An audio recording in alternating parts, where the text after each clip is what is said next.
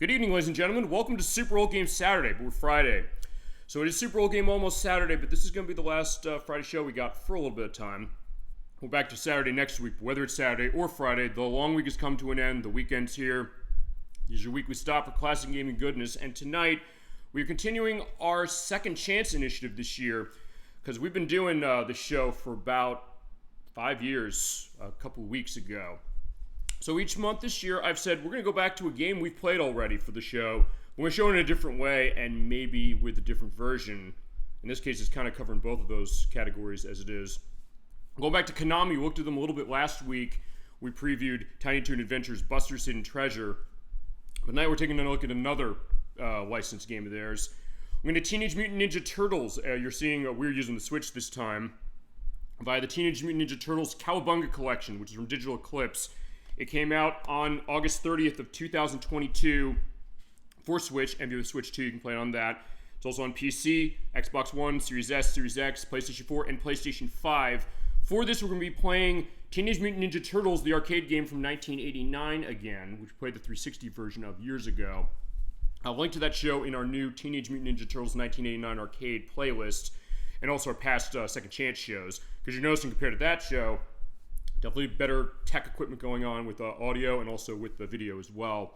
Going nice progressive scan 1080p setup as far as what the Switch is going to allow. And we're looking at two versions of this game this time, because we looked at the arcade game before, and we're looking at it again. We're also going to look at its NES version from 1990, that being Teenage Mutant Ninja Turtles 2, the arcade game, which came out a year after the 1989 arcade beat-em-up, which came out on October 11th. Of 1999 from Konami in the arcades. I'm going to boot up the Cowabunga Collection. As I have some ninja representation going, because I have Cat from WarioWare and Meta Knight from Kirby involved on this, because there's nothing from non-Nintendo franchises for Switch or Switch 2 pictures. Maybe that can change with Switch 2, but well, maybe. We'll see. But we're going to boot the game up for this collection, and we're going to have another love-in on Teenage Mutant Ninja Turtles, because it's been a while since we last looked at it. Although we're going to look at it again in a few months in a bit of a different way. We'll go on that in a bit.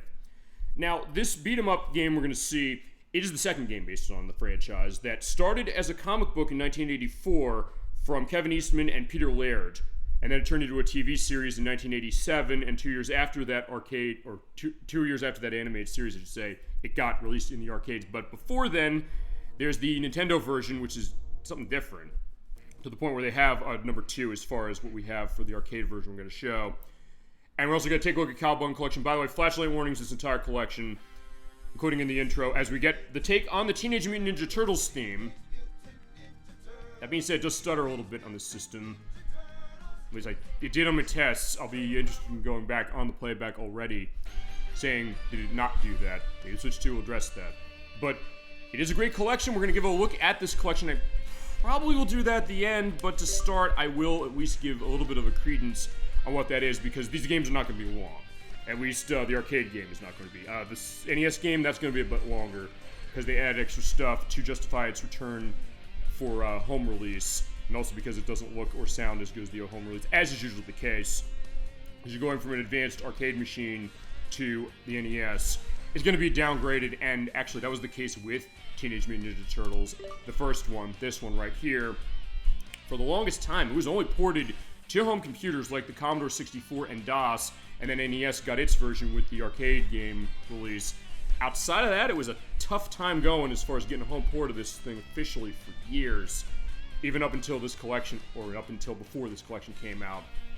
Because the other port of it, the first straight port of this game, it's worth pointing out, that was straight taking the arcade game, was within Teenage Mutant Ninja Turtles 2 Battle Nexus for the PlayStation 2, GameCube, and Xbox. That was by Konami.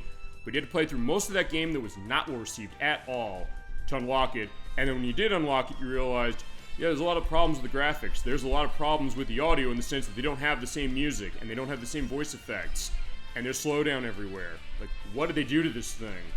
And it was Konami who was responsible for that one, clearly. And at that case, when the Mutant Nightmare game came out the year after that, they said, alright, we'll do that with the Turtles in Time. They sort of did the same thing, but at least you had that unlocked right away, or pretty quickly, as far as that one. And then after that, in 2007, got a release on Xbox 360 via Xbox Live Arcade. That's where we showed it last time. It's since been delisted because of the license, so you cannot buy it that way anymore. And I mentioned when we played it that way, saying, yeah, there's not another release of this game that's not within an Arcade 1-Up unit, because Arcade 1-Up, they do home releases of arcade stand-up machines. They're about $300 to $700 so dollars, depending on what you pick up. The Turtles one, I think, was like $400 around the time it came out. They don't always keep making those, so it's a case that, yeah, it costs a lot of money. I was saying, yeah, maybe we get a re-release of that. I guess somebody at Konami heard me and said, we can justify a collection, and they gave it to Digital Eclipse, who are kind of the masters when it comes to classic game documentaries, and this was kind of a stepping stone for them to the game that really would realize that being Atari 50, which I also have the Switch version of. But their experience as far as Digital Eclipse goes is they've made classic game compilations going back to the PlayStation era, with stuff like Midway Presents Arcade's Greatest Hits, the Midway Collection, and also the Atari Collection, and the Midway Collection 2, which I have in my hands here.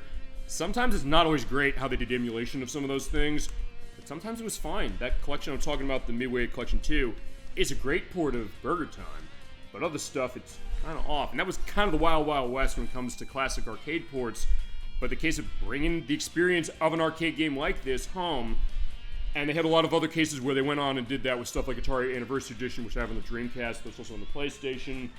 The Midway Arcade Treasures games, of which we've shown off Midway Arcade Treasures 1 and 2 so far. Next year we're doing 3. We showed off the Disney Classic Games collection for Aladdin, or showing you it's in there, along with The Lion King. We played The Lion King last year. And with the release of Atari 50, that was the next thing as far as Digital Eclipse saying, we can turn it into a gaming documentary, have interviews with a lot of people involved in this, have a lot of archival material, which this sort of has too, but it doesn't have video interviews.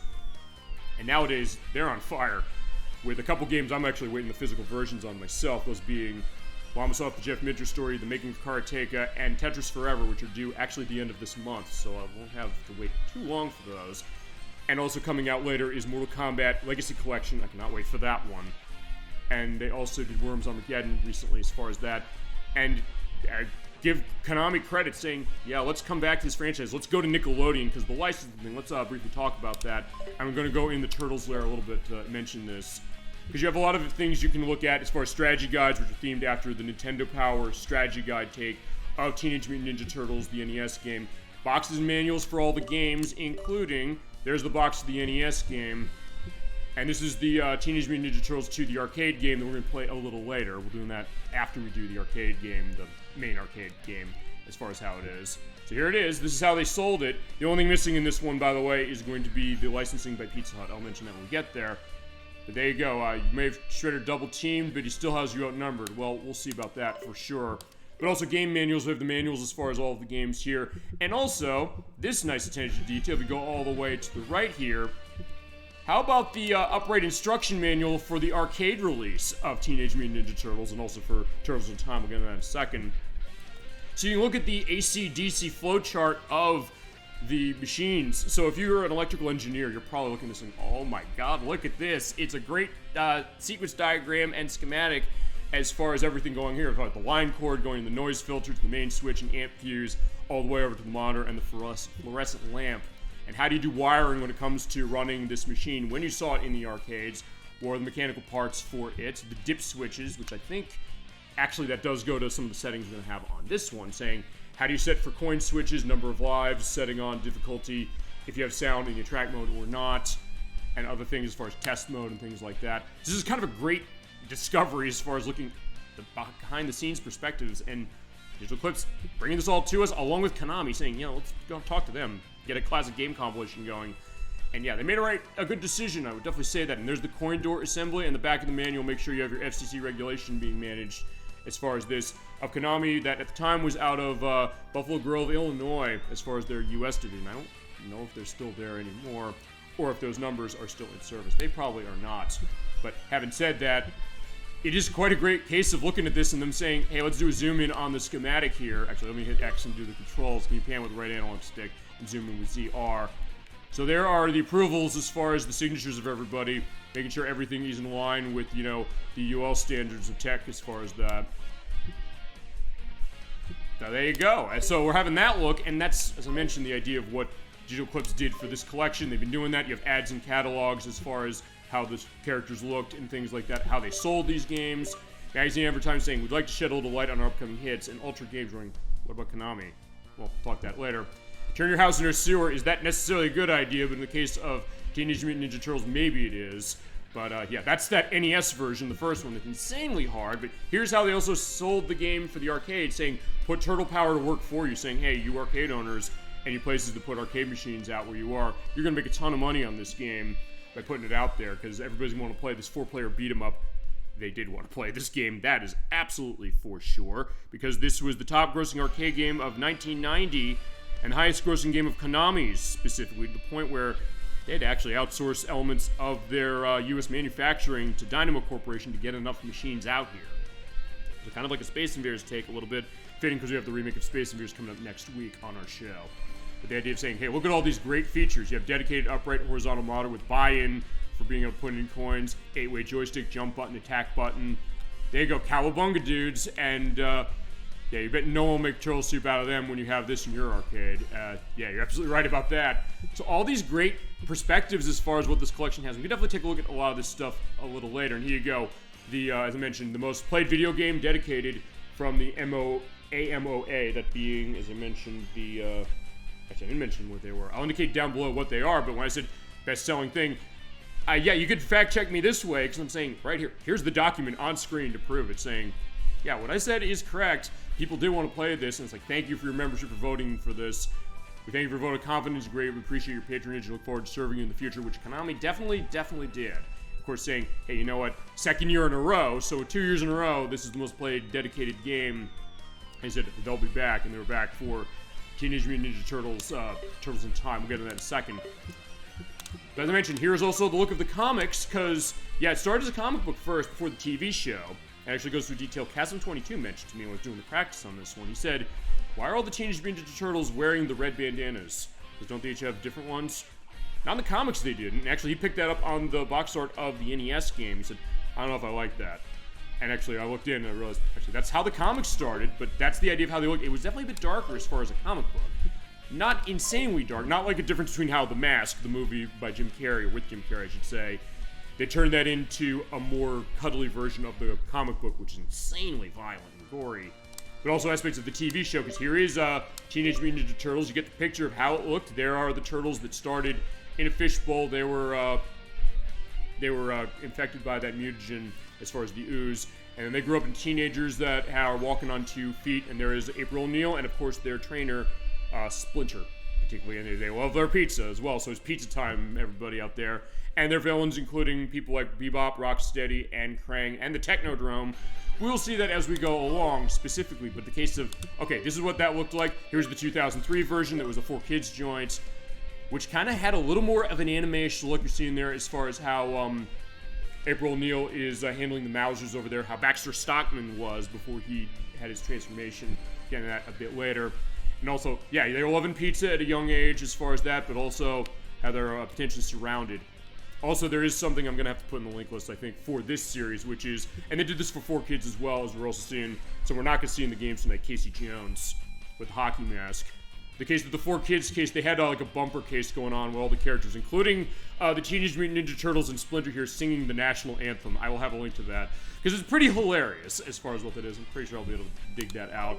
But the case of this series that started in 1984, it's still going to this very day with different iterations of itself on comics and also on TV series, because here's the Nickelodeon one from 2012 that's going a little more of a CG style of itself. And then also Rise of the Teenage Mutant Ninja Turtles from 2018 that I think was going in way more of an anime style than even the 4Kids edition looked. Which I guess also maybe a mixture of something like, I don't know, maybe a Teen Titans Go look to itself as far as being kind of a very expressive and stylized with some of the facial expressions. Not that the other ones didn't have that. But the case that each of these different iterations of this franchise, it's still going on. It seems like a crazy idea as far as what it was. It still has a lot of longevity, and getting that idea of what were they doing with it for this release. And also for showing, hey, let's have this for this great collection. Okay, so what I'm going to do before we start our play of Teenage Mutant Ninja Turtles specifically, I'll go to options, give credits to the collection, language of the collection for English, French, Italian, German, European, Spanish, Japanese, and English again. You can have Rumble on if you want it on or off. I'm going to keep it off for the purpose of this. There is online for this, so you can play online. There's also local play where you can mix between having people locally with you and going online. And there's also the games. Let's talk the games very briefly before we start with this one. As mentioned, this is the 1989 arcade game, as it was. Not the first one, but the second one, and for as early of a start for this franchise, pretty damn good one, which was directed by Hideki Oyama, who also worked on X-Men for Konami, which is not getting another re-release of itself. Hopefully it will, because it's another one that license case would make it kind of a tough thing to do. And it's only re-released from 360 and PlayStation 3 is now delisted, and the only other release is in an arcade one-up unit that A is its 4-player version only as opposed to its 6-player version, and B is something that costs a lot of money since I don't think they make it anymore. And also, he was co-directed and programmed by Kei Takabayashi. There was no indication of what the K stood for. I looked. But he did programming in Rock and Rage and Trick Trap 1771 and Battleantis. Or Battle Atlantis, I think, as far as how they pronounce it. I'll go on aspects of the music as it is. But this is the beat 'em up, the original one we're going to see, as far as that. But also, we are going to show off for play tonight. It's arcade game home edition, I should say, on NES right here. I'll mention the credits on that when we get there specifically. But also in this collection, just to give a brief indication, we have Teenage Mutant Ninja Turtles, Turtles in Time, which came out in 1991. This is the arcade version. This is the first accurate home port of the arcade version compared to how Teenage Mutant Ninja Turtles 3 Mutant Nightmare for PS2, GameCube, and Xbox had it. It was better ported than Turtles 1 in Battle Nexus, but still had its issues, and music and voices were changed. This one, they didn't change them, which is great to see. And it is full 4-player support for this one, and a lot of flashing lights in this in particular, and also for tonight's show. But remember, Turtles in Time got a Super Nintendo port that in some ways is seen as maybe better than the arcade game, because of the extra levels it adds, and also some of the extra options, even though this one is 2 players only. But that being said, this is a great beat-em-up, definitely one of the most seminal for the Super Nintendo, and one we definitely could show off, and we will show it off at some point.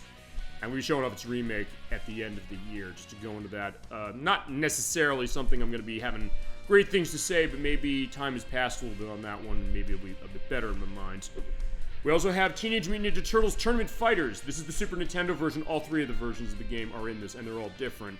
This is when Konami said, let's do a fighting game, like Street Fighter 2, and say, we have the Teenage Mutant Ninja Turtles, there they are, as far as how it is, but as I mentioned, different out of every one of the 3 versions, which are all here. And here is Teenage Mutant Ninja Turtles: The Hyperstone Heist for Sega Genesis. This is actually kind of a reimagining of sorts of Turtles in Time that came out a little after Turtles in Time. You can definitely tell some differences when it comes to the audio tech between Genesis and Super Nintendo with this one. Some parts where this sounds almost on point with the arcade game, but other cases where it sounds extremely scratchy, especially those voice samples. You go like, fuck. Where you can barely, it's like, what did they say? It's very weird, but it is still a fun one.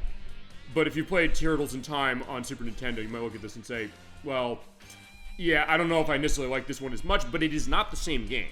There are differences in terms of level order, in terms of other aspects of itself. So it is a case where there's a lot of reason to play this one if you played Turtles in Time, both versions, to death. And it's here as well, and well, we're pointing out, this is where we're getting to the part of games that cost some money on Sega Genesis, because this is a Konami game. Most of the Konami games on that system cost some money. This has gone down a bit over the years, but it's still something that people want to have this. So, having in this collection, which retailed, I believe, was, I think I paid $40 when it came out, because I bought this day one. That's quite a boon, specifically, and, yeah, the value is going to continue on as we look. Maybe not with this one, though. This is Teenage Mutant Ninja Turtles Tournament Fighters for the Sega Genesis. Again, not the same as the Super Nintendo game. It's good to have this one here for comparison. But it definitely looks weird. It plays not so great. It has really bad voice synth, and also some other weird decisions, including the idea that they have April O'Neil in here, but it's not April O'Neil exactly, based on how she looks like. What is that all about? But it is interesting to have this as far as a comparison, but yeah, Super Nintendo is the best one, without a question. And we'll get to the NES. Here's the first Teenage Mutant Ninja Turtles game that Konami ever made. This is the 1989 side-scrolling, sorta precursor of like a Metroidvania, in the sense you're going into sewers and all around to avoid getting run over by the Technodrome. I remember my first time playing this, it was actually with one of my cousins who was getting married this year. Actually, it's one of the reasons I'm not going to be on September 12th and 13th. I said, okay, I'm playing this Turtles game. I don't know what to do. I barely knew much about the Teenage Mutant Ninja Turtles. I had to walk around and to stay on the sidewalks. Don't get run over by the Technodrome. I got run over by the Technodrome. And other people played this game said, God, this game is insanely hard. And of course, if you've seen the Angry Video Game Nerd episode, you probably know the reputation of this game being, quote, cow fucking piece of dog shit. And it is very, very rough. There's flicker all over the place in this game. It's extremely, extremely hard. I even asked Gemini96, who probably, of the people in the circle, is the one who knows it the most. And there's Edwack playing Story of Seasons Pioneer of Olive Town. So yeah, it is Harvest Moon. He's finally played a Harvest Moon game. I can take credit for that one for sure, as it is. So good to see. As far as that, yeah, but as I mentioned, Gemini96, he played this like, I never beat this. And I said, maybe nobody's beaten this, or nobody we know has beaten this. We could show this off at some points. We're pointing out also each of these games hit the minus button. You do have enhancements, so you can remove the slowdown and the flicker that is so debilitating in this game in particular, if you want to. And maybe we should when we get to this. But this is one of those I need 15 months of practice like Contra Hardcore cases, because goddamn, this game is insanely hard. It's not totally worthless though. And even James Rolfe, the Angry Video Game Nerd, openly said, yeah, even though I said that for the show, I wouldn't necessarily say that it's necessarily totally worthless either, but just the case of thinking, yeah, growing up playing this game kicked my ass and frustrated me to no end. And here's the arcade game we're going to be playing a little later, porting the 1989 arcade game, but with extra levels and two-player only as far as this one. And if you bought this game on NES back in the day, there's a coupon for a free personal pan pizza from Pizza Hut, and this game did have on NES licensing with Pizza Hut. It is taken out of this version. But don't think, oh, I can get that coupon and you use it nowadays, because that coupon expired back on December 31st of 1991. And nice attention to detail, when Teenage Mutant Ninja Turtles Shredder's Revenge came out, it also had a coupon in the box for Pizza Hut for the same case of a personal pan pizza, although I think mine is actually expired too, as it is. I'll take a look at that. If not, I gotta make a trip over there, I guess, to use it. Then we have Teenage Mutant Ninja Turtles 3, The Manhattan Project. This came in 1990, I think, for NES, as the last game in the franchise as far as the beat-em-ups are concerned for it. It's what I would say is the best one, and I'd agree with that. It definitely enhances a lot of stuff when it comes to flicker, even though it's not really showing it right there, and even though it is slowing down a bit. But again, you can put the enhancements on and make it so you have that going on in other aspects. We'll go into that with the other games as we go. And then here's Tournament Fighters on NES. This, by the way, is a $400 game. This game is insanely rare because this came out in 1993, 1994. Way after the NES was basically all but done, as it was. I don't know if this is necessarily better than the Genesis version, even. I mean, Super Nintendo's the best of Tournament Fighters, I'll say that for sure. I guess on NES you kind of understand this one more. It is very weird, though, and I guess the idea of having a one-on-one fighting game on NES, which honestly, there aren't as many of those as you might expect, as it is. But yeah, there it is, and especially, this might be worth buying this collection for alone if you're like, I want to play this game, but I'm looking at those NES prices like, oh, no, I don't want to spend $400 on this thing. And you probably shouldn't, because I would not say it's worth that. But it is here, and good to have it here. And then we get 3 from Game Boy, those being Fall of the Foot Clan, Back from the Sewers, and Radical Rescue. Radical Rescue is actually Metroidvania, believe it or not. And you have these weird aspects as far as how the graphics look. But you also hit the X button, you can change the region of each of these games from the US and Japanese versions, as far as that. And there's Back from the Sewers, although it was just called Teenage Mutant Ninja Turtles 2 in Japan. And then Teenage Mutant Ninja Turtles here, but they had the Fall of the Foot Clan thing for the Game Boy game here. So yeah, that is all your perspectives as far as these games, but let's get ourselves down to business. Let's play Teenage Mutant Ninja Turtles, the 1989 arcade game. I'm going to hit the minus button and show off what's here, because you can set your starting level. I'm not going to use any of these things yet, but you can do that as far as if you want to select a level to start at, including the end of the game. God mode is that you're invincible from most things, and you kill enemies in one hit usually. Penalty bombs, I had to look up what this was, because I didn't actually realize what it is. Apparently if you stand idle for too long, and I couldn't make it happen when I was doing my tests, apparently a foot soldier comes around, he throws a bomb out that's an instant kill for you. We're not going to be staying still that long for this game to make that happen. But if you want to have that on or off or remove them, you can remove them if you want. There's Nightmare Mode. They give you more enemies on screen to make it harder. Starting lives goes with the dip switch that we saw in the instruction book for the arcade machine, starting with starting lives with the credit of 1, 2, 3, 4, or 1, 2, 3, or 5. I'm going to stick with 2. And difficulty of very difficult, easy, normal, and difficult. We'll stick on normal as far as this. And I think with that, I mean, we could play the Japanese version. Here is Teenage Mutant Ninja Turtles Super Turtle Ninja. No, maybe we should play that one, because we did play the arcade version the other way. You know, I'll give credence to that later, I think, as far as, but I think with this, I think we start with this one. So hit the A button. And this one, you do have your selection of turtle to start at this point, because in the arcade game, based on what player you put the coin in for, would decide what turtle you were. One player, Leonardo, the leader of the team, who has average stats as far as how he operates in this game. The NES version doesn't have difference in attributes of the characters. For player 2, you had Michelangelo, who, of course, he's the party dude, and he moves really fast using the nunchucks and, of course, the swords for Leonardo over here. In player 3, you have Donatello. He is the brains of the group. He does machines, as the theme song of the TV show indicates, and also the intro of this game, which is not the same as the TV show, but it is themed a lot after it, so it's not too far removed. He is the bow staff. It has the longest reach in the game, but he also is the slowest, but not necessarily by a ton. And last we have Raphael. He's the cool and crude one, but he is someone who moves fast. He has the 2 sides there, and he can attack pretty quickly, and I get the sense he's supposed to be more powerful, but if it is, it's not much of an appreciable difference as far as it. So for the purpose of this one, I'm gonna, because in this one, unlike the arcade version, where we put the coins in each of the areas, or unlike the Xbox 360 version where you get a game over, you select the turtle you want from there. You have to pick them right here and stick with them for the rest of the game. I think for this one, I didn't show Leonardo. Let's show Leonardo. He's the leader of the group, so let's show that for this. I'll pick a different turtle for Turtles in Time. Oh no, for arcade game, I should say. Now let's get ourselves started. See the intro and the boot up. Teenage Mutant Ninja Turtles, Teenage Mutant Ninja Turtles, Teenage Mutant Ninja Turtles. Turtle power. Alright, and that is your turtle power for sure, as we have the attract mode going. Before we get started the game, one last thing I will go into is the people who did the music, on this version at least. There are a couple names, some big people from Konami involved, those being Mitsuhiko Izumi, who did music for Snatcher. I keep mentioning Snatcher. Maybe if I mention it enough, Konami will do a re-release of that one. Maybe they'll bury the hatchet with Hideo Kojima, as we're also seeing the character bios, which the 360 version we played years ago does not have because, well, it actually is blocked by the interface. So thankfully this game fixes that problem. Mitsuhiko Izumi also did music for Metal Gear 2 Solid Snake for MSX, Crypt Killer as music advisor on Sexy Parodius. We also had music in this one by Miki Higashino. This was the debut of her work. And also did sound editing on Life Force, music for Contra 3, the Alien Wars for Super Nintendo, the Sega Genesis version of Teenage Mutant Ninja Turtles Tournament Fighters, Suikoden 1 and 2. So yeah, Suikoden keeps coming up as far as that. As well as music for Vandal Hearts for the PlayStation, Double Dribble, the Playoff Edition, which is the Sega Genesis edition of that basketball franchise, and also music on 10,000 Bullets.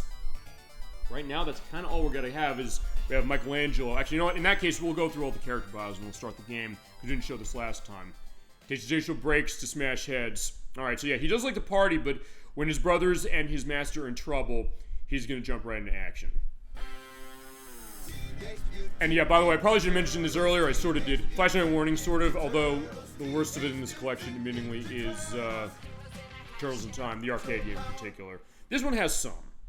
But they do give you that warning a little bit at the beginning for a reason, because they don't necessarily tone them down. And you're also seeing we're not going to be seeing the 2-player or more than one player, as the case. Although I could go online and see if people are playing this, which I'm pretty sure they are. I think people are trying to play this. I think in that case, I probably could just do that. Okay, here's Donatello. He's 15 years old. He's 4'9". He is weighing 145 pounds, and he has the bow staff. He's the hippest machine freak and avoids sushi. So yeah, he's not a fan of sushi. So you are learning something a bit about these characters. Honestly, I did not know, and I don't know necessarily how much of this is 100% canonical to the franchise, because full confession time, I know this franchise from growing up being surrounded by it, but I didn't necessarily watch the TV show that much. I didn't read the comics, And I also didn't play this game really even until many years later. It was not even necessarily on the back of, hey, this is something that's corrupting for children, which it was seen as actually when it came out, saying children are going to get more aggressive potentially because of this franchise, and that it doesn't have any societal perspective to itself as far as any of the elements of its characters. So I think in retrospect, maybe it was wrong, but that's not to say that things at that time that were viewed that way were, wrongly criticized. There are other cases that they weren't, but for this one, I would say not exactly. And again, it's kind of revealed that perspective as it's gone along just because it's been around so long. To the point where pretty much every single generation of people since the 80s, put anybody as far as any group of peoples, whether you call them Gen Xers, Millennials, Gen Z, however that is, they have a version of Teenage Mutant Ninja Turtles that's been around. And even if, like me, you didn't follow it that much, you knew who they were, and you heard the idea of people loving Teenage Mutant Ninja Turtles. And these games are really good, particularly this one. And we're getting a perspective of it as we're seeing we're going to go down sewer. We probably should be doing that with this case. Also, here's Splinter. We'll say who he is. He's only 30. Okay, he's actually really young. Or, I didn't know he was that young. I thought he was like in his 60s. He's a ninja master. Gets off on Zen and heavy metal sounds. Okay. Maybe that's too much information as far as him. One thing I also mentioned, hit the R button in any of these games. You pull up the pause menu, of which you have the ability to load and save games. You have strategy guide you can look over. You can change your screen options to original, widescreen, or full screen. You turn a filter as far as TV, monitor, or LCD, and a border as far as the game. We're not having border. I'm going full on this one. I think we're ready to go. So, putting a coin in, hit the start button. Cowabunga! Yeah, Cowabunga! In this case, every time you put a coin in, you get 2 lives as far as what it is. I'll put in 1 more coin on that. I've seen this intro, which we didn't see, again, with the Xbox 360 version. It was a good version, but there are certain things that it cut out or cut through, which was kind of weird how that went. But either way, I think we're ready to get ourselves started. When you're ready to start, hit the B button, as far as how I've set for what jump is. Fire! Hang on, April. Okay, and as the game starts, we have a fire over at April O'Neil's apartment. She, of course, is the reporter for the news, and something's happened over here. And you get this cutscene as far as the start of it. And scene 1, we have to get her out of her loft. So let's get going. Attack! Okay, in this case, just walk around and beat things up. You jump with the B button the way it's set, although you can customize the buttons in this any way you want. And any controller that you have for Switch that can be used with this, you can use. I'm going to be indicating that when we get to the NES game, because I have those NES controllers. I will be using it for that game in particular. In this case, you got the Pro Controller to start. Hitting, in this case, with the Y button to slice at enemies and toss them when you're close enough, but it is kind of random when the toss happens. If you hit the jump and the attack buttons at the same time, he'll do that slice. It does more damage. I believe it is a one-hit kill usually. In that case, he just got run over by the boulder, or like the cannonball coming down the stairs. And they explode because actually AJ42, who has experience with this franchise, as it is, and also with the next game we'll look at tonight, he indicated to me that, yeah, I guess they censored the idea of us killing people as far as the TV show, saying they're robots. Like, why do they explode? Actually, that's the reason why. You're right. We have these robots they're throwing around saying, do not resist us. They shoot lasers out. When they shoot lasers out, don't be in the line of those, otherwise you're going to get yourself shocked, and there'll be a flashing light if that happens. But I can also toss the foot soldier into that. But there's a scream coming from that room. So already here is April O'Neil. Help me! And you hear the voice acting, which I don't think is from the TV show. I'll get an aspect of that as we go, just for the idea of it. And I'll definitely get into that more when we do Teenage Mutant Ninja Turtles Shredder's Revenge, because most of the voice cast is in that, but I died. And when you die that way, it's, shell shock. But if you have lives in your stock, you'll be set. And I don't remember if you can get extra lives in the arcade version. NES version, you can. But there's a drilling machine coming up, and we have our first boss. I told you it was quick. Yeah, that is Rocksteady. He's the Rhino, and he is coming around. He's going to kick us in the face and dash at us. But here's the other thing about that. When you get his health down a little bit, he brought a gun to this ninja fight, so he's going to start shooting at you. And he will shoot it straight, but he also shoot it in the air, so you got to be careful. And the way this game operates, one thing I don't know if I'm necessarily that great at doing is avoiding hits, basically doing the jump kick to hit him and get out of the way, but because he shoots upwards, that's also a tough thing, and when he starts flashing a little bit like that, it means you're getting close to killing him. And if you're also off the plane a little bit of him, like this, and you hit him going, if he doesn't do the kick towards you, you can get beat on him and also keep hitting him without getting yourself killed, but I can't. But remember, it's free play, so I can keep going, and there's not going to be a thing as a game over here. And also the NES game, I'm going to have to take some drastic measures to avoid that. But he is dead. But Shredder's here, and yeah, when the evil Shredder attacks, these Turtle Boys don't cut him no slack. So I have to chase him to go find April. Come on, after that Shredder creep. Alright, and you can destroy aspects of the environment, so you can send the parking meters towards the Foot Clan soldiers, and they will get knocked out. But yeah, hit buttons to grab you as far as that. I do have those little instructions they give you, but also you have the manhole cover. So, who put the light down? Yeah, if you fall down that, you get hurt, so do not do that. Or if you're playing that 360 version, if you bought it before they get rid of it. Fall down that 10 times, you get an achievement that's worth 0 gamer score. Yeah, they're having some fun when it came to that, and actually, Digital Clips was sort of involved in that one as well. But I knocked him into the fire hydrants. He should be dead after that, but also if I hit on the side, hit him with water. So yeah, you have interactive elements in the environment that you can use to attack the enemies, which is awesome. It's something I didn't necessarily get that much of an indication of last time, but on TV, here we go. Help me. Yeah, he is gonna dine on turtle soup. By the way, I don't think that is the late James Avery as Shredder. Because yeah, James Avery, of course, was Uncle Phil on The Fresh Prince of Bel-Air. He was the voice of Shredder on the cartoon, although based on what I looked at, apparently the cases where Jim Cummings was also the voice of him. I don't know, maybe it's one of those things like with The Lion King where they kind of change voices every so often. And with Jim Cummings' case, it was so on point, you think, oh, it's the same person. Like, no, it's not necessarily. But that being said, going down the road as far as it just keep hitting the enemies and having a good time so far. And nothing else is also another good thing to indicate with beat 'em ups, the idea that, yeah, this is also going to be a great case of just kind of going into discussions and getting myself shell-shocked once more.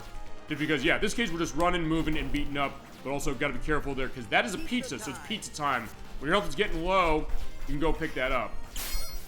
That being said, yeah, I'll gotta spray him that way. And that should kill him too. Either I hit him into the fire extinct, or the fire hydrant, I should say, and then he gets his head smashed in, or I hit him with the water, which comes out really strong.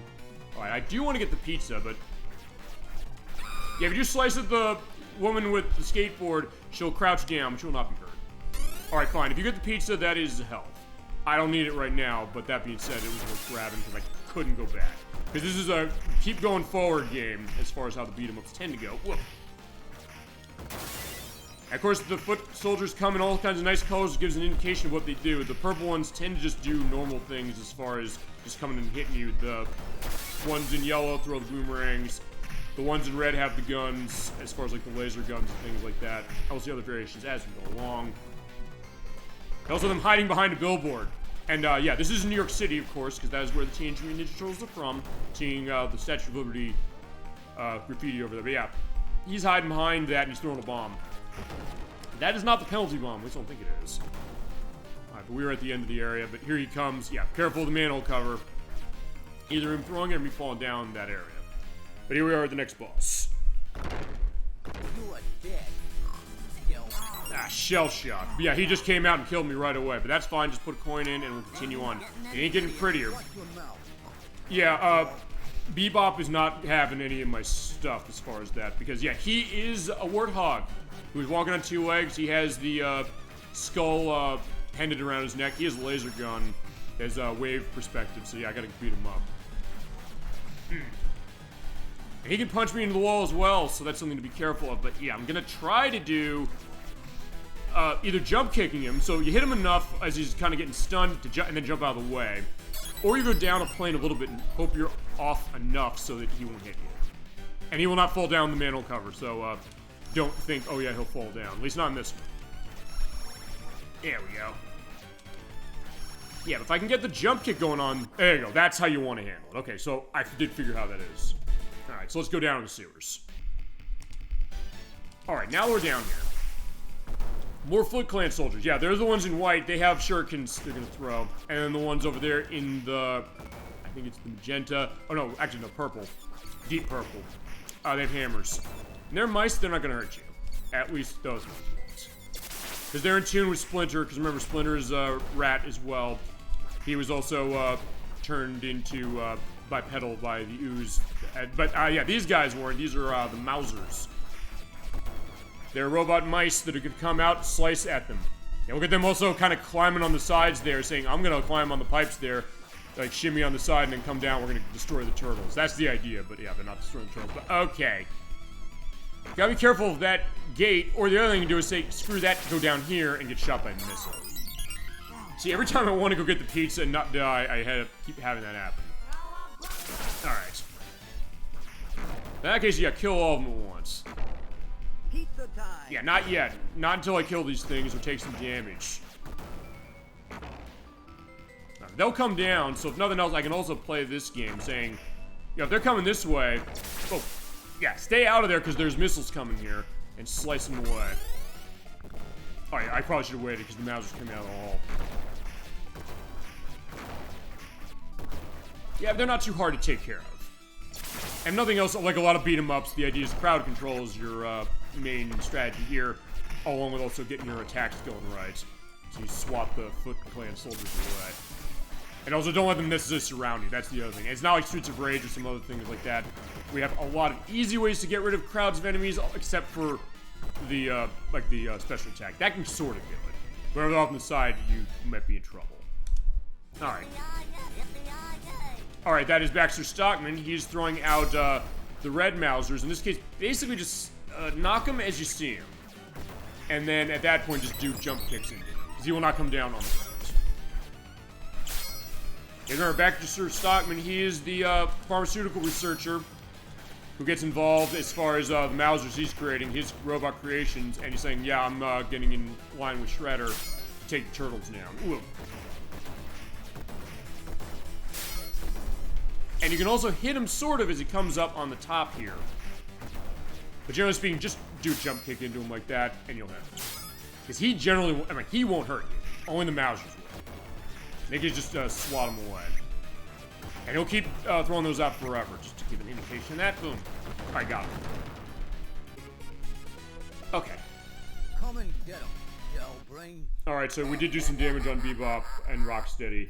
Well, we can come and get him, so we're going through the parking garage. Yeah, there's only one way towards progress, it's hitting them with the cones. Another case where you look at that and thinking, well, maybe, in my case, you think you see these so many times in a game, you'd think, are these really gonna hurt? But I would think, yeah, they do, because they're fucking heavy. In this case, they're gonna hit that exploding barrel, and if they're close enough, they'll be blown up. But I couldn't take advantage of that.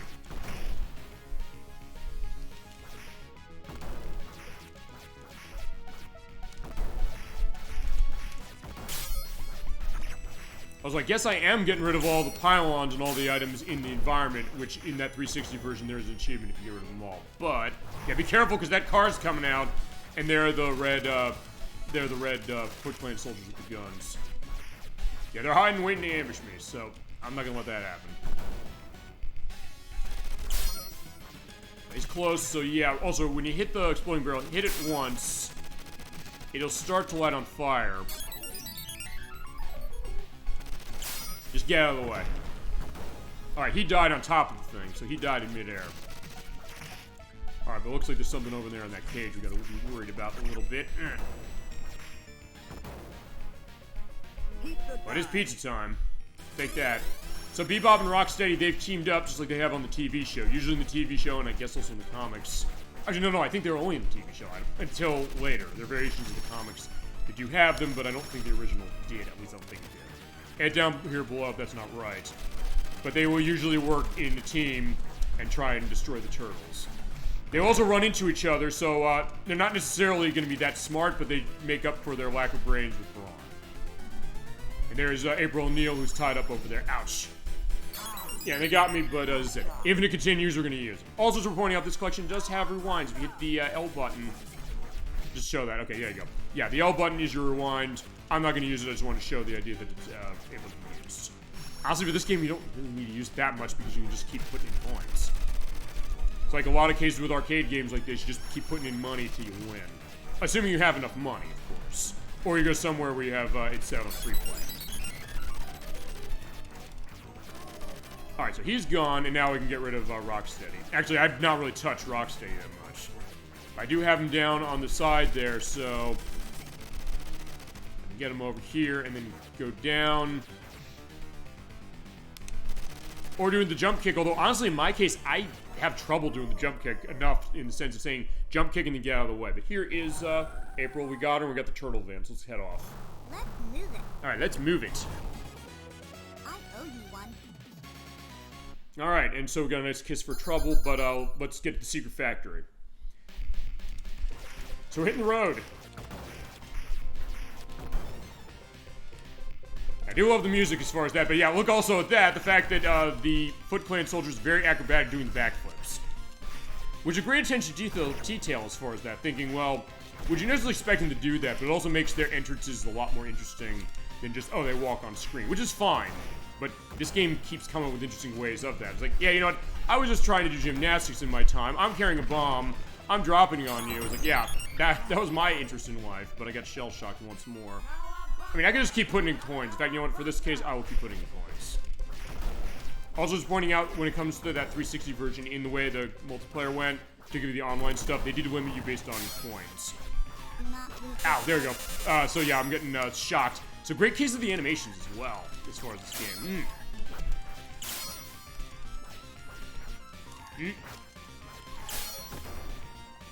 Alright, so hurry up.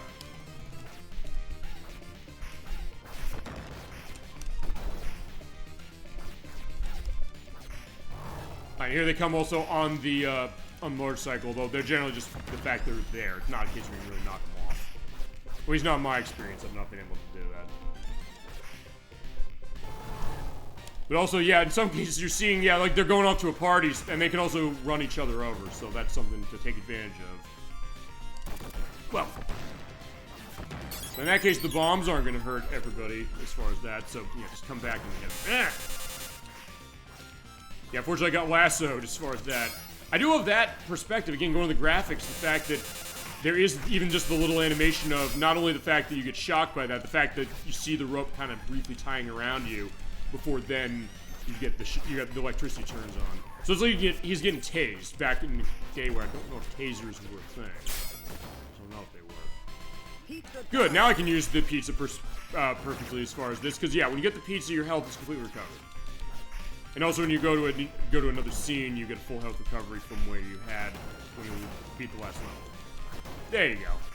And also we're pointing out for the special attack, as I get myself hit in the back by that car, you do not lose health by using this. So it's not like Final Fight, it's not like Streets of Rage 2 and aspects of 3 when it comes to that either. Alright. I mean, we're not going to be at this game for much longer. I think, like, we just started, right? Yeah, we did, but that's also why I'm looking at the NES game, because that one's going to go way longer. Also, I'm not as familiar with it as I am with this one. Okay, so now we got that taken care of. We can hit the road with our nice skateboards and destroy the helicopters. If you're taking these things out, the thing to note is try and get on the edge of the screen, because usually they will not hurt you, because they're shooting downwards in a diagonal. And if you use the jump kick, you're gonna pretty much hit them. Of course, the Foot Clan, they also took up skateboarding as well in their free time. So you gotta knock them off, and then also their skateboard goes away also.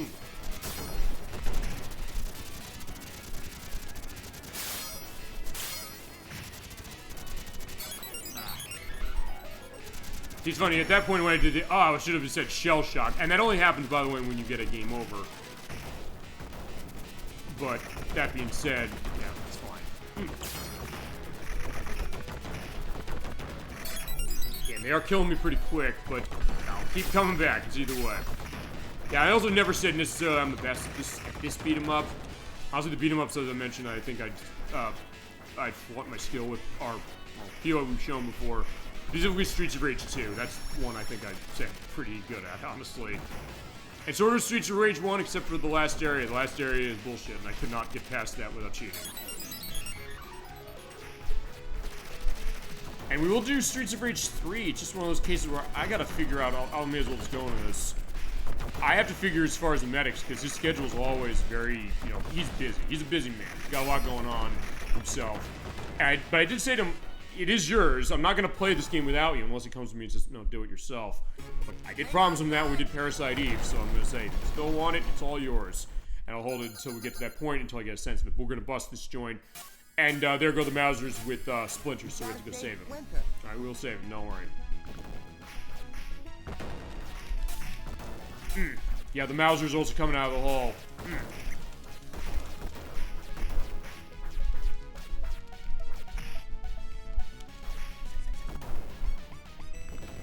Hit there and jump out of the way. Whoa. Yeah, this is the secret factory, though I guess not much of a secret if we found it in broad daylight. But either way, walking along and here we go. Yeah, now they have like spears, so I gotta be careful. Oh, or get shocked behind the fine. You didn't see the shock, I guess. The game didn't want you to see it. Yeah, in this version, they can't get shocked by the laser. In the NES game, they can. I'll probably show that.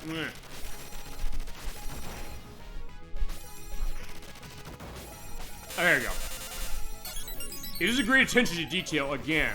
I mean, that's one thing Konami always is good at. Really expressing the characters of any game they were making really well. Generally speaking. They definitely look the part. Nothing else, you always say that they always look like the characters they're trying to be representing. So it's not a case you look at Leonardo here and say, wait a second, he doesn't look right. No, he totally looks right. Even to the point where in Turtles in Time on Super Nintendo, they give you the option of having the comic book look, as well as the animated series look, which is what this one's going after in particular. The animated series. Oh no, it's that overgrown corkscrew again. Actually, I don't think that line was in the other version we played. I'll have to look back at the one we did years ago. I don't think the 360 version had that line in it. So even that one was not as perfect of a port as you'd expect. But it was still a good version, and something that it was popular at the time for a reason, and also a case of companies working well together, because that was when Ubisoft had the license for TMNT, the movie from 2007, and they said, you know what, let's talk to Konami. Let's say, hey, can we re-release this arcade game for Xbox 360? Because initially the PS3 was the sinking ship, so they got jack shit. And then say, hey, NES or Wii owners, let's give you the NES game, not the arcade game, the other one, the infamous one. I guess people were saying like, okay, that's cool, we got a licensed game. Although I mean, I don't know. I guess 360 got the better part of the deal, honestly, on that one. Ow. In this case, you have the laser machines going on. He's operating them, but they also go on their own, so you have to be careful when it comes to him. Okay. Pizza time. Yeah, it is pizza time, especially for what we're gonna be doing next. I'm gonna toss him out of the way. And now, for this one, we got the boss here. It is Lieutenant Granitor. Because he's tied up Splinter. We gotta take him. They crush the turtles. He has that flamethrower. If you get hit by that, you get burned. On 360 is an achievement for beating him without getting burned. I never got it because it's insane, unless you're playing with multiple players and you basically say to them, you go kill him, I'll stand in the corner and not get hit by him, and I'll be able to get an achievement, probably. But even then, my attempts to do that were all pretty stymied. And that is what it looks like. It is a great effect of showing, yeah, you know, the turtles are going to die in multiple different ways, and the fact that even Konami's saying, you know, we want to see that. They want to see, like, the cartoony perspective. Kind of like we had with a lot of the Looney Tunes games we showed last week, showing that when cartoon characters get hurt, it can be funny, as far as seeing what they're going to do. They get burned as far as, you know, with a flamethrower, you never think of the thought of, oh my god, they have a third-degree burn, and their faces are probably going to be, you know, never the same again. You think, oh, it's funny, their face went black. So, that idea of that kind of, I guess, cognitive dissonance when it comes to that, or tonal dissonance, I guess, specifically. I guess you understand the idea of a cartoon and say, okay, that's not real, except in cases where other cartoons or anime in the years said, you know what, fine, these characters bleed, we're going to show them bleeding, or getting really badly hurt. Which always, I guess, to my case, was always a surprise, and maybe the thought that when it came to Turtles didn't do that. It was just the case that, you know, they're beating people up, or beating up the Foot Clan and everybody. So it wasn't like it was graphic as far as how much violence was, just that there tend to be a lot of cases of it. It's like, hey, they're ninjas, they're gonna fight, but not really ninjas in the typical sense of saying, hey, I'm gonna sneak around. Just go out there, hide who we are, sort of, as he explodes in that pile of goop. And there is Splinter. He's saved. Thank you, my turtles. No problem, my friend. There it is. Alright, here's the Technodrome. This is the last area of the game. And scene 5, we gotta find the Tengram. We found it already, guys, but here we are. Yeah, we're going down the way, and we're gonna find Shredder in here. Yeah, I told you this game is short, although again, it is an arcade game from 1989, so you weren't necessarily gonna be running like 20 hours for a game there. That would be a thought, an arcade game where it is that long as far as the experience is. Let's see. Here's the electricity. I was gonna wait. Okay, I tried to wait, and I said, "Can I get my ass out of the way?" Because it seemed like it has a pattern, right? Unless it's, unless you see something there. Okay, it does have a pattern. Just that I guess it must have been a little short. Oh, there you go. So a little bit shorter there. All right, they're coming out of every element of this thing. Ow. All right, I'm getting shocked anyway. So yeah.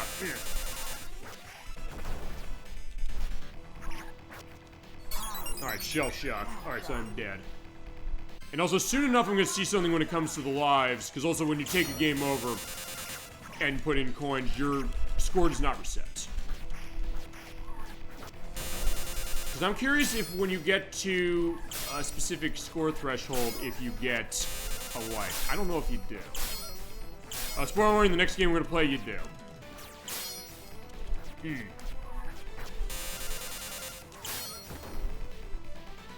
Alright, these are the ice freezing machines. I got frozen by that.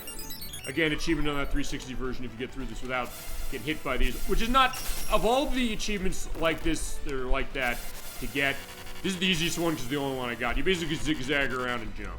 Except I just didn't do it right there. Now we're going down an elevator because it's a beat 'em up, and no beat 'em up is complete without an elevator sequence. Except in this case, we have to avoid the, like the bowling balls, or the cannonballs, or whatever they are, coming down the way. Somehow I got through that without taking a hit. Did not happen on the test as far as how that was, but alright, it is pizza time over there. But before we do, let's kill these things. Now I'm dead. So yeah, they can destroy my health pretty quickly. Whoa.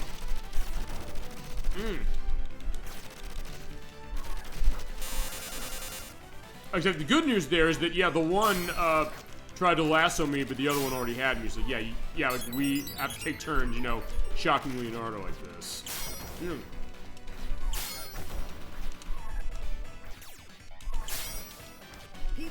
Alright, there's pizza time. I'm gonna wait on the pizza just for a second.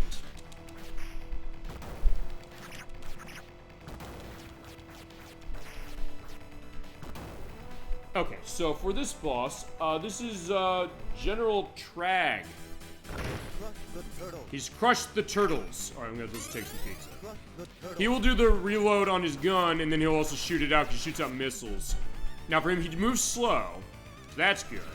So if you go downwards like this, and you can avoid getting hit by him. In some cases, he'll keep saying, "Crush the turtles." Or a turtle, it's only one. Yeah, the others are taking a day off. Ow.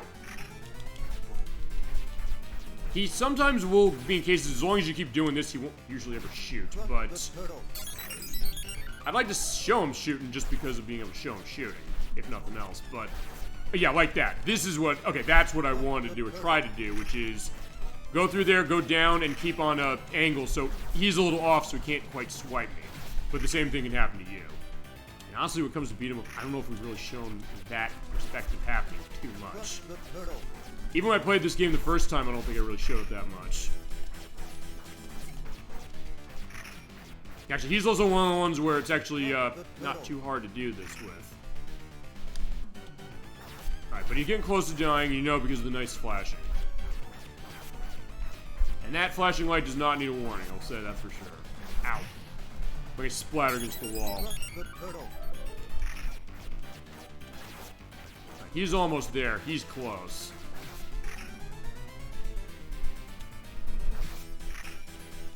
Also, because of my video tech this time, as we're pointing out, you're seeing the flickering of him going a lot better. So in some cases, when it came to older games, they weren't always reflected correctly with my old capture device, but now they are. All right, so he is down there in the ground. All right, so here we go. We have Krang. He's invincible. He runs a robot. Because here's the deal with Krang. He's the kind of like gloopy guy in the middle there. The robot's not him. He just created this as far as a body to be within. Or as AJ42 said when I was asking about this earlier today, He said, oh, I hit the R button to pull that up. I didn't mean to do that. He said it almost looks like Meatwad from Aqua Teen Hunger Force. He said, I said, like, yeah, if he wanted to, take over the world, but doesn't he usually want to take over the world? Well, yes, he does, but also the case that, it's like, yeah, you're right, they don't ever work. But he also seems very innocent about it. He's like, yeah, it's usually Master Shake's idea. Yeah, you're right, it is. So that was interesting. And there's the game based on Aqua Teen Hunger Force, what was that? Zombie Pro-Am Golf, which is on the PlayStation 2. I've never played it. I'd be curious to show it because I know we've mentioned when it comes to some of the Adult Swim shows, the idea of looking at games based on that and where do they exist and also how are they? And as we mentioned last week, the idea of what are licensed games looking like nowadays, what were they looking back then, and also cases where how much is your level of license going to go when it comes to certain games. In the case of the Turtles, these games, generally speaking, particularly in like the 80s and 90s, were pretty good. I mean, that NES game is hard as hell. But I don't know if it's, well, I was gonna say I don't know if it's a bad game. I mean, depending on who you ask me, it's debatable. That's a debatable one, I will admit that. This one is a lot of fun. Repetitive, yes. Short, yes. But still fun saying, let's get in with a bunch of friends, order a pizza, say, just sit around on the couch on a late Friday night, just beating up Krang's robot, and just having a blast. So in that case, it's a lot of fun. He's going, good. The case where even nowadays, I still think, despite the idea that it is a pretty simple kind of game, even compared to other beat-em-ups like Streets of Rage, it still is something that it's really fun to come back to. I still have a blast whenever I return to this. Barry's popping out. He's invincible. We'll see him again. Here's Shredder.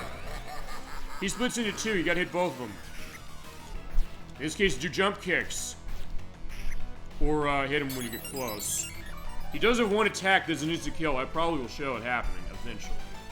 And again, 360 version comparison time. That's the beam, by the way. Okay, I hit by that. I turned into a normal turtle. That is an instant kill. Yeah, the achievement on 360 is don't get hit by that. I've never gotten it because I get hit by that a lot. Actually, I don't know if, because I'm playing this on the Switch, I don't know if the achievement list or trophy list on the other versions has that as a challenge. I mean, if nothing else, I'll put a link down to the achievement trophy list of the Cowabunga Collection. I don't think it does, if I remember correctly. But if I'm wrong and it does, I will indicate below. Here is the achievement list for this collection on the other systems that have achievements, because Nintendo sure as fuck is never giving you an achievement system officially. And also, am I right or wrong in thinking that there's a case of don't get hit by that beam? Because most of the bosses in this game on the 360 release, if you get through them, okay, in that case I also took his mask off. I'm gonna go for the other one as well. But I think you can go for both of them. In fact, that's something I don't think AG42 indicated or noticed until... Well, I looked at a feature this game has, or this collection has, that I forgot it had. I'll show it a little later, probably, as a reference. Because you can go after one and then go after the other one. Ouch. Shell shot. Yeah, I think this is going to be the last one. Right, because he didn't splits. Okay, so I have to get rid of, I do have to get rid of both of them, but I also have to make sure that I'm getting rid of the right one. Or fine, both of them. One technically. Yeah. Actually, I think the right one, technically, as far as the real one, is the one that's using the beam. Although, I'm gonna look at that again. It seems to me that he's not. When I'm getting hit by the beam, maybe I'm off on the side. Although maybe the thing is the beam is all encompassing, or mostly encompassing. Ouch.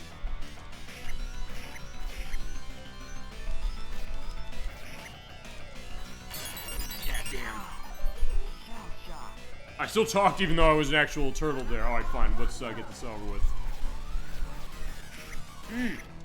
Also, I'm gonna go for the other one, take all their masks off, or both their masks. Ouch. Okay, there he is now. That means he's close. But then he split again.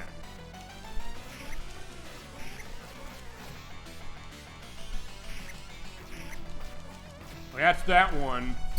But he is close regardless, and alright, there he goes.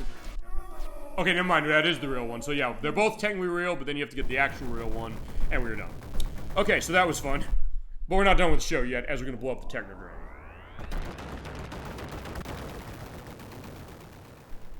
Alrighty, so with that blown up, let's add the epilogue with a nice typo. Freak the Foots, mangled the Mousers, and totaled the Technodrome. That's turtle power for you. But what about the Shredder and Krang? Burned to toast, vaporized to milkshake. That's weird. Or escape to Dementian X. Yeah, not Dimension X. They spelled that wrong. Until we know none of us can sleep safely in our beds or shells. Yeah, technically I guess we're not going to necessarily get an answer to that tonight, because we're looking at the NES version of that. Alright, so that is the arcade version. Yeah, we're done already. Yeah, I told you it wasn't that long. In fact, I think based upon that was like 35 minutes. I think that's shorter than when I played it last time, as it was. I think it was like 40-so minutes.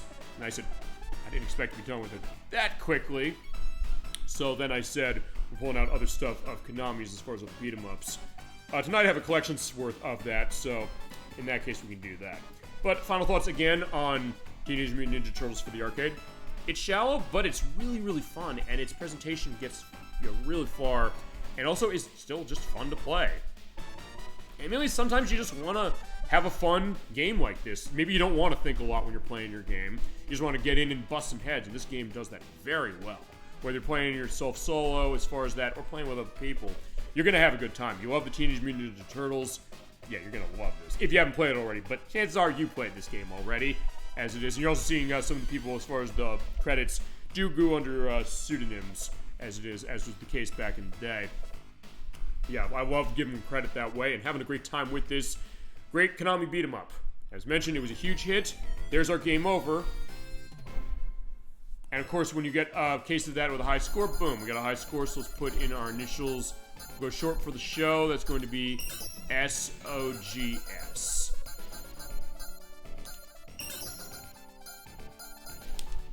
Alright, so Cowabunga indeed.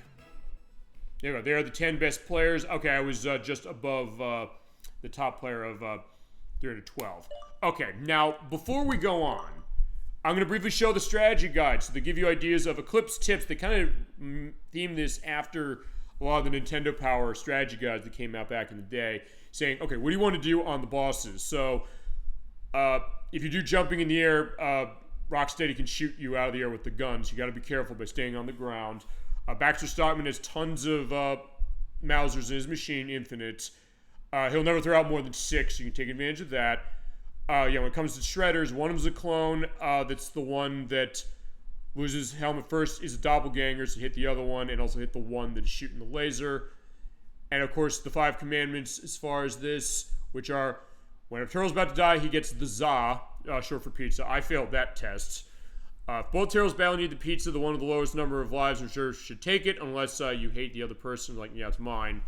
If neither really needs it, maybe leave it on the screen until the battle's done. In case of a tie, it goes to whoever player is currently stuck with a sticky off-brand controller. So they have a lot of fun as far as writing this. And if you break one of the above commandments, the grieved player may choose to immediately administer justice in the form of one wet willy. Yeah, I don't think we've talked about the idea of the wet willy. I think that's when you stick your finger in your mouth to wet it, and then stick it in their ears. Like, oh god, I don't want to have that happen. But of course, Eclipse tip, in this collection, you can save your load your progress in each game wherever you want, and you can keep trying over and over if you so desire. Wait a second, what's up? Oh, there's Leonardo saying he likes anchovies, pepperoni, hot fudge. But there's only one pizza about here finding my brothers, who gets it? So that's that idea. There you go. There's the nice zoom in as far as how that looks. So you can actually look at each of the hints individually. All right, I'm going to show that. The other thing I'm going to show is I'm going to show off, I'll show off the Nightmare mode. I'll briefly show the God mode. I'll put this on very difficult just because. I'll start with only one life. And then what we're going to do is I'm going to go on to Teenage Mutant Ninja Turtles, the arcade game. In this case, I'm just going to put in the coin just to show what it does. Fire! Hang on, April. Alright, so back to April's apartment we go. But this is going to be more of a demonstration, because I do like these extras they give you in this collection.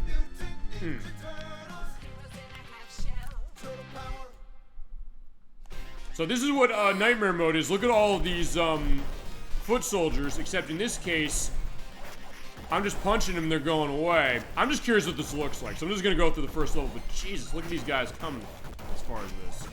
But the game is still very smooth. Okay, there are bombs and things dropping from the screen. Actually, wait a second. Maybe those are the penalty bombs? Also, I'm not taking damage from any of this stuff. Jeez, this is nuts. I just briefly looked at this thing. Also, I'm on very difficult, so who cares? I'm not taking any damage. It's probably bosses in here, so Alright, in this case, I can also understand how this apartment building got set on fire, because look at all of the Foot Clan soldiers here. In fact, the game is still holding its frame rate as well as it is. He said, "Yeah, wait for me." They're taking the elevator, which is not a good idea when you're in a fire case like this. Although I don't think they have... Okay, I was gonna say they've not done more than one of the robots, but yes, they do. Jeez, look at all those points I'm getting just as far as... Yeah, also, how are you fitting them all in the room, April? Okay, it's not my fault. They just came in the window. And they came backwards there, so I'll look at them. I just want to see how Rocksteady's going to go. And then we'll go on to Turtles on NES.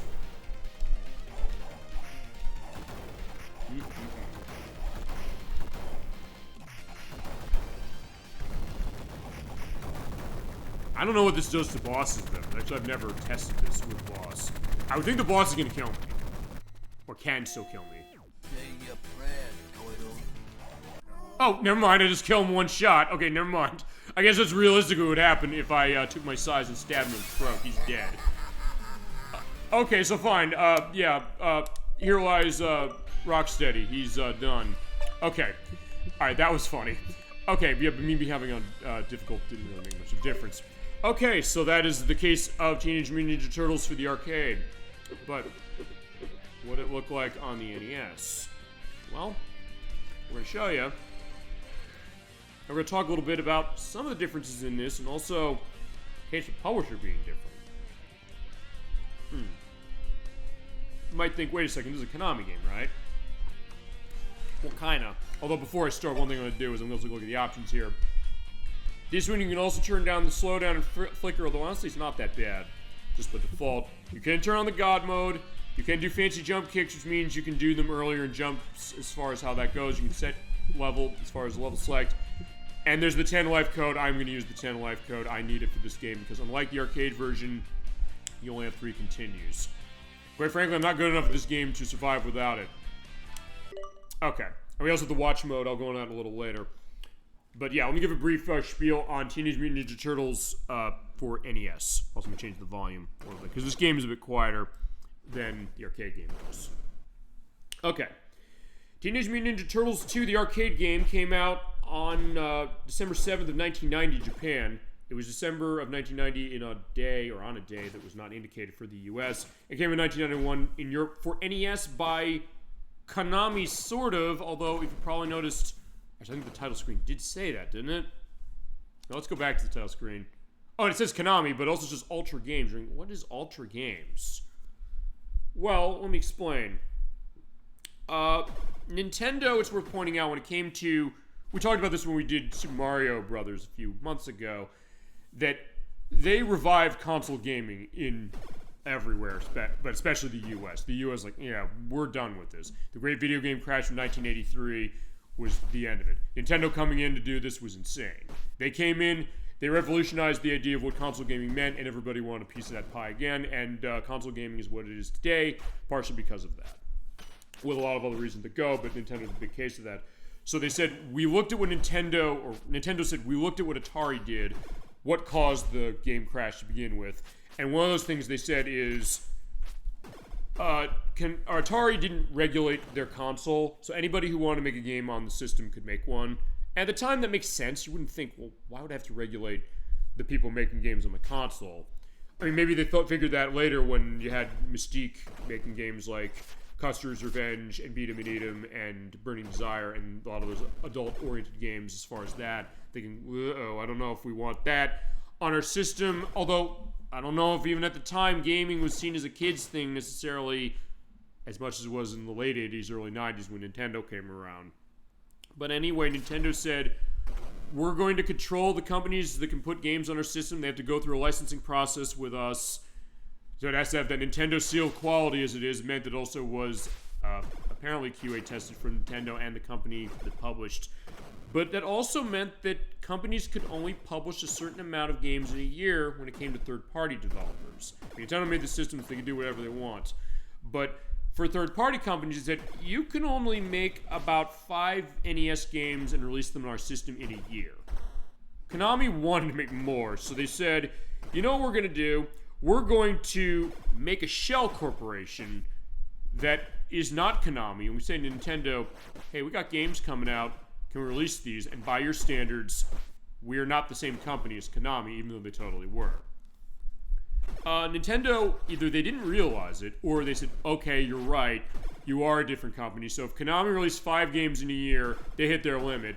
Ultra Games, you can release 5 more games. So Konami could have kept doing that feasibly to say, we want to release as many games a year as we want. And that was the idea of Ultra Games. As mentioned, it was a case of a third-party company. Oh, yeah. They were set in Buffalo Grove, Illinois. So at the back of the operation manual for the arcade version of Teenage Mutant Ninja Turtles. That's what they're referring to. They merged with Konami eventually in 1992, but in 1988 they started that way. And that is how you got games published by Ultra that were Konami joints. Stuff like Metal Gear, stuff like a lot of the Teenage Mutant Ninja Turtles games, and many, many others. So yeah, technically it's a Konami game, but it is Ultra Games as far as what it is for it.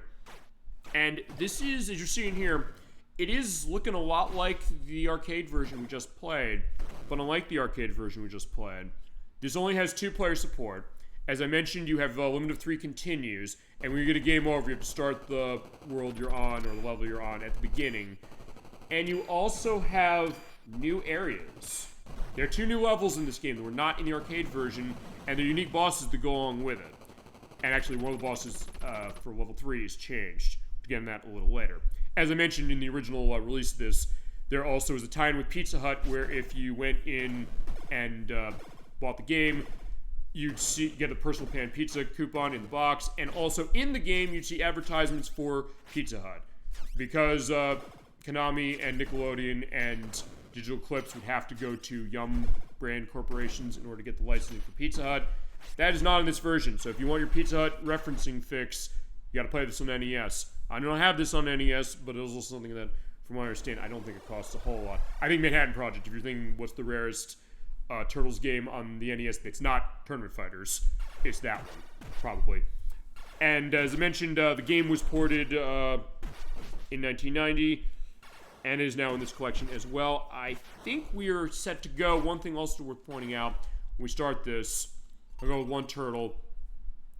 Like the arcade game, the characters do not have differing attributes. So in this case, we have still a case of Leonardo, Donatello, Raphael, and Michelangelo. For this one, I'm gonna let's take Raphael. Actually, one thing I'm also gonna do before I start is seeing fire. Hang on it. This also doesn't have the voice acting of the arcade game, at least not completely. That being said, I'm gonna stop this for a second because we're gonna get April out of the fire. But before I do that, I'm going into controls. You can customize the controls because we're playing an NES game. So that nice Pro Control I got, goodbye to you. I'm going to be playing with the NES pad. So actually, let me make sure that's set. Okay, I'm not 2-player. I need to make sure that that's set. Where is player 1? And I will have all the buttons I need to do this. Hit A button, we're ready. I'm also going to change the controls because you can hit the A button and change controls. So hit A button to let you go through everything. So up, down, left, right on D-pad. Start and select, have that on line. Attack is on B button. Jump is on A. I actually can't use the rewind the way I'm going. Actually, no, yes I can. Because there's an L button at the top of the NES Switch controller. And R for the game options. And we're good. And same case as far as borders, filters, and all that stuff. Strategy guide. Let's take a look as far as the strategy guide. Showing what this is, saying cheating's more fun with a buddy. They show you the codes for the 10 lives, although you can also turn them on in the menu, as we did. And in the case of stage select.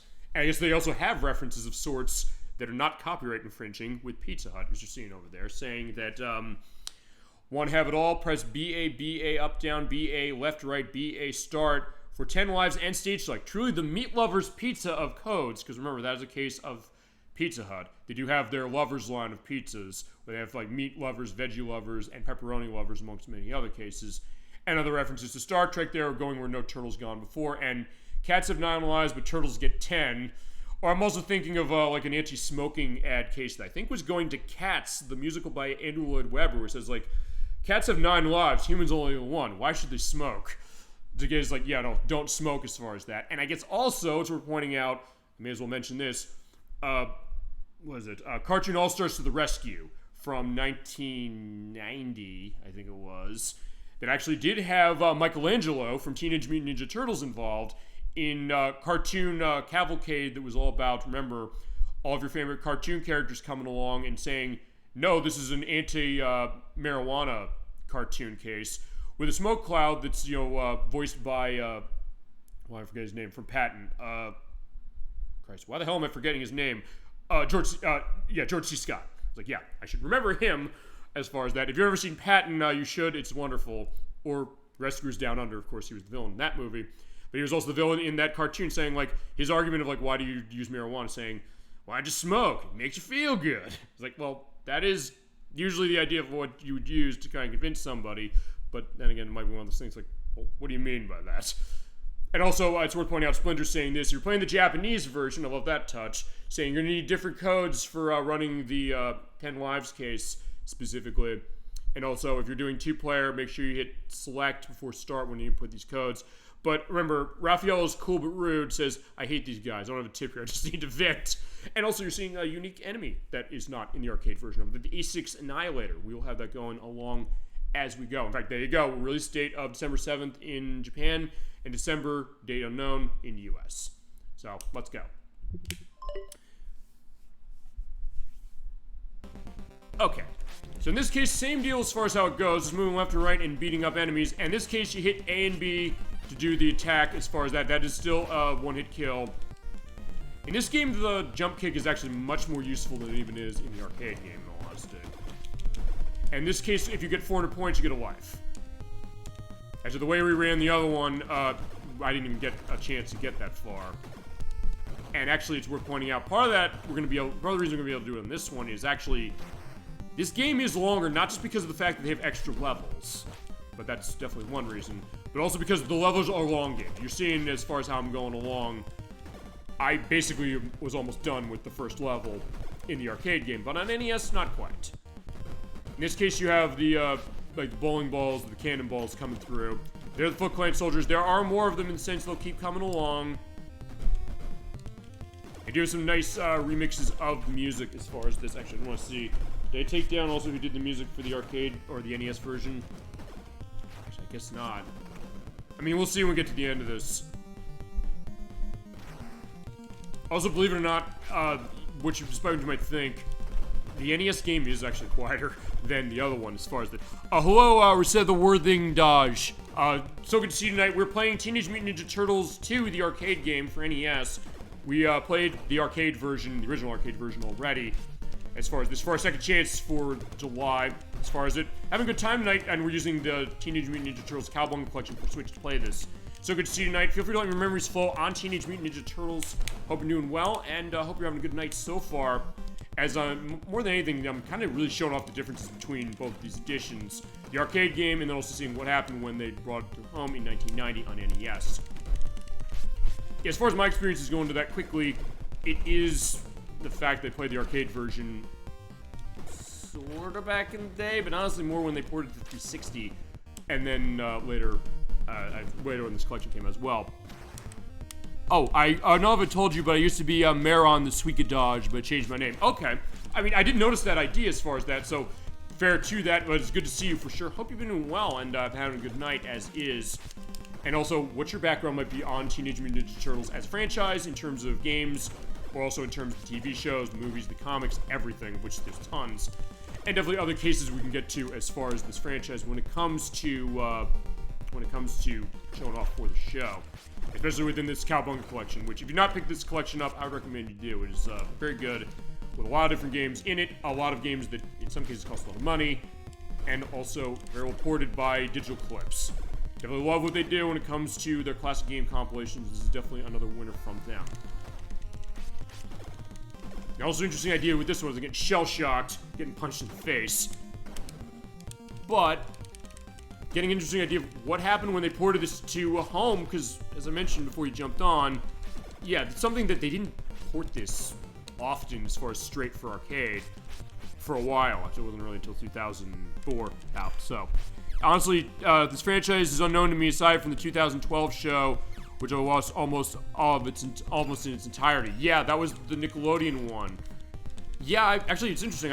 I was asking people before we did tonight's show what their experience with this franchise was, and it was interesting kind of seeing that cross-section, seeing the case of people saying either they know the series with the old TV show and comic books from the 80s, they know the 4Kids version from 2003, they know that Nickelodeon one. I did get that indication saying that was the one they grew up with, maybe the newer one as far as the one from 2018, aspects of where they go on the movies, what games they play. They were actually asking me about, there's that, what was it, the roguelite Teenage Mutant Ninja Turtles game that came out, I think it was last year.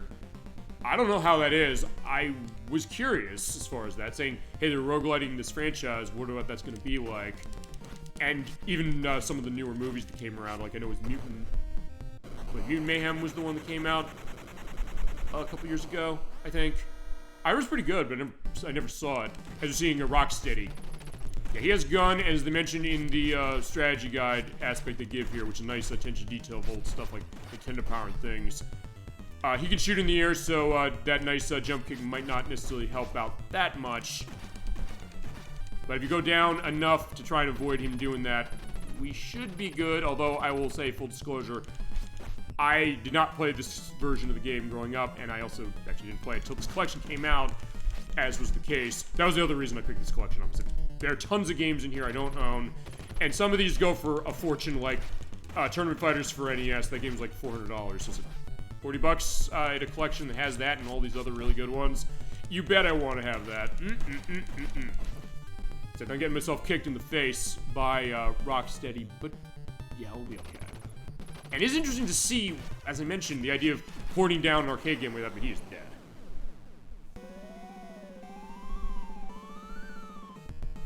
And you are sort of getting voice acting in this a little, but it's also very quiet.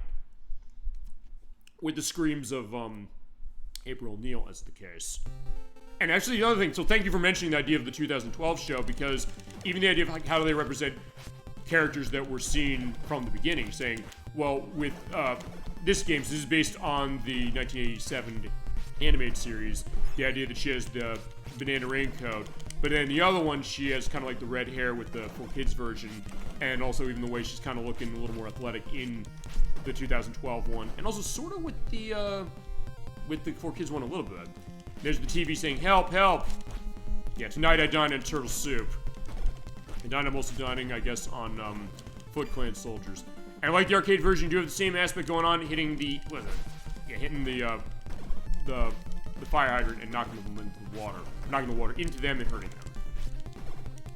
Yeah, going well so far. Have a good time as far as this, and, actually now I'm thinking about this, I think this is the first case of a beat-em-up we've played in a bit of time. I mean, I know we played on your recommendation. Again, thank you for that request. I had a great time doing that with Bakugan Defenders of the Core. I mean, that's kind of a beat 'em up, but it's also kind of a tower defense game. It's kind of a stealth game. It's kind of a arena fighter. It's kind of a lot of things, really, which is interesting. Also, if you considered taking a look at Digimon All-Star Rumble, absolutely, I consider that. I was at too many games last week. I tried to find a copy. I did not find one, but I could definitely keep looking as far as it, or just buy on eBay. As far as it, we'll definitely do that. I definitely take all of your requests very seriously. So I will definitely pick that up. I'll tell you this, one thing when I looked into that I was very curious about later, after we did that show and when I edited that, I realized that was by Probe. That was the company of Yuji Naka's, who was a Sonic team back in the day. And he made some stuff on Wii as well afterwards, like I know he made Let's Tap, and he also made Rodeo the Sky Soldier, which I have. So that was kind of an interesting thought of me, saying, okay, his company was kind of involved in this game, this kind of aspect of like Smash Brothers case of itself, as you mentioned.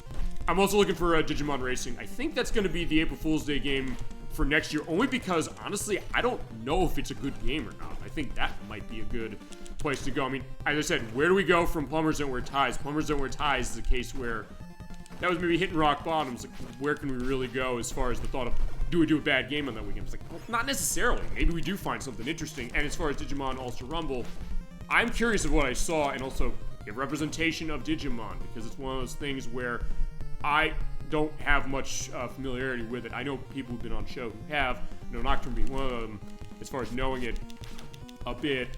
But in my case, kind of, I mean, that puts me in a good position. The same way we were with Bakugan, Defenders of the Court. I also will do Battle Brawlers at some point. Well, I think we'll do the Wii version of that one at some point.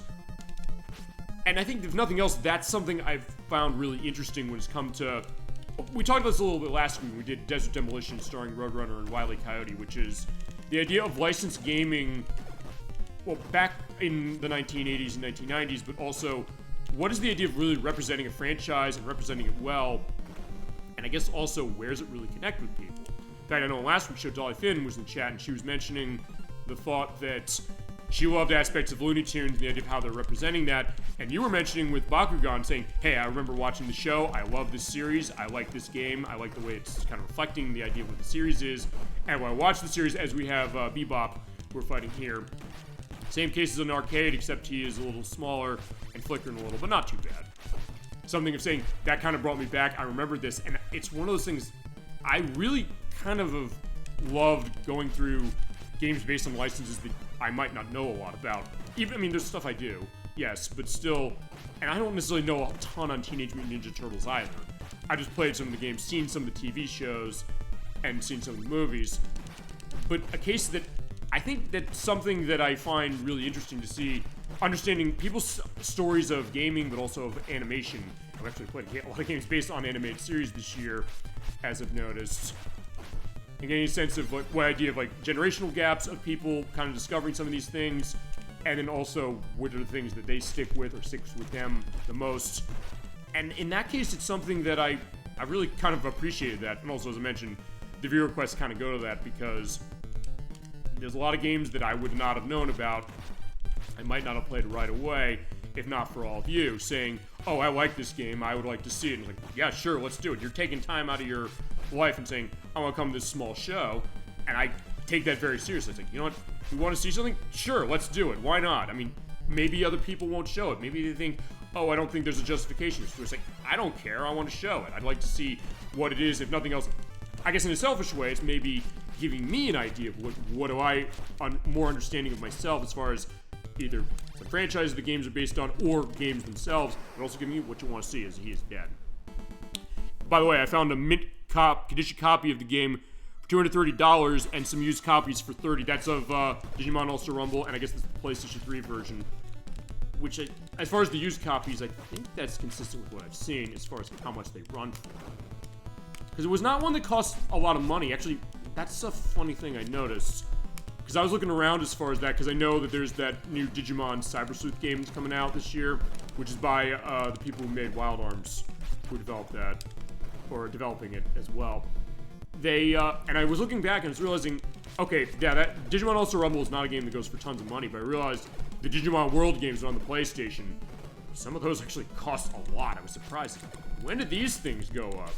And I thought they had sold pretty well. Even in the US, I heard they sold pretty well. Seeing some of those go for like $90, $100, I was kind of surprised. Yeah, the pig guy you had dead to rights, he was pummeling you. Oh, right, you mean, Bebop? Yeah, I do know that, also because I took the notes down, like, who are these people? Or who are these creatures? As we have the Mousers, I know them. They come out of the walls. They are the creations of Baxter Stockman. We will see him in a second. Again. That being said, I will say that with this game, I've never, with actually really many of the Teenage Mutant Ninja Turtles games, I don't know if I'm necessarily great at these games, or at least these as far as beat-em-ups are concerned. And I don't know what you think as far as your experience with beat-em-ups, necessarily. What are the ones you really like, or also ones that you're really good at? Instead of the ones I guess I'd say I'm really good at, honestly I love the Sega stuff, particularly Streets of Rage 2 in particular. Holy shit, that mint condition is last of its kind, apparently. Really? So cases where it's last you're seeing, last printed, perhaps, too? Which is interesting to think that, the idea of maybe having a case of gaming history that way, as far as it, or seeing what that's about. That's cool, as far as that. Because actually, I'll tell you this, I'll say this, I had not heard of, as far as Digimon All-Star Rumble until you mentioned it. So the case that even in an era of games, I mean, as I said before, I don't know everything about games. If it ever came off that I do, I always say, no, I don't. Even people say, like, he does know everything. No, I don't. But it's one of those things that sometimes games just pass you by. Like, I looked at this and said, there's a game like this. What is this necessarily about? I think it's still on the package and the instruction manual, Oh, I see. As far as how they have it set out. I mean, when I buy that game, by the way, as far as getting set for the show, I'll look for a complete copy. Not least which because it doesn't cost much, but also because collector case. So I can be selfish that way, but also say, well, I would like to get a sense of that, seeing what is that like. And it also is a nice thing to kind of have. Yeah, it makes sense. Yeah, sure. And that's a good case as far as that. Ooh, alright. Okay, you're going all right, and you're also noticing, I don't know what your experience, you mentioned you watched the TV shows, as far as the arcade Turtles game, at least the 1989 one. This was a little elongated from, what was it? The arcade game, as is on NES. Yeah, I had it on digital. I mean, you had, I guess what, you had it digitally released, because was it digitally released on PlayStation 3? I think it's on 360 as well, but I don't remember. I mean, I guess it was. If it was 2013, 14, that was late. Yes. Yeah, actually, I didn't know it got digitally released. I mean, I guess that makes sense, because at that time, I think everything was pretty much getting digitally released, as far as I know. Well, as far as disc games, anyway. And it's also one of those cases where, yes, that, oh, I see, there was a digital release for the PlayStation 3 at least. Yeah, I guess there was on 360, although fine, nowadays, if there was, you can't buy it anymore because I don't think they did a vacuum pat for 360 as far as, or the later Xbox consoles. Although I think it might have been, if only because, I don't know, they tend to do that a lot with their games on demand, or they did, I should say, as is. And here's Baxter Stockman, he is the scientist. In this case, jump kick him and be careful of the Mousers. He tosses out a couple at a time, but as long as you just keep jump kicking, you're gonna win. He's not hard to beat. The only concern in this case is just that I don't want to get myself killed from this, especially because I'm so close to getting my health recovered. I think. I just try to remember if the next area is like a. Actually, no, I think it is a level transition. If we get a level transition, your health gets recovered. You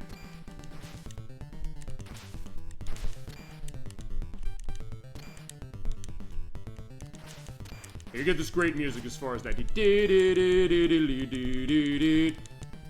see it flickering a little bit as far as the way this is going, but compared to the original Turtles on NES, yeah, it's not that. Yeah, in this case, he's not too hard. And actually, I'll say this, when it comes to the differences really between this on the arcade and NES, in some ways it's easier on NES, but in other ways it isn't. In this case, yeah, the jump kick thing is working very favorably here, so I got him completely. He's done. He's not living. I got him. Yeah, that was, that went well. Awesome. Okay, so let's get going. Also, Rumble without the manual, by the way, is just $30, by the way. Not bad, an excellent condition. If you want it, I can send you the link. Oh, I would definitely, I appreciate that. Thank you. Because it was one of those cases that, yeah, I'll definitely want to take a look at that. I mentioned get the games that everyone wants. Okay, worth pointing out here, this is a unique level that was not in the arcade version. So in this stage, winter's come to New York City. It is, ouch. Yeah, it is something that was not in the arcade release. They added here, so that's one thing I guess they figured when they said, okay, we can't bring this absolutely perfectly to NES. I mean, fair enough. The technical differences, all that stuff. They said, let's sweeten the pot by giving you an extra level and a unique boss. Actually, there's two unique levels. That here it is. Oh, thank you very much. I appreciate that so much. I'll definitely take a look at that for sure. Ouch. In this case, yeah, it is kind of a case of them going in the snow, which maybe it's just me. Sorry if it's Spanish. No problem. I'll figure it either way. Ouch. But yeah, all right. There's like a. Okay, yeah, it's like the. It's not like a. It's not like a snowplow. It's not a Zamboni either. But it does look nice as far as how it is out here. But we also have the hopping the snowmen, and they're shooting out missiles. So I gotta be careful with them coming around. And they're heat-seeking missiles. Oh boy. And underneath that is an enemy, so knock them down. Hopefully it's in English for you. It looks like it's gonna be, but either way, it's fine. I appreciate that either way. Because that's the idea, you know, giving that perspective either way to me, and like, I do appreciate that. So thank you for sure. It's like, we're gonna do that game. I promise we're gonna do that game, no question. I mean, we'll do anything that you or anybody else really wants to see. And remember, every month we have a viewer request, of which next week's, that's Electrus's request. We're doing that Saturday next week. That's gonna be for Space Invaders for the PlayStation. I know he's wanting to see that for a bit of time. And one thing also to go into, I may as well indicate this now, since it's a beat 'em up. We're just in the snow, killing the Foot Clan soldiers. So in that case, a good case to talk over is they're throwing snowballs, so It's like we're in Central Park and they're having a nice snowball fight. I guess in the middle of July. Fair enough. That's the idea. Yeah, anything for one of my favorite shows I discovered as far as Digimon. Okay, so yeah, feel free to go on that as far as what your story as far as discovering Digimon was concerned. I mostly knew it from other people, but even then, not a whole lot. One thing I'll also mention is when it comes to stuff for next year, one of our initiatives next year, since this is the second chance to celebrate 5 years of the show with games we played before in different methods. Next year, my thought is going to be this, which is that we're going to do more preview programs, particularly games that are longer. You think like, well, not that we don't do long games, clearly, we'll definitely do that. We've been doing Shadow Hearts Come for a while now, and we should be finishing that, I think, early, actually, in October, as it's going to go.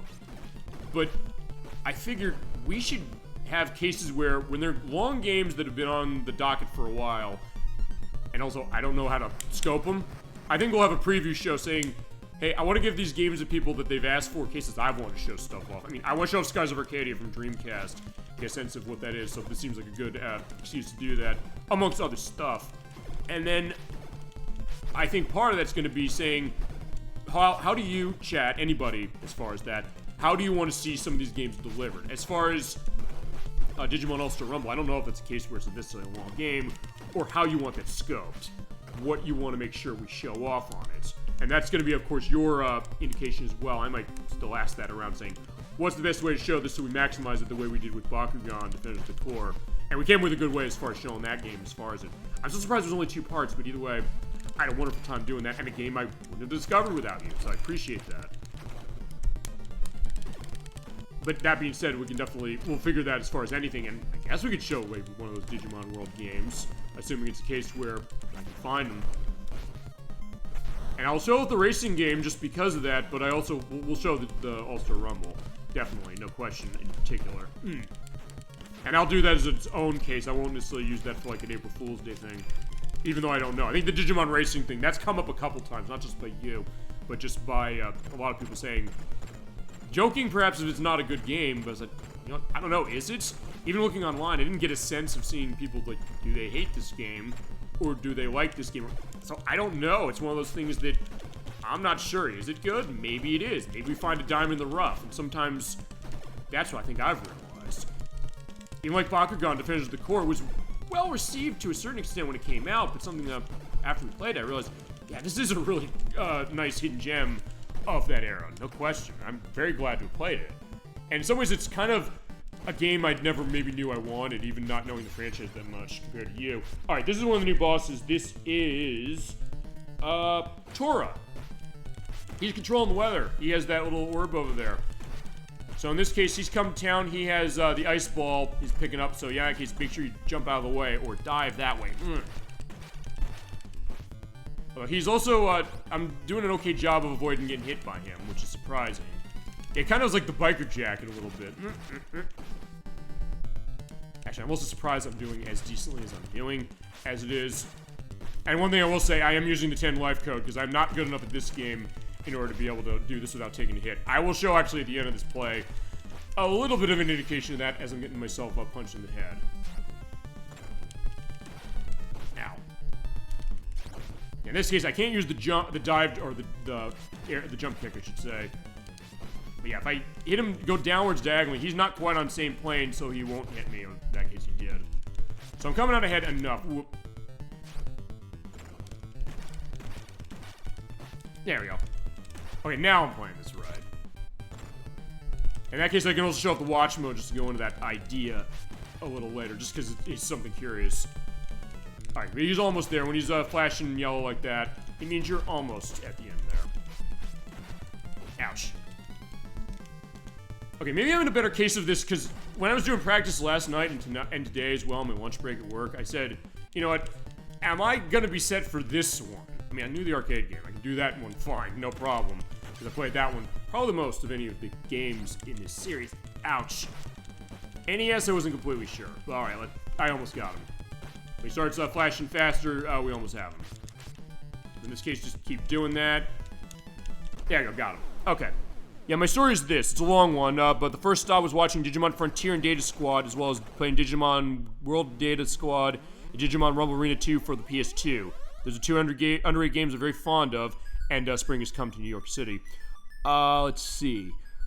I also had Digimon Battle, Digimon Masters, Digimon Fusion Cross War, which is a TV show, Digimon All-Star Rumble, the PlayStation 3 games you mentioned, Digimon Racing, the Game Boy Advance games, you played that, Digimon Story Cyber Sleuth, and Hacker's Memory. I think that's everything. And there's the one that's coming out in October, the new one. But there you go. So, alright, so that's a great story to hear, and thank you for sharing that. Sharing your experience of the TV shows and also with the games. Actually, I believe Nocturne has Battle Ray 2 on PS2, I believe. She's going to be on show in a couple of months for some of the things we have coming up. Specifically the finale of Croc and the show off of the HD version. And then also for Mega Man 7, which we're doing in October. I'll ask her about that and say, hey, I have cases of chat asking or remembering these games if you want to see that one too. Because I've never played it. Actually, as I said, my experience with Digimon, I just know the series as far as knowing of it. But as far as games, I was curious. And when I heard especially the Digimon Cyber Sleuth games, it's the people who made Wild Arms, and I do really like Wild Arms. I don't know if you ever played that for the PlayStation, and there are a couple sequels to that. It's an RPG that has like a Western flair to itself. It's really, really good. And it's one Kazum22 has mentioned to me because he loves that franchise. And he said, like, yeah, you gotta play this. Like, yeah, you're right, this game's amazing. And that's the other thing I think and why I'm saying, well, let's take a look at all these games. Let's look at them and give them a play, and why I do mean it when I say we're gonna look at it. Because, in a way, it's a shared idea, you know? I don't know if you're gonna make it in, it's gonna be close. Well, one thing is worth pointing out about this game, I'll say this. This game does have continues. You have 3 continues in this game. So if I do get a game over, I can continue. So I think we'll be fine. As if nothing else, I'll say this. This is more just above anything else, kind of a showcase as far as this game, but also saying we'll get to the end somehow as far as this one. I showed the skill on the other one, but it is worth pointing out that is a legitimate worry, because if I don't get to the end, as we're gonna see, oh yeah, right, that. Yeah, the car comes out. That is like the arcade game, but also what they did, I guess, to make that go. It's also worth pointing out with this game, 0 does count as life, so I am potentially doing okay. So what I'm gonna do is, as I said, I'm gonna do the jump kick as is, so I can try and avoid taking damage. Also, if you use the special move that is on A and B, it does kill the Foot Clan soldiers in one shot. Yeah. Oh, in that case, he was already set. Like, hang on. You do have to time it right as far as hitting the button. Hang on. Yeah, that's not right. Okay, I was saying in my test to myself, when I was looking at this earlier, saying, is it hard to do the thing with Raphael? But I don't think so. The characters do not have differing attributes in this version. The arcade version they do, but not this one. And even it's kind of a hard case in itself to really ascertain. I think part of the reason on this one was because of the tech downgrades or changes for this, but I got shell-shocked. But as long as it's to the end of the level, I'm fine.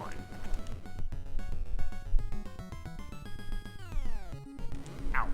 Actually, I don't know, you ever played this game, as far as that, oh, let me see. Is, Reese the Worthing Dodge. Am I saying that right, by the way? I just want to make sure I'm in the case of that, for sure. Feel free to correct me as far as, that if I'm not. They do want to get that aspect going on correctly, as it is. Boom.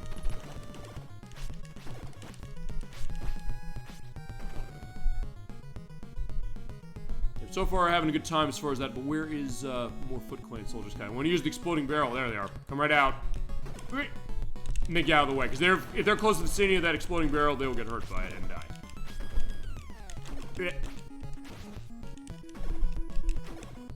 And also, you're hearing the Teenage Mutant Ninja Turtles theme, the old one, so many times. You're pretty good at saying it that fast. Oh, that's it? So I said it right. Reese the Worthing Dodge. That's it? Okay, I just want to make sure I had said that. As far as to get it right. If anything else, I want to have it right. That's really above anything else. Your name or anybody's name, really. Okay. Yeah, I just sometimes have to look at it specifically, say, okay, let me just take a stop, make sure I have that right, see what it is, and then say, okay, did I say it right? As far as that example. Alright, we're almost at the end, thankfully. So, one thing, though, actually is, this boss is not the same as the arcade game. That's number one. And number two, it's not that bad, so I might be okay. And there's pizza. Okay, so it's Baxter Stockman because, yeah, the arcade version doesn't have this boss. In the arcade, you fought Bebop and Rocksteady together. Now, in NES, they changed this boss, so you're fighting Baxter Stockman, because on the TV show, He's a scientist, and he gets infected, and he becomes like a fly. So it's almost like the David Cronenberg movie, The Fly. If I need that pizza, let's go grab the pizza. I brought you my Pizza Hut in the NES version, not in this one. As long as you just do jump kicks and just walk left and right, he, generally speaking, will not hit you, or if he does hit you enough, with that way, it's okay. And it looks like he does like the fly. Oh, he's hitting me with the fly sword. I actually didn't notice that. Yeah, as long as you keep doing this, you'll be fine, and just time it right, we'll be alright. I'm gonna survive this one. The Doge needs a little work, or the Doge needs a little work, but you're doing good for everything else. Yeah, oh, fair enough that way. Feel free to go into that. Dodge? Oh, is it Doge? Feel free to indicate what that is as far as a 2. As we will get him. He's not gonna live long. And even his laser blasts, they don't hurt that much. In fact, I'd even say that some of the earlier bosses are a little harder than this one. But also, this is the other thing, I guess their benefit of saying we're gonna run the NES game differently is that, first off, they don't repeat a boss. Actually, there are no repeated bosses in this version, unlike the NES, or unlike the arcade game, I should say. And, okay, got him, he's dead. Doge, I think is how you run it, or Doge? No, yeah, Doge, is that right? We're getting the turtle van with, Abraham O'Neil. I owe you one. Thank you. Alright, scene 4. Okay, that's not quite it. Okay, so I sort of had it before, so... Yeah, I guess... Yeah, Doge. Feel free to indicate that. Alright, so we're on the highway. I'm probably gonna get a game over here, but that's fine. Because basically what I'll do is I'll then start here, and when you do get a game over and you do continue, you do have to go back to the start of the level you're on, yes, but you also start with 10 lives. Yeah, because I have the 10 life code. I'm sorry, I can't do it the other way. It's like Contra. Oh, Contra NES. Actually, I guess... I gotta figure what Contra game I'm doing next, because we did Hardcore. That game is amazing. And I practiced that 15 months to get the play we had for that one. And I had a great time playing it. Mike Doge with Homer's Doge with a GE at the end, or get at the end. Doge. Okay, there you go. I think that's right. I'm getting my elocution lessons for the week. I'll take that for sure. But I'm also getting hammered by the Foot Clan. If nothing else, say this about the Foot Clan: they do have a variety of weapons, saying, "Well, we're gonna crush the turtles by first with a hammer." That's Edwax's case saying, "Do we have a hammer?" Yes, you do. Like you said at first, Doge. Okay, so there you go. Reese Worthing Doge. Okay, so there you go. I think I got it. Or close enough, I think, or I guess it's close enough as is. But either way, yeah. Okay, I got hammered, and I guess that is kind of a devastating thing to happen to a turtle. Because I guess the idea is that if you got it. That was really good. All right, there you go. So I also have that indicated, saying, okay, I'll just be able to play that back. It'll be like This is gonna be a weird reference. You ever seen the movie My Fair Lady? When it comes to Eliza Doolittle having to, having to be cultured as far as that. It's like that. Actually, this is not the first My Fair Lady reference we made on this program as well. Actually, the last time I think was Mega Man Legends, because I always associate my playing that game for the first time with renting the movie My Fair Lady from my video store, as was the case going back in the day.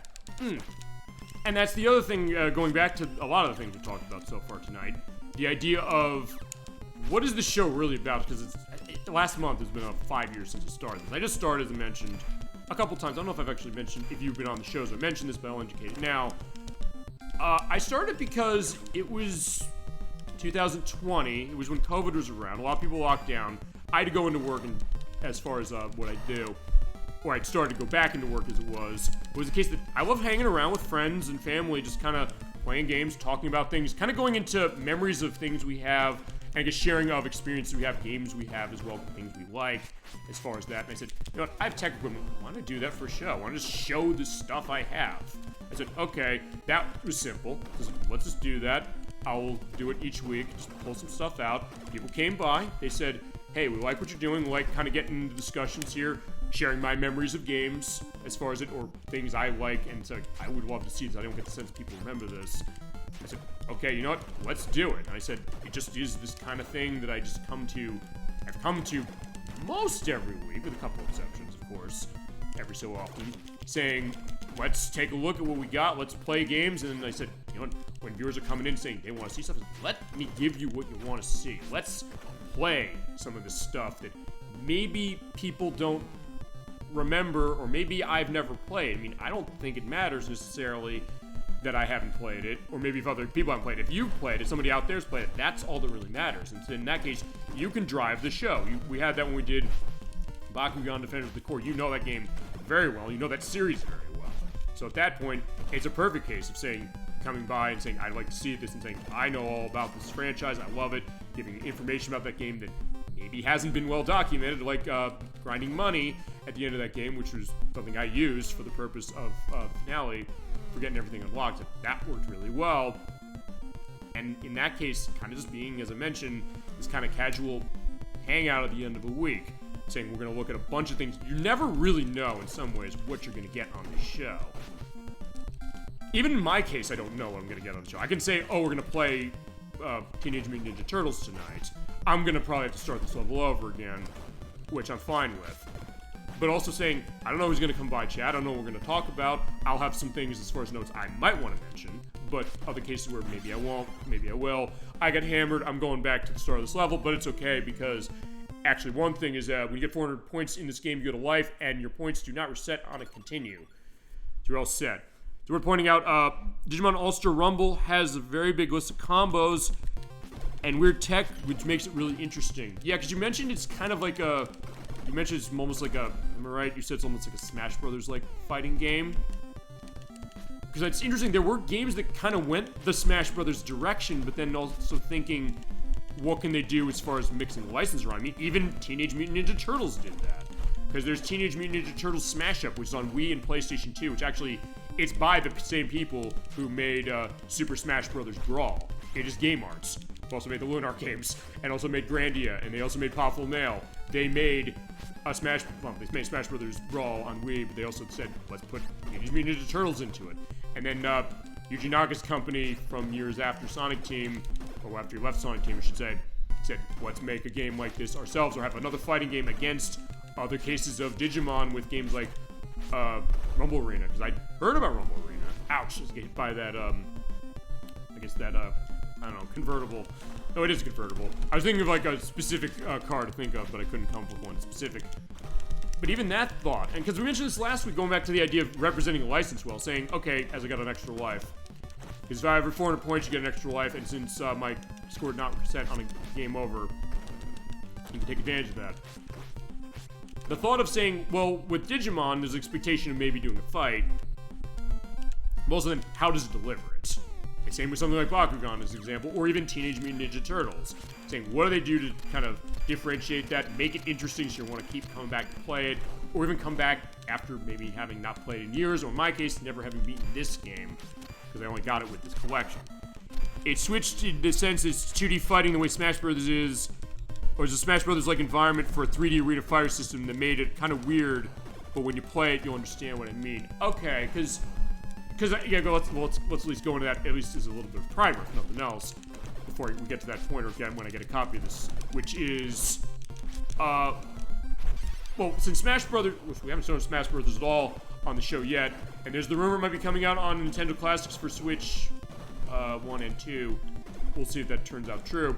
It is 2D-based fighting on a plane, but it is a 3D environment. So you're saying that this game, it's 2D look in a 3D environment, I guess? Is that what you're saying? I guess you're saying, yeah, it's 2D fighting. Okay, it's 2D fighting environment, let me read that, with a 3D arena fighter. Okay, so I see. So what you mean then is that it is a 2D case of that, but it has almost 3D methods about how it plays.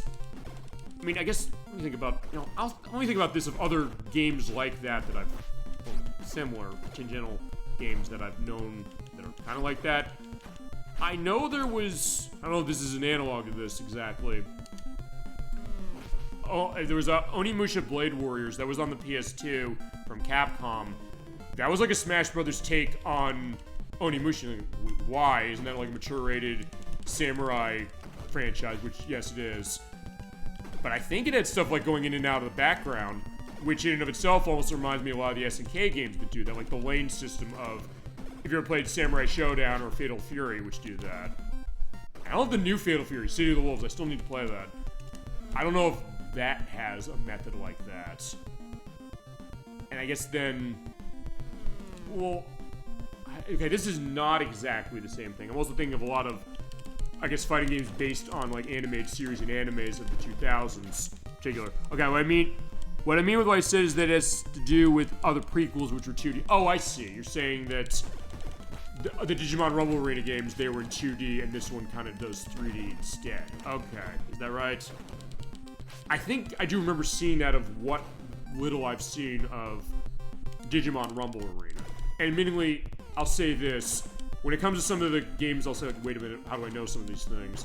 Maybe part of it also comes to the fact that, like, I read a lot of gaming magazines back in the day, and it's something that oftentimes, I think there was an issue of Electronic Game Monthly where I think they were reviewing Digimon Rumble Arena on the PlayStation 1. That's it. You got it. Okay. Thank you. I'm glad to understand that as far as what you're saying for that.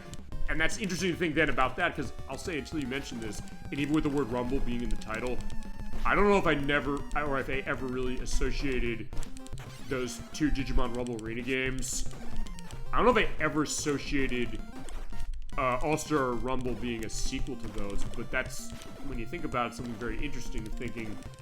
I guess it invites a comparison because it's a fighting game with Digimon, and then saying, okay, I guess when you think about it, the fact that it's covering 3 generations of consoles, because Rumble Arena, the first one, that was a PlayStation 1 game, was it not? 2, I know, was PS2, and I think it was on GameCube and Xbox as well. And then Rumble Arena, that was 360 PS3. So the case of seeing not just evolution of the way the game's style's going, as you're saying, which is interesting to think about, but also saying, what can we do with a game like this going across multiple generations of consoles? Which I guess, taking Teenage Mutant Ninja Turtles for a second, I mean, that's kind of done that a little bit as time has gone on, in that there was the arcade games, then they had ones on NES, and Sega Genesis, and Super Nintendo, and honestly, PlayStation, Saturn, and Nintendo 64 didn't really have much. And then Konami made the ones on the PS2, GameCube, and Xbox, and then some on 360 where they're kind of going in different directions. Then that Mutants in Manhattan game that was by the people who made Bayonetta and Anarchy Reigns, Platinum Games, I should say. They made that. And then other cases where they've got the beat 'em ups, and now they're branching out with like roguelike games as far as how Turtles are working that way too. Rumble Arena was a PlayStation 1 game. Okay. I thought that was the case, as I mentioned, because I thought I remember seeing in an Electronic Gaming Monthly issue that they reviewed Digimon Rumble Arena on PlayStation 1, I think. I think that was a late one on PlayStation 1, was it not? Wasn't that like 2001, 2? Although I do remember, from what I understand, I think the Digimon World games, I think they released, in Japan years before we got them, if I remember correctly. I think it was like 2 or 3 years, I think, that it took for the US to get those released. I think at the time people said, wait a second, why are these digital control only? And even I initially thought, I said, wait, yeah, at this point, the DualShock and the analog controller are out, but then again, they were taking games from, I guess, years before. I guess something like Rumble Arena, if it's running 2D, it probably isn't going to make much of a difference that way. Made it to the end of the highway, and we are going to be getting in our Turtle Land. After a bit of a delay, it takes some time, to the point where first I thought, when I saw this, that the game's okay, right? It didn't crash, right? Well, it didn't crash, but we are going to.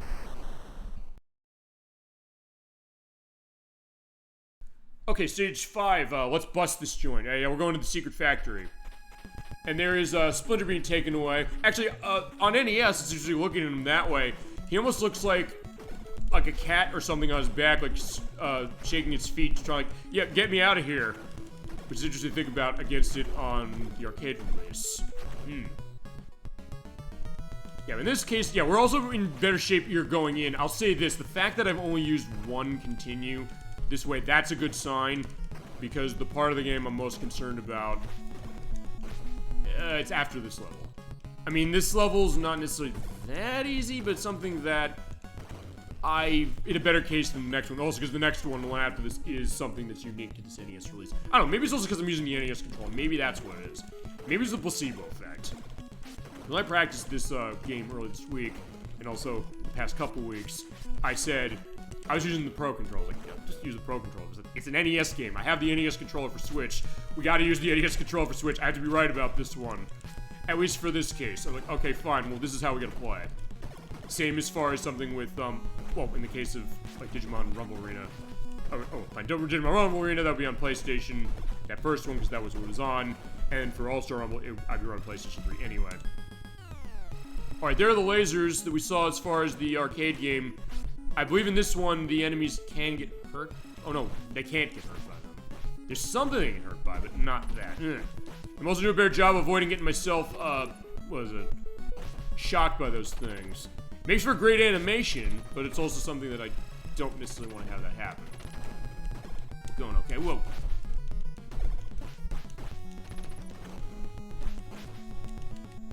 Okay, so yeah, let's keep going into this. And also, I'll say this, if nothing else, one benefit about playing beat 'em ups for a show like this is that, as I said, I can talk over any game. It doesn't matter as far as what it is, but especially beat 'em ups. In this case, I'll tell you this. Anytime we played a beat 'em up on the show, whether it's been the first time I played Teenage Mutant Ninja Turtles, whether it was when we demoed X-Men and Simpsons, the Streets of Rage games we played.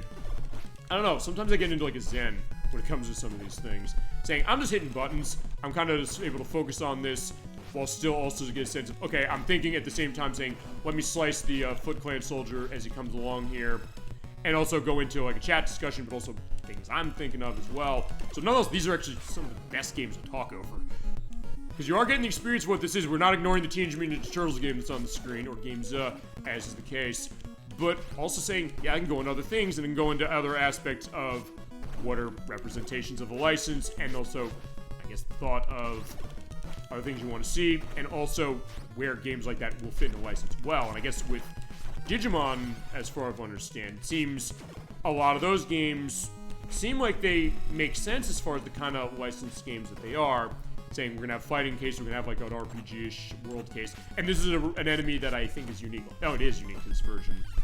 They showed in the strategy guide early on, that's digital in this, that they made specific for this game, what these things are. You just knock them down. In this case, I'd probably just be jump kicking into them to avoid their wave beams. Actually, yes, the other thing I'm realizing now going into this is, I think, the first. Is this the first? No, I think this is the first game of Konami's we played from NES on this show. We haven't touched Castlevania yet. That's Gemini 96's jurisdiction. He called dibs on that one. We haven't showed Contra on NES yet. I mean, I do have a collection on the system that has this.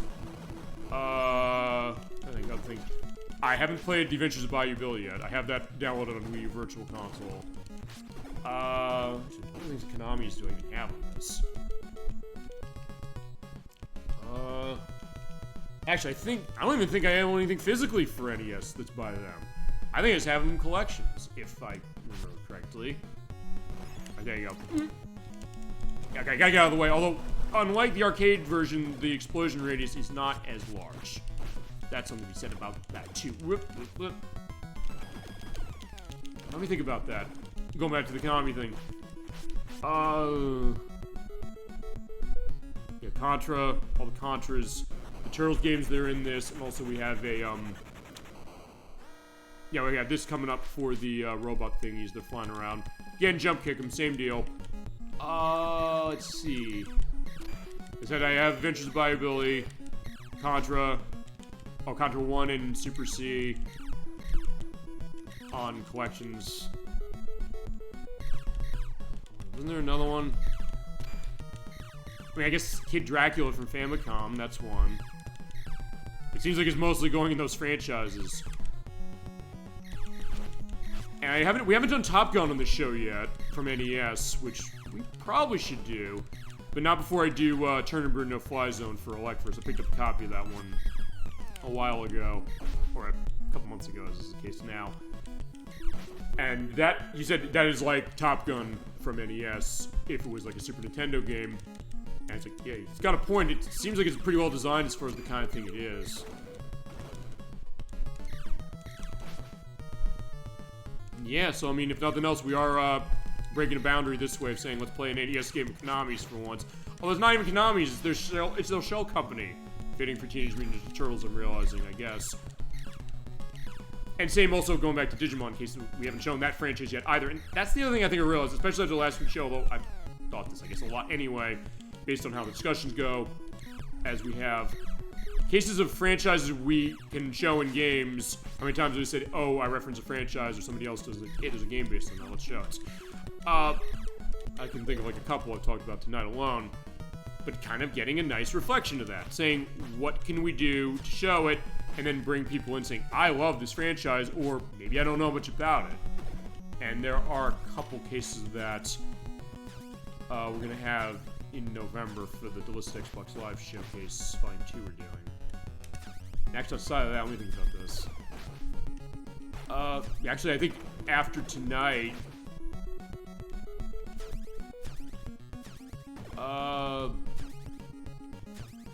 yeah, we're not playing another licensed game until November, I realize, as far as that. So I better make the most out of tonight's show, because yeah, it's not until we do Pinocchio for the Super Nintendo. That's one that Dolly Finn wanted to see. And it's another one that, believe it or not, does a great job of reflecting that series and follows the movie really closely. Sometimes to the point where you think, well, how can they make a game based into this, or would it work as a game? Because it kind of does. And honestly, I'll say this also, because sometimes this is the thought, we've sometimes talked about the idea of quality of licensed games. Are licensed games good or not? I mean, maybe it doesn't matter really as far as showing it for this show, saying we have to have a representation somehow. Even if it's not that great, let's have an element going on. I know that has come up with some of the stuff as far as, I guess, some games on Adult Swim. Are they good? I know we've talked about Cartoon Network Racing for PlayStation 2 that there are questions on, but I'd love to have the representation of those series, and I know we've talked about it as well. Digimon, of course, being an example.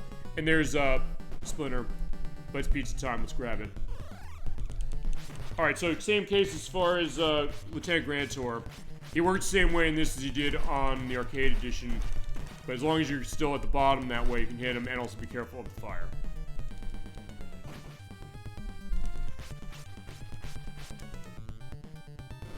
Honestly, going into this, I feel like I'm actually doing better right now. So if nothing else, it also shows us this, which is why do we do practice on the show? Well, no, we do practice on the show. I was gonna say I do. It was like, I encourage my guests saying, do practice on the show for that perspective, just show that idea of itself. And also just because, yeah, you want to give the game the best show you can, as much as it is, but also sometimes it's not easy, you know? I mentioned certain games I have to practice for months and months and months and months and months to be ready for. And in that case, it's something, especially when I come back, or come around and do a show for one of those that takes a while, I feel really good as far as that. I mentioned, probably one of the shining examples of that is Contra Hardcore. That was one I was like, I know this game is hard. I gotta be ready for this. What am I gonna do? Can I be ready for this? And I said, 15 months, let's go. We beat that game multiple times. We even demoed it on the show twice before we showed it. But it paid off, and I had a great time. And also, me also discovering something with a game that other people knew and broadening my horizons as much as I may broaden yours with some of the stuff I'll pull out. So what's Road Avenger? Well, let me show you. And then you'll say, I want to see Bakugan Defenders of the Core. Let's see Contra Hardcore. Let's see this thing. Oh, what are these? Well, can I be set for these? And we're playing like, oh, these are cool. In cases where I even look back as far as these shows, and I think now, I should be doing this for 5 years. I mean, I don't have all the shows from 5 years ago, mind you. Actually, I have everything going back to October of 2020. If nothing else. But everything else after that we do have. It's something I look back on these memories and so realizing, hey, I'm getting a great memory. Now, whenever I tell my story on a game like these, I'll say, oh, I remember with Bakugan Defenders of the Core, I'll say, my experience was the case of Reese Worthington, Reese the Worthing Dodge, I should say. Okay, I got it right now. Saying, came in for Poker Night 2 saying, I love this game, I'd like to see it. It's like, let's do it. And I played it and I said, this was really good. It's something that in some ways we were expecting with like a Arena fighting, but then it's a case that the understanding of franchise I never knew, and then realizing, wait, there's a stealth game, wait, there's kind of tower defense elements, this too. It seems like a weird mixture, but then I play it, this is really good, and people saying, I want something maybe missed as far as PS3, Wii, and 360 era games like this. I was like, give this a shot. I would recommend this, even if you don't know the license. Same case, like, I didn't know the licensing. I'd recommend this as far as that. I'd say, yeah, now production made this, and they did a really good job with it. So that becomes a story that way, too, is he's dead. Okay, so with that, yeah, Splinter's good. We'll take borrow leave, and we're gonna go to a new level. Thank you, my turtles. No problem. Scene 6. Let's defeat the enemy's ninja magic. Okay. Yeah, we're going to the dojo as far as this is a new level for the arcade version, or from the arcade version. It's not in the arcade version. And I'll say this, I do like this as well. There's something to talk. How's porting of a game like this go? I mean, yes, I'll say I do think maybe this game, compared to the arcade game, maybe drags a little bit because the levels are long, or seem longer or elongated, and sometimes they'll repeat layouts of certain things like the cannonballs come down the stairs in the first level. But cases where I'm saying, well, okay, we can't one-to-one port the arcade game, but to make up for that, let's give you more content. Let's give you new levels. Let's give you new bosses. I know that's something that Teenage Mutant Ninja Turtles, this game's sequel, why am I forgetting his name? Turtles in Time did the same thing. The arcade version is missing levels or didn't have levels that the Super Nintendo version had. So in that case, yeah, it's on Super Nintendo. It doesn't look as good and it doesn't have 4-player support, but still looks and sounds pretty damn good. Pretty damn close to the arcade game, all things considered, even more than this does. And I don't think this is, like, unrecognizable from the arcade game. I'm looking at this saying, yeah, I can see this. And it's maybe a better version of it than maybe I thought all these years. Like, well, NES, I just want to play the arcade version. But, you know what? I can get why people would want to play this one. But then also with Turtles in Time, seeing, oh, there's new levels, so it gives me another reason to play both of them. Sometimes the thought of why play the same version of a game as far as even for the show. So it's like, this is the reason. Play it this way because there's new levels, there's a new experience to have. And I'm having a great time as far as this, just going through this. And I'll give this anecdote as well as we go along. AJ42, who his view request is next month. He wanted to see Toe Mineral for Sega Genesis. We got that coming on August 9th. I learned from him, I work with him, and he's been on the show before. He was on the Parasite Eve second part. And he mentioned, when I was showing him this, he said, I played this Turtles game more than the arcade version. He's like, this is one of the ones I grew up with. And I found that very interesting. The idea of saying, he grew up with the NES version, I guess I eventually grew up and played later the arcade version. And the interesting cross-section of seeing with both these games, what are they doing, and also him knowing, with this game, you want to do the jumps as far as everything. It's also pointing out the holes in the tatami mats, you can fall in them like manhole covers, and actually on the snow level, when we're there were the snow-covered manhole covers you could also fall into as well. They will not fall into it, so they can walk on air. I guess the thought, they're ninjas, so in this case it makes sense we're in the ninja dojo as I'm walking through that candle.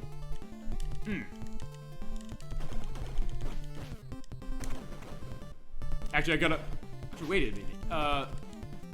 Wait, is it only 200 points to life? Because, wait, I had 3 coming in, or... Oh, fine, 4, because 0 counts as life in this. He's just like, yeah, oh, come on, let me at him. I was like, okay, fine, you can have me now.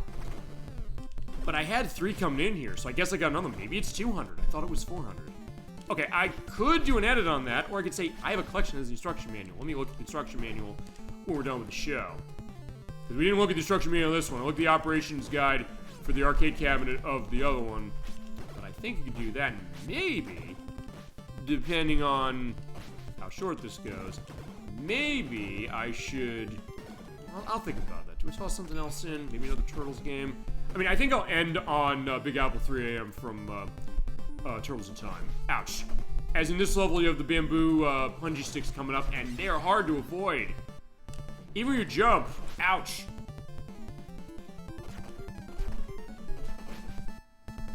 And because the screen is limited as far as how the real estate is... Okay, you're saying, what do you mean by that? Doesn't it... It looks like you're pretty wide open there. Yes, although, unlike the arcade version, you should be to the right of the screen as we're having the paper tigers, literal paper tigers, coming around. And we've got to beat them up. But usually you have to be at the right side of the screen in order to get to scroll, unlike the arcade game. But the paper tiger is, well, a paper tiger, so all you gotta do really is be aware of when it does jumping and then just do slice. And bounce it back so then it does a slice and it just runs right into my side. So, again, Chicago's, and then he ran into my knife from the cell block tango fits in once again. That is an evergreen statement and an evergreen reference if there ever was one. And just because I love the musical Chicago, and also because I tied that in for the Tower of Duraga, saying, he ran into my knife and he didn't die. And there you go. Yeah, we planned this show, I swear to God, as far as that as well. Another free rewind. And maybe that's another thing. Maybe looking at these second chance cases, saying, let's do a show again, also to fix audio problems, and we had cases of that. In this case, it wasn't audio problems for this reason. It was just, I was doing ancient tech. I did this on a shoestring. And it sort of is a shoestring. I'm not spending thousands of dollars on the tech equipment of the show. I'm going to be spending that combined for games as time goes along, or over the years. But that being said, cases where that's another method as far as it's saying I can do that, but also I'm maybe looking back at it saying, you know what, I'm going to say something I don't think I've ever said on the show before, and maybe this is, I don't know, maybe this goes without saying, but I'm glad I started to do this, and I might, as I've said this before, I'll go into this as well, and as it always goes with the beat-em-ups, I tend to get the most, I guess, philosophical or nostalgic or however that is with it, or being able to kind of go into discussion, as those scorpions are stinging me and shooting me with lasers, so they need to die. And that is, I love doing this show, and as I mentioned, I maybe had other cases of inspirations of other shows I'd seen people like doing game streams or game videos as far as like Let's Plays, saying, well, I could do that, but well, you know what, I don't want to be like everybody else. I don't want to be coming off as, oh, you're a poser, you're just going after what other channels do.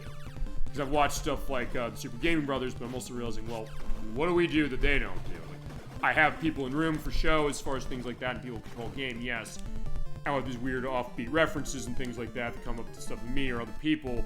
And I said, well, let's do this as a live show, number one. Let's take viewer requests as far as that, because of that, because that's usually the case. Oftentimes, they'll do like recording it off screen. I said, let's do it live, why not? I'll have a case where I'll practice, I'll get set, and I'll say like, we'll do a show every week. I will not easily have a safety net, although in this game that's kind of wrong because I have the 10 life code in this case to have that going. I'm saying I want to differentiate that way, and I realized that's kind of what's come along. All of you in the chat and all the guests we've had have kind of made that journey so special to me, you know?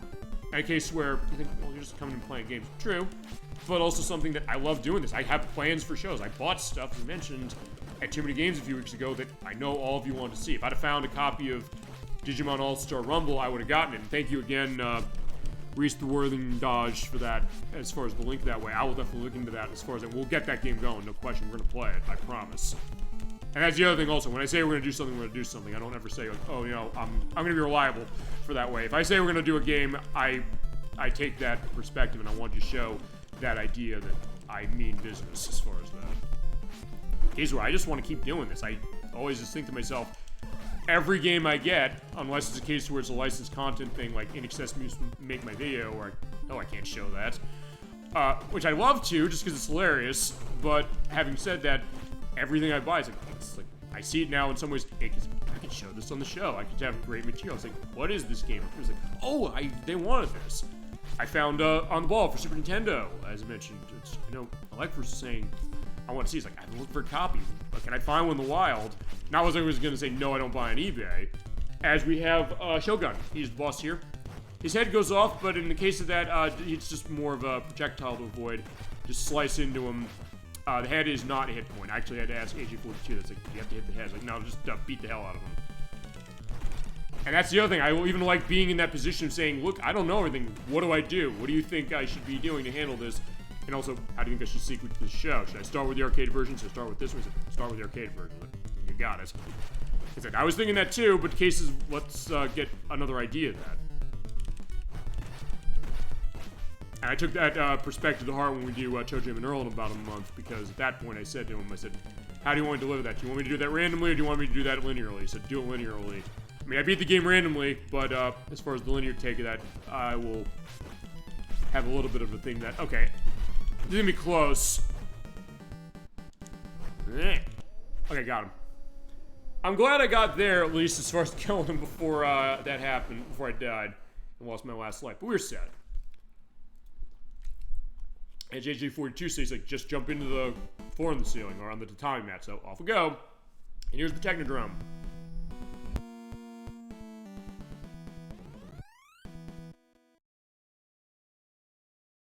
Except they keep saying we have to find the Technodrome, but we found it already. It's here. So let's go in. There's Edwin again. Yeah, still playing Story of Seasons Pioneer of Olive Town. I'll have to ask him how that is. Also, next time he'll be on the show, I gotta figure that, but I think that's gonna be when Nikki does, what is it? Crash Bandicoot Wrath of Cortex for Xbox. It's probably gonna be a next year thing. And we might have more people than just them on the show as far as that, potentially. I gotta ask around about that, just to confirm it. But that's the impression I got when we were talking about that a few weeks ago. Okay, the good news is, yeah, the lasers are fine that way, so just slice into them. Okay, gotta be careful of that. Actually, one thing I didn't notice, it seems like this is more of a consistent laser shot than it was in the arcade. Because it kind of went in an interval, and then it kind of went faster, and then kind of went slower. Which I guess makes it more unpredictable. In this case, it was easier to avoid it than it was when I was playing an arcade, or the arcade game. And yeah, I don't think I'm going to last long on this game, or on this set of lives. But remember, I do have 2 more continues for that with 10 lives apiece. I'm getting close to another life from points. Actually, 8? Well, you know, maybe I shouldn't. Maybe I should let myself die so I have a full set of lives coming in here. But I'll see what I can do.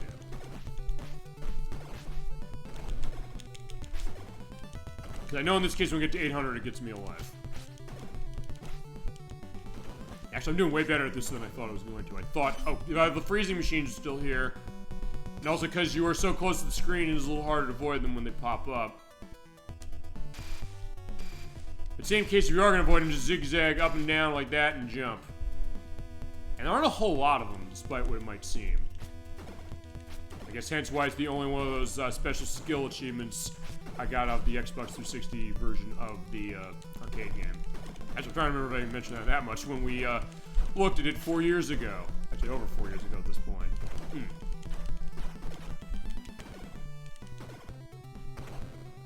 Okay, so... yeah, my health is running down, so I'm not gonna let myself die, but I think I'm gonna die anyway. Whoop.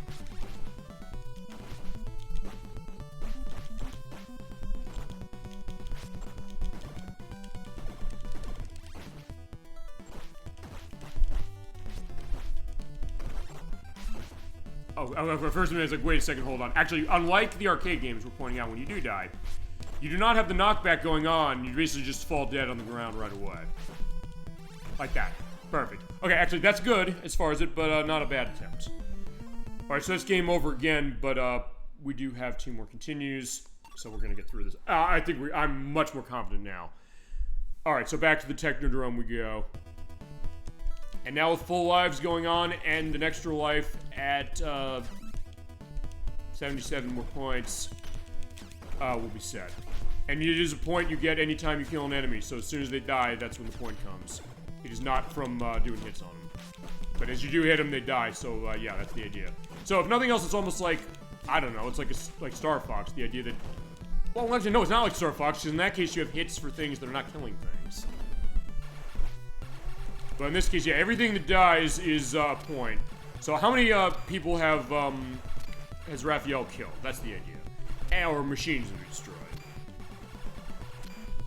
And I guess we're giving Donatello a lot of work as far as this thing, because if Donatello does machines and saying, hey, he kind of works with that to fix them and make them better, there are a lot of machines that he's going to be able to take care of, I guess including the foot soldiers technically, because technically they're robots. They're also doing the stab on that. And the animation's still pretty good, even though, as I said, it is downgraded from the arcade game. So yeah, call me impressed as far as kind of sitting down and giving this game a little more time. And I guess that's another thing when it comes to doing stuff for show, which is that maybe it also gives me time to kind of sit back and bask in a game that maybe I hadn't given a lot of time to before. Not necessarily because I didn't want to, but just in case where I have a lot of things to play or things to practice for show. So I said, I'm practicing for show or prepping for show, so I get to kind of sit down and soak the game in. Alright.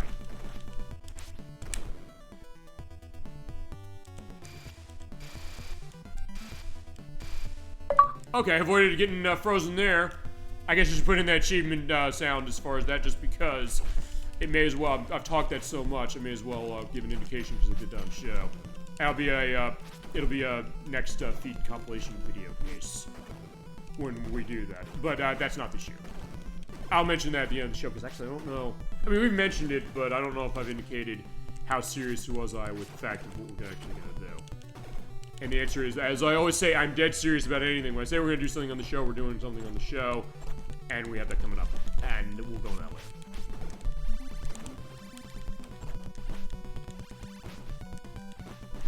Now, they're trapping me. Also, it's worth pointing out, you kind of don't really have recovery time. Honestly, any of these games, really, I'm noticing.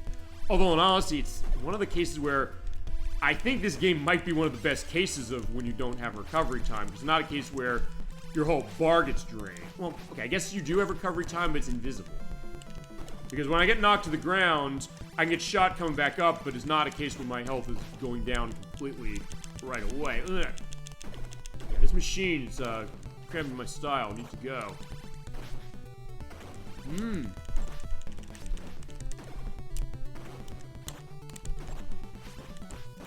Oh, so you're hearing like the hitting of the buttons. I do love that too. That's the other thing I also said I want to be doing with the show. Because I'll go back to other channels I mentioned. I mentioned the Super Game Brothers case, but when they do recording, they have a headset for everybody. I said, you know what? I guess that would be alright, but that's A, more money, but I said, A, more money, and B, I said, well, let's just have a case of sitting here. So I said, let me get a desk mic. Let's just have a mic here. I'll have it in place myself, in front of myself, when I'm doing show myself, or cases where when I have guests, position it that way, get the sound as far as them speaking, get their input going that way. Just have a nice, relaxing case of itself. And another thing else, I guess, capture what does it really mean to be a gamer, and that can be a different answer for a lot of people, really. And getting, I guess, to that deeper understanding myself, but I guess maybe all of you, in a way, are saying, well, let me show you these weird things I have. Okay, so, no, I know this, I love this game, or something like that. Or maybe the thought that you don't see stuff like this a whole lot. I mean, maybe you see something like this a decent amount. Because we mentioned the Teenage Mutant Ninja Turtles is a popular franchise. It's hung around for years for a reason. Okay. Ouch. But I'm about to get into another life, so we'll be sad.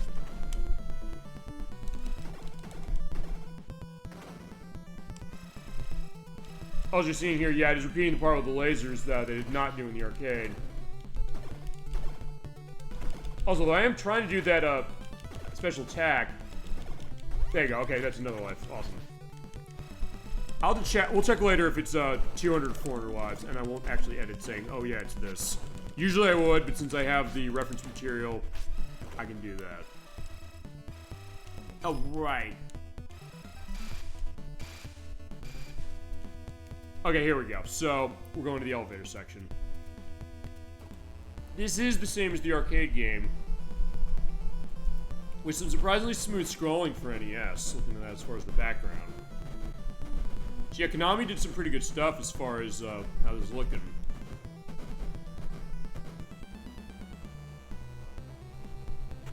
Okay, so we're at the bottom, and we're coming up to the boss of General Trag. There's pizza, don't want to use it yet.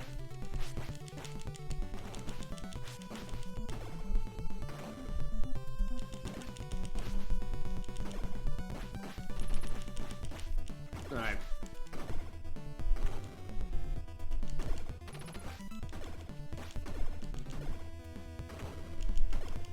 Yeah, these guys just keep coming.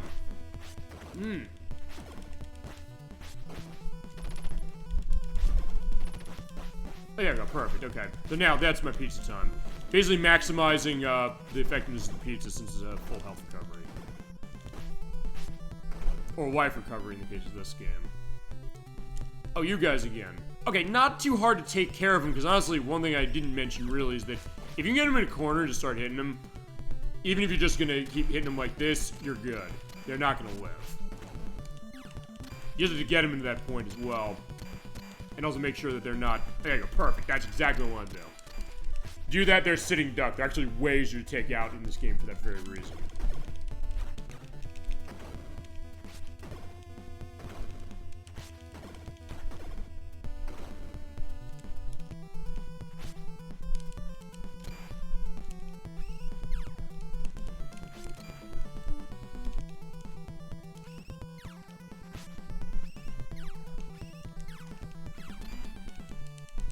You usually just get them on this. There you go. I was gonna say, got all three of them. Awesome. Alright, but the hammer guys are coming back. So yeah, if you're seeing the levels are kind of elongated, saying, oh yeah, I can't go to the boss yet until I get rid of these guys.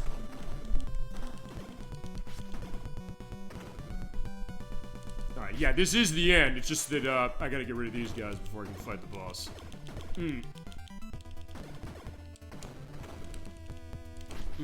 Almost. Yeah, that was almost there as far as the jump kick.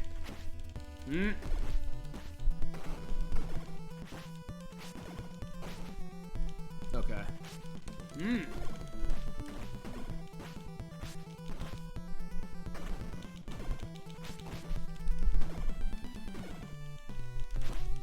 Actually, it's interesting. Yeah, I got the pizza before the boss, or way before the boss. Okay, here we go. So here's the boss.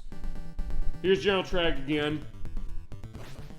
Yeah, we showed him the missiles. I don't think we showed him shooting the missiles on the arcade game. Ouch. Okay, I'm not gonna live very long here. Ouch. Right, shell shock. Same strategy as before, which is try and get him down diagonal and hit him that way. And then go up to the top again. And he doesn't say crush the turtles constantly the way it did in the arcade game. Which may be a good thing and a bad thing for you, or either or. Although, as has been mentioned before, I think with this game, and also AJ42 said, yeah, the way to win this game is to use the jump kick for really any boss. And yeah, you're seeing here, as long as you can get the timing down, which I'm not always good at doing the timing. Except now I am. I just have to say that.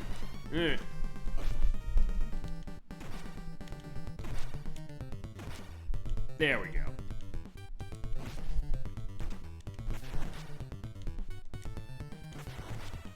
Yeah, it's more just getting that set. Okay, I was off a little bit. Okay, I'm just doing it too early, so you just gotta remember when to do it. There we go. Ow.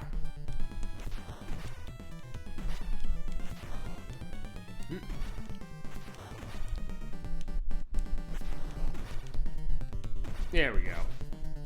It's all about a rhythm. That's what I'm realizing. Okay.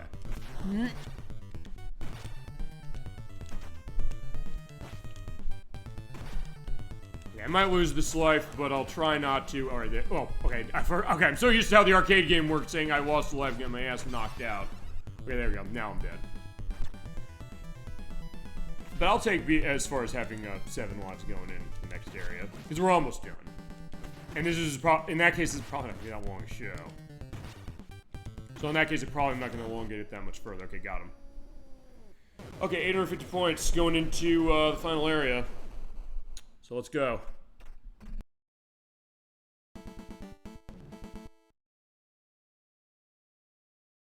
Alrighty, so here's Krang again, and the robot. Except, yeah, where's Krang? In fact, we were actually, as mentioned, I was practicing this on my work break today.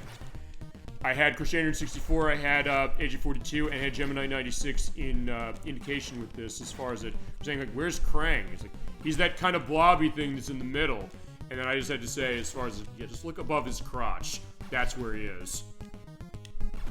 So yeah, not as detailed as the arcade game, but yeah, it's like, that does look like Krang and his robot. It is there. You just have to look, it's going to see where Krang is. Ow.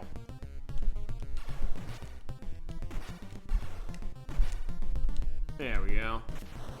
Same deal as before, do the jump kicks and see what I can do.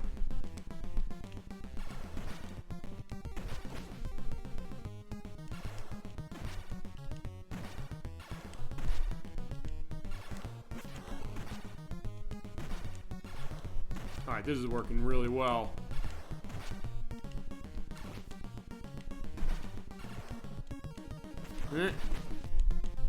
Oh no, I gotta get back in the jump kick rhythm, I should say.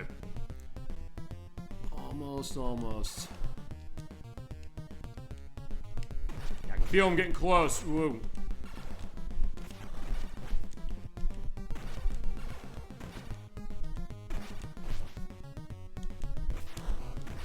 Actually, the only thing I'll really elongate this with when I'm done with this is I will briefly show the Japanese version of this and also the arcade game, just because I said earlier on the show, I said maybe you should look at it that way. Yeah, in this case, I just had to avoid him kicking me. Actually, fine, not that kick, the one beforehand. Looked like I might not have been hit by him, but I'll have the picture seeing was I wasn't not. Maybe I was. Because sometimes in the heat of the moment, I might look at that and say, wait, should I not have taken that hit or not? Or should I have taken that hit or should I not have? I got punched in the back of the head.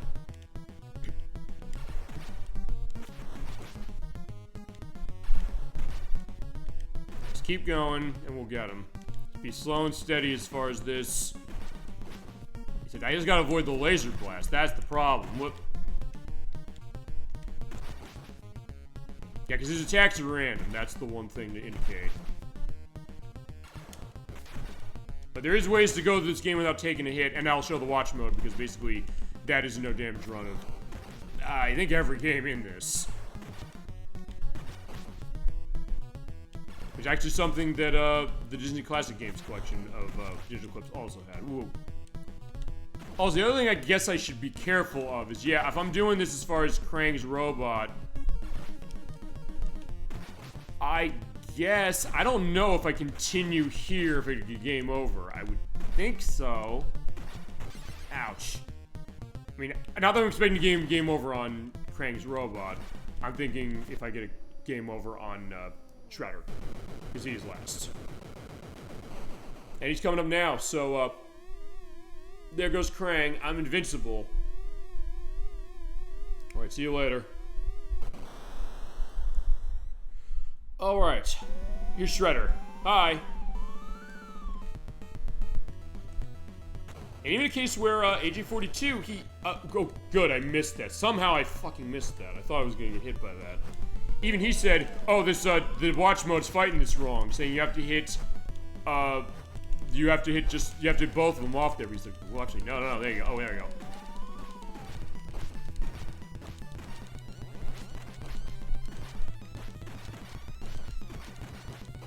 Yeah, and the real one is the one whose helmet does not come off right away. Okay, but I'm crawling away as Turtle. Okay, so the fake's over there, so yeah, there's the faker. Let's ignore the faker and go after this one. But I'll probably hit the faker as I go along. Yeah, because he's just getting in the way, and they'll split off. Yeah, I think we got this. I'm feeling good. You know that great NES xylophone, which is something the arcade version had as far as that effect, but the fact that they actually made it sound as good as they did on NES is impressive. Okay, one question I got on it. No! Okay, it's the same case of one kill in this as it was in the arcade. Uh-oh. That's the fake one. And I'm down my last life.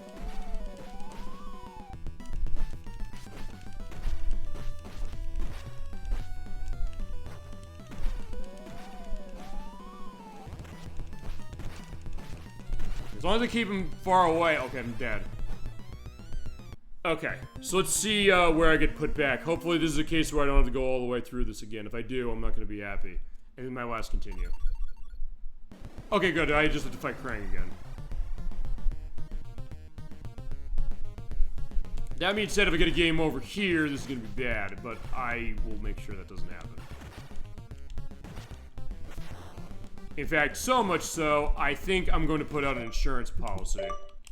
I'm going to save.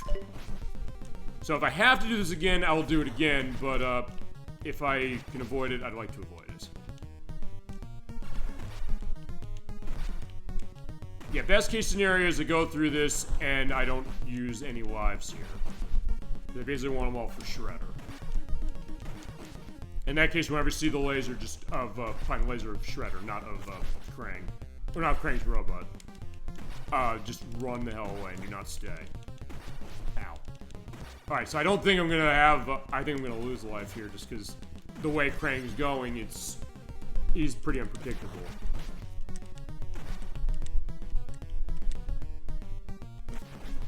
Actually, honestly, the Krang battle's the one thing I did not beat when I was doing the tests. Actually, technically didn't beat the... yeah, it was the Krang fight and the Shredder fight. I was gonna say just the Shredder fight. Like, no, the Krang fight as well.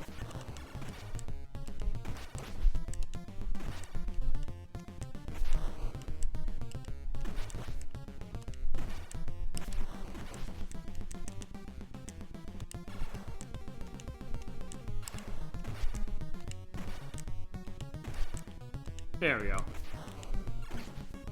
Actually, maybe that's the thing. Wait till he does, like, the laser or something and then hit him.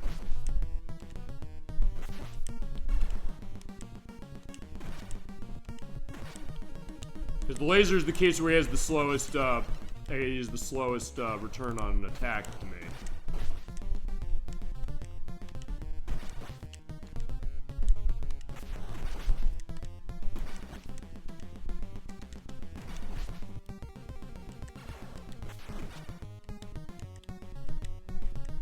Actually, wait a second, hold on. I was thinking of this when it comes to continue. Actually, I think I have one more. I think? I don't know. We'll see. I'd like to try and avoid doing this again if I can. If I'm still losing a lot of lives to Krang despite the strategy I'm using. Ow. Yeah, because I'm trying to avoid his attacks, but it's also the case that... Ah, no.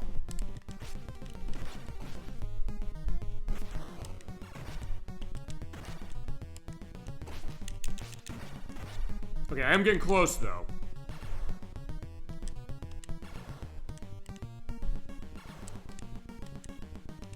Yeah, that's probably should just wait till he does the laser and then hit him.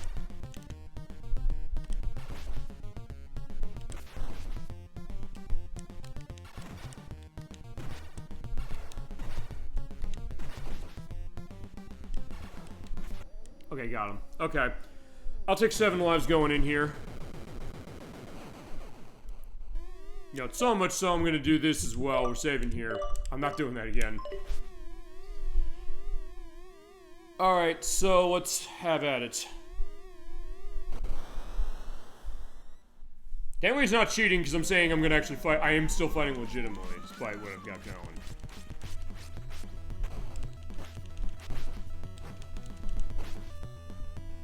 Oh, get out of the way and do not get hit by that. Whoa. At least there's more of a wind-up when he does it as far as the laser. It seems like it's actually slower in this than it is in the arcade version. Shit, why did I jump into that?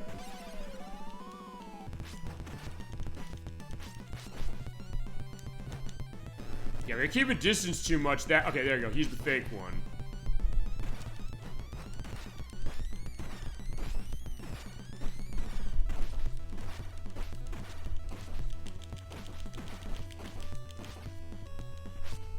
As long as he's not using the laser, I don't care. I can waste the lives away if he's not using that, so I don't care. It's just when he uses the laser, that's when it gets bad because it's a one-hit kill. Basically, do not keep them separated, or if they do, just get moving to, yeah, that's the fake one.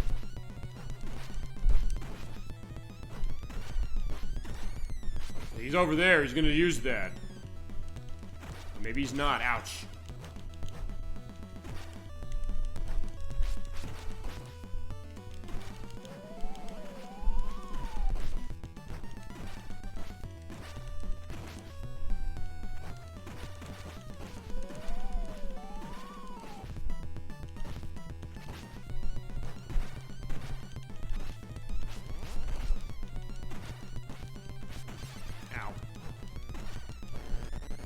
Crap. The pressure's on now.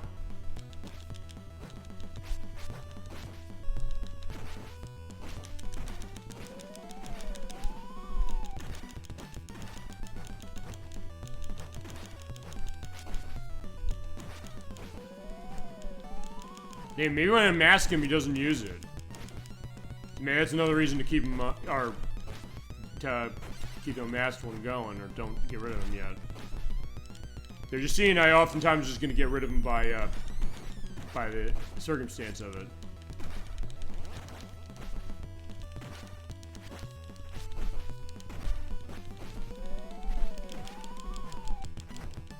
Yeah, I think I might have to do this one again. Actually, let me just see how the continue is going on this. Is this the last life I got? Yes. So, I'm gonna load that game. Okay, so yeah, I wish I didn't have to do it this way, but I'm okay with that. I didn't necessarily say, oh, I have to necessarily prove anything on this one. And in all honesty, this is gonna be the first time I've beaten it anyway. And it was more just to show the game I know well, that being the arcade version, and then saying what did NES do. It's more a showcase case above anything else.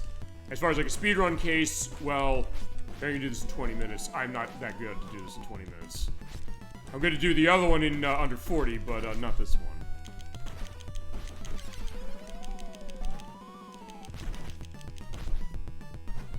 Actually, fine. I should do the same thing, which is... Ah, crap. Do the same jump kick case. I do know where the actual, or fine, the real one was there, but I lost sight of him.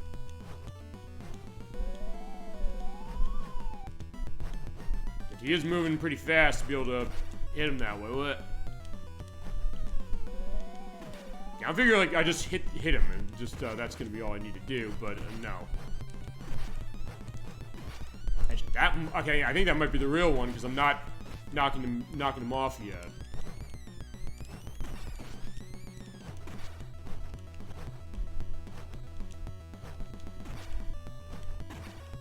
That's the real one there.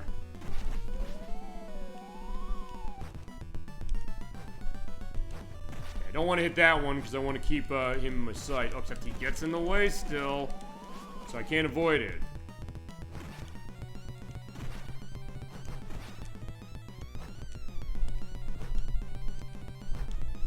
Oh no!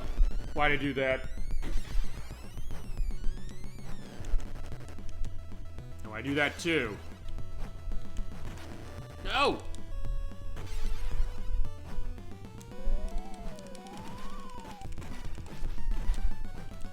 Alright, don't get too aggressive because I know that I'm near the end.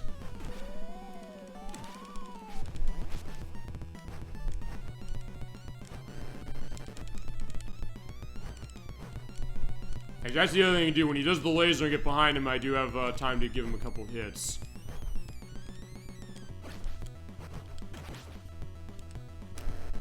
I was gonna say, try to go around. Why do that? Okay, now I'm dead. Alright, so I gotta load this again.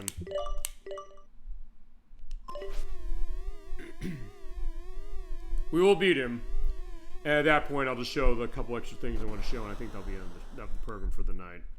Yeah, not gonna be a long one, I don't think, for this one as is. We'll have more going on next week as far as it. And I'll also mention schedule of that.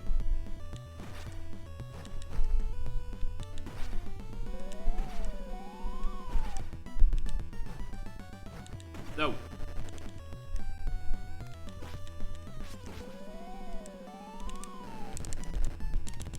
Okay, I guess. Oh, wait. He was the real one. Wait, the one shooting the laser was the real one. So I guess it can vary as far as which one's the real one, which isn't. Or maybe it is always the real one that does it. Okay. Either way, I know he's the real one now, so just keep doing this. I got him in the corner, so if I can hold him in the corner like this... Okay, I can't.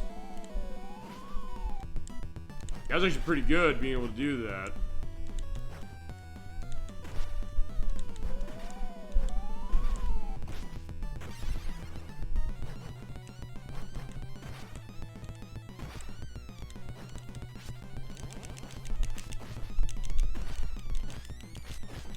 Trying to do the special attack. Yeah, the timing is very precise. More precise, I think, in this than it is in the arcade version. No, he's doing that. There you go. Yeah. Okay, that's the fake one. Okay, so the fake one can do it. So the real one and the fake one can do it. So they both have the same attack patterns, basically, as far as which one can do the laser shot and which one can do it, or which ones can't. But they both can. No difference. No, get out of the way. Crap.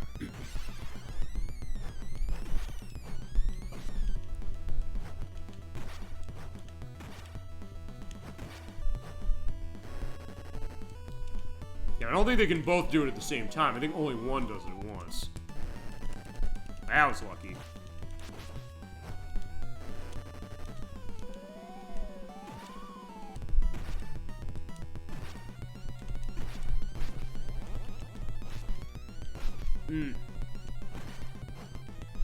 Yeah, the jump kick's your best friend. That's what I'm realizing. Yeah, the reason people use that strategy, this is why.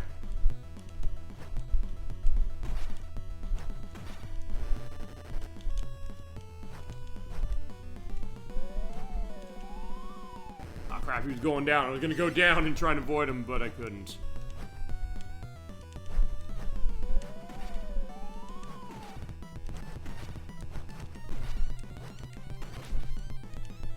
I think that's gotta be the real one. I've got him in the corner pretty well as far as what that is, so not bad. Whoa.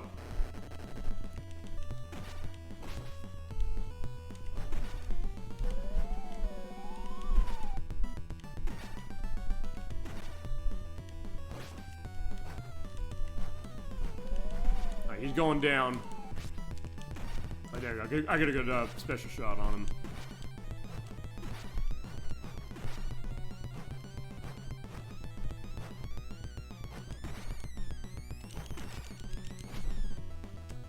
Oh, I was gonna say, he took a while to split. I was like, wait, did I almost get him?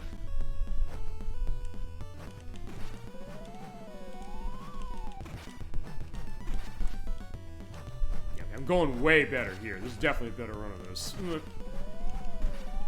That's the fake one. Okay, there we go. Got them both down. We're close. We almost got him. Because when you get the other one's helmet off, that's it. We got him. We're gonna win.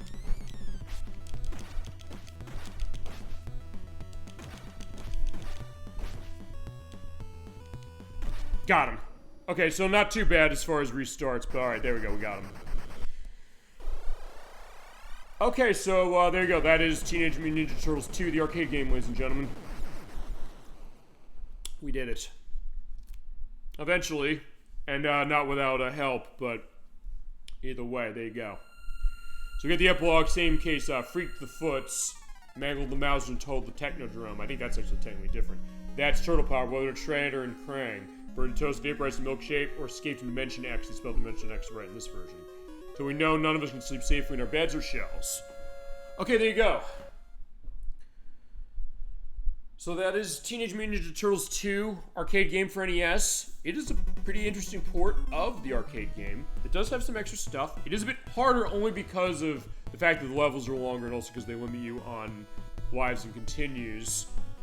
But still, having said that, it is a better port down of the arcade game than maybe I thought it was. Maybe it's one of those things of thinking, well, if I have the better version, why not just play the better version? Maybe so, but then also you sometimes see, and we've seen this before with games we play like Splatterhouse, where when they do a port down from the arcade to another system, sometimes they can do some really good stuff with it, as you see in the turtle blimp up there. So yeah, it's a bit different as far as what we have on the ending.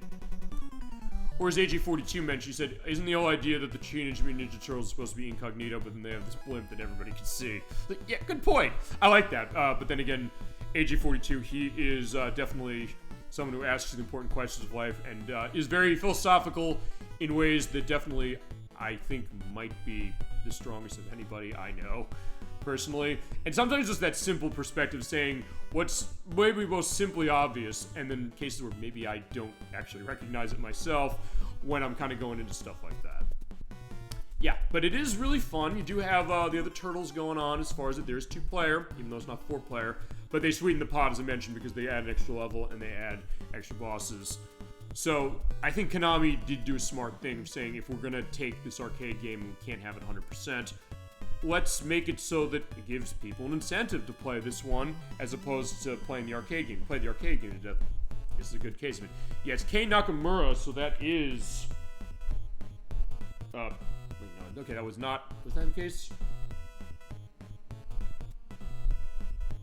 Yeah, I don't think I had notes on Kei Nakamura. I thought I did. I could have sworn I took down. Let me just look around on my notes.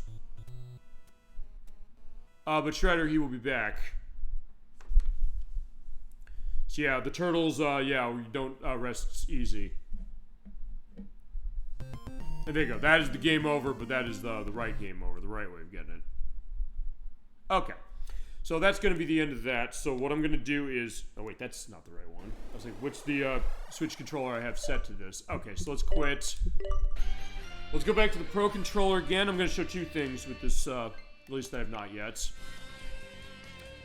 I'm going to show the different regions. And in fact, I'm going to show the watch mode. Hit Y button, and you show watch mode. Also, for some reason, why does it... Oh, right, I know why it does this. Because I guess it has different screen perspectives based on whether it's Japanese or English.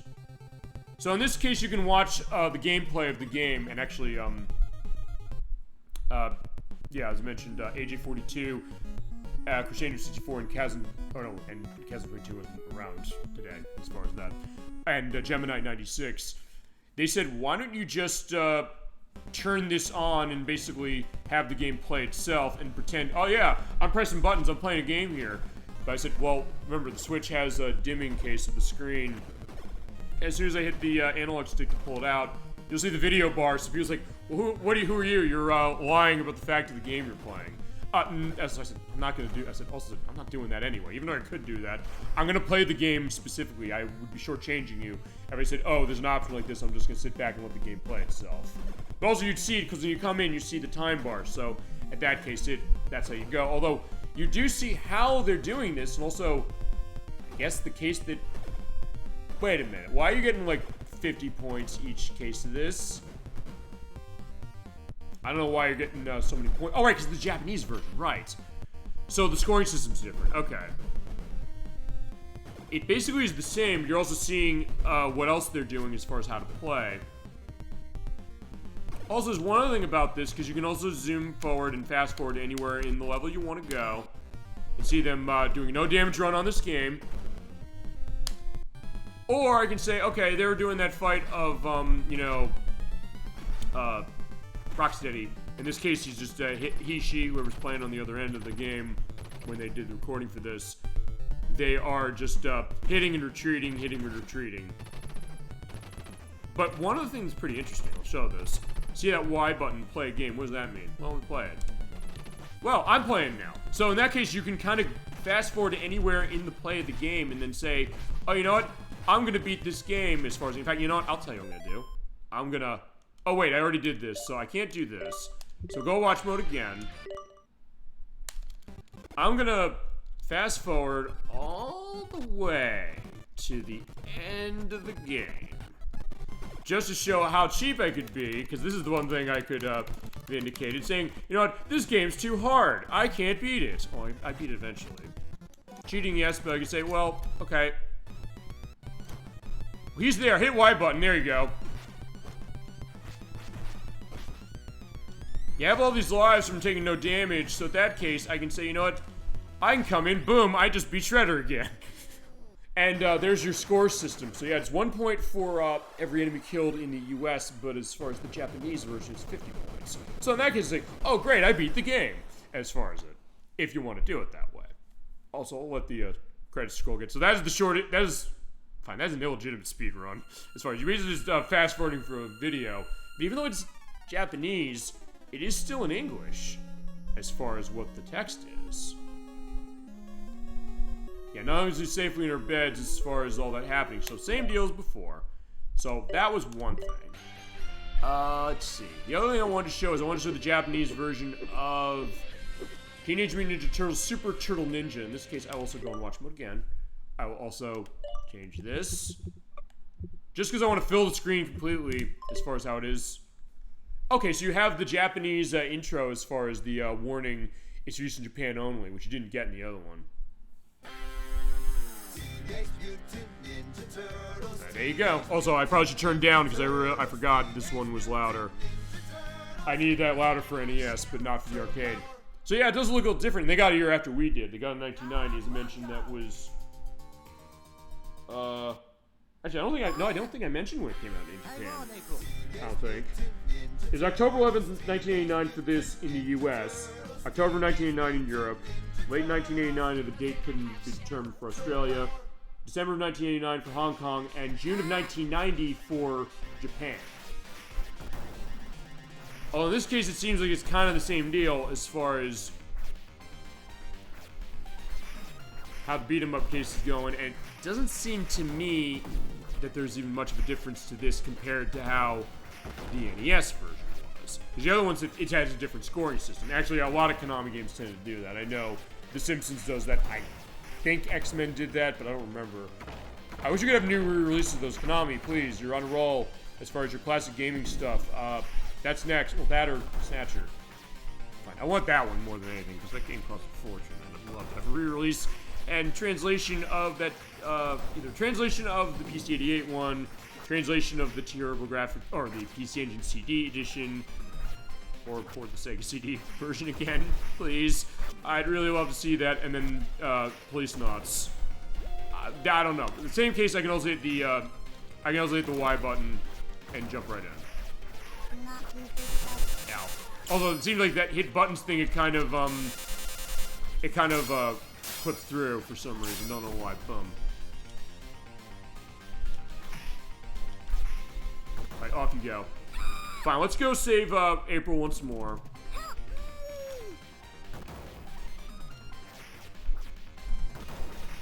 So yeah, we'll fight Rocksteady once more, and then what I'll do is I'll show up the manual for, actually, I'll show some of the material that goes with these games, and then we'll end the show.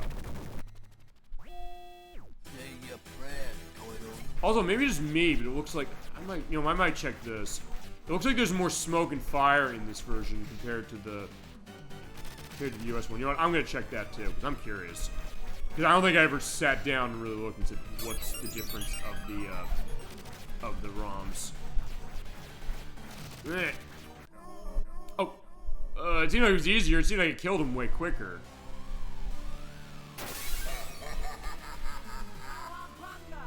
Okay, alright. So let's change to US region. Let's do this. Okay, no, it's the same. But fine, in this case, I'm gonna do this once more. Okay, so I guess it's easier. So that's the difference. Okay, so the smoke and the fire is still the same.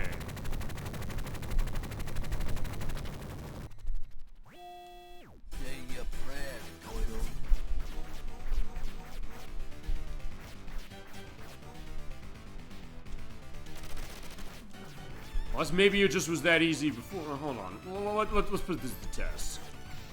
That's the other thing I love to do with the show. Put things to the test that I'm not aware of, or chat saying, wait, have you ever tried this before? I know this information about the game. I mean, I guess he's harder. I didn't kill him as fast. Maybe he did more damage. Well, no, I died still. No, okay, I think it's definitely harder now. He's definitely taking more damage in the US version than he did in the Japanese ones. They made it easier for Japan. Alright, that's a game over. You know what? I'm gonna kill him. I'm not gonna let him live. Okay. They just need one more hit anyway. Okay, so yeah, Konami tended to make games harder for the US than Japan, but in this case, I guess they did in reverse because they released it in the US first, and then Japanese audiences got it easier. Okay. Alright, so what I'm going to look at next is going back to Turtles Lair. I want to look at the box. Well, I looked at the boxes already as far as this. There's nothing as far as, okay, there's the Famicom version. Here's the Famicom version of Teenage Mutant Ninja Turtles NES. There it is, as far as how that looks. There are the other games. I don't think there's anything for the arcade games in here. That's Turtles in Time. That's Tournament Fighters for Super Nintendo. That's Turtles Mutant Warriors. That was Tournament Fighters for the US. There's Hyperstone Heists. Return of the Shredders, what was called for Japan. Tournament Fighters. Okay, there's that. Let's look at the manual on Teenage Mutant Ninja Turtles 2, the arcade game. So how to play. Yeah, now proud owner of Ultra's authentic version of Teenage Mutant Ninja Turtles, the arcade game. And they go aspects of the story saying that they basically tossed Shredder into metal jaws of a garbage truck. That is true, as far as the chronology of this franchise. How to go to life, how to continue, characters you have. Yeah, don't call Donatello a computer geek or you'll be eating oak from his bow. Stuff about jump things, the screens of the crime as far as each of the levels we went to, House of Shogun. They don't name the Stone Warrior as Lieutenant Granitor in this manual. Yeah, it's Frosty the Hitman, that's who that was. And Roadkill Rodney, those were robots. I knew there was a name for them from earlier, but it's okay, that's what they are. The Mousers, the Foot Soldiers. Vincent Van Growl, that's the name of the Paper Tiger. Okay, Granitor, no, never mind, that is Granitor. No, okay, it's General Trag. They didn't indicate him. That's just don't know where he's supposed to be.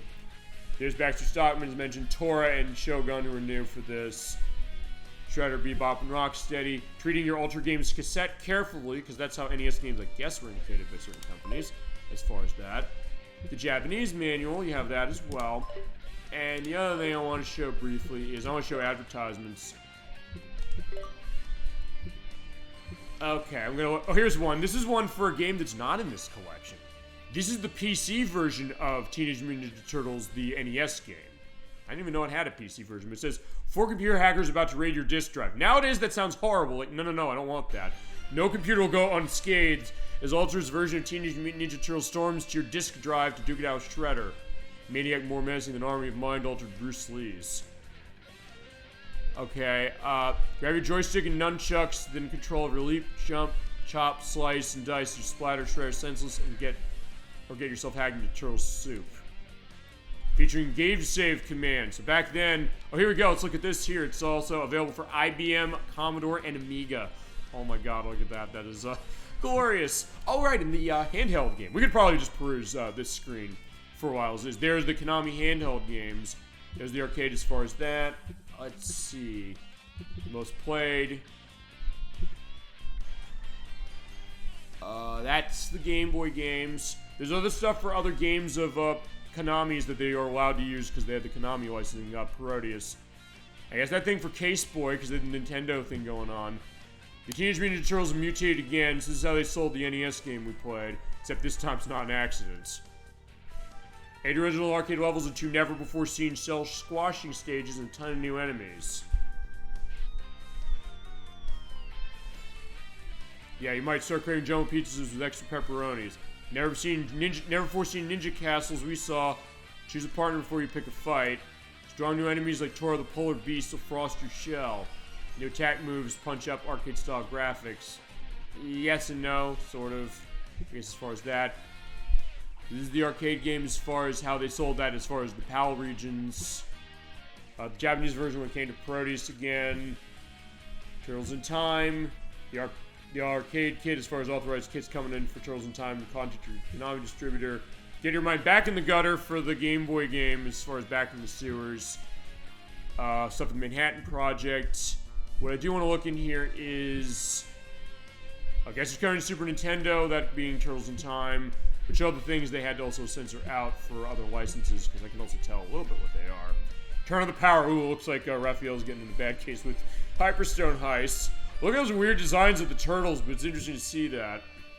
More on Hyperstone Heist as far as that looks maybe more sad. Okay, Konami cred with games like Sunset Riders and Teenage Mutant Ninja Turtles, this Hyperstone Heist, and Rocket Knight Adventures, and you're playing, what's that blacked out one?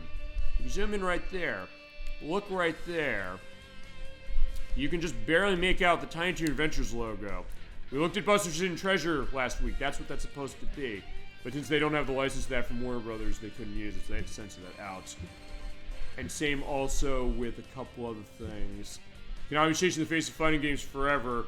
Yeah, that's how they kind of got people prepared for this game. It's almost like how they marketed Mortal Kombat 2. Remember, nothing can prepare you. Which they're right about that one. This one, not so much, but it was interesting to see that what they were doing for fighting games with Teenage Mutant Ninja Turtles. And here it is. 16 mega power for the Sega Genesis version and the Super Nintendo version. In this case, also censoring the description saying, let you kick the censored out of your enemies. So kick the shit out of your enemies in an advertisement from Konami from the 90s. Look at that. In that case, you are going to Dimension X in the Genesis version, just to indicate that. We can show that game eventually. This, which is part of the TwinBee franchise. This is not the time of TwinBee. This is, I think... This is like a platforming game with TwinBee. I don't think it's the one that is on the Switch Online here. At least I don't think it is. Like, you know what? I might satiate that curiosity so much, I might look in the Switch Online to see that. Also, here's this special command controller from Konami. I've actually never seen this thing. So it's basically a Super Famicom controller with turbo buttons and multiple buttons. Wow, look at that. Okay. Yeah, I've perused through these things before, but I've never necessarily looked through them completely. And look at the anime influence there, talking about Yu-Gi-Oh! Earlier, as far as Mutant Warriors for Japan. I keep wanting that controller to be pushed. So that's interesting to get a sense of that. And Tournament Fighters, and Vampire Kill, that being Castlevania Bloodlines. which we've shown briefly on the show. We're going to second chance that at some point. That's a great game. And more Tournament Fighters. Konami just took your favorite shows off TV. I don't know which ones these are. I'm going to assume these other two are from Tiny Toon Adventures, because there were 2 games based on that for... Actually, wait a second. Hold on, let me think about this. Yeah, there were the 2 Tiny Toon Adventures games that were on Game Boy. And I'm trying to think of other licensed games of Konami's that were on Game Boy. Because Simpsons was not theirs. That was Acclaim, or the console rights on that. Same with these on these other 2 blacked out screens from Game Boy, and then back to shedding a little light on our upcoming hits. And same with the media catalog saying, hey, here's stuff as far as the public relations of Steven and Knott for Ultra Software. Basically selling that. Our ultra exciting, ultra challenging, ultra games. There is Teenage Mutant Ninja Turtles in spring of 1989. Metal Gear, we mentioned there's Metal Gear. Remember, Outer Heaven leader Vernon Katafi has activated Metal Gear, so there you go with that. Yeah, these new computer games cure terminal boredom. Yeah, a message from our boss character, looking at that, and also a nod to Blades of Steel down there, as far as the handheld game, what Konami was really doing. That getting censored out as far as Ultra stuff for the arcade game.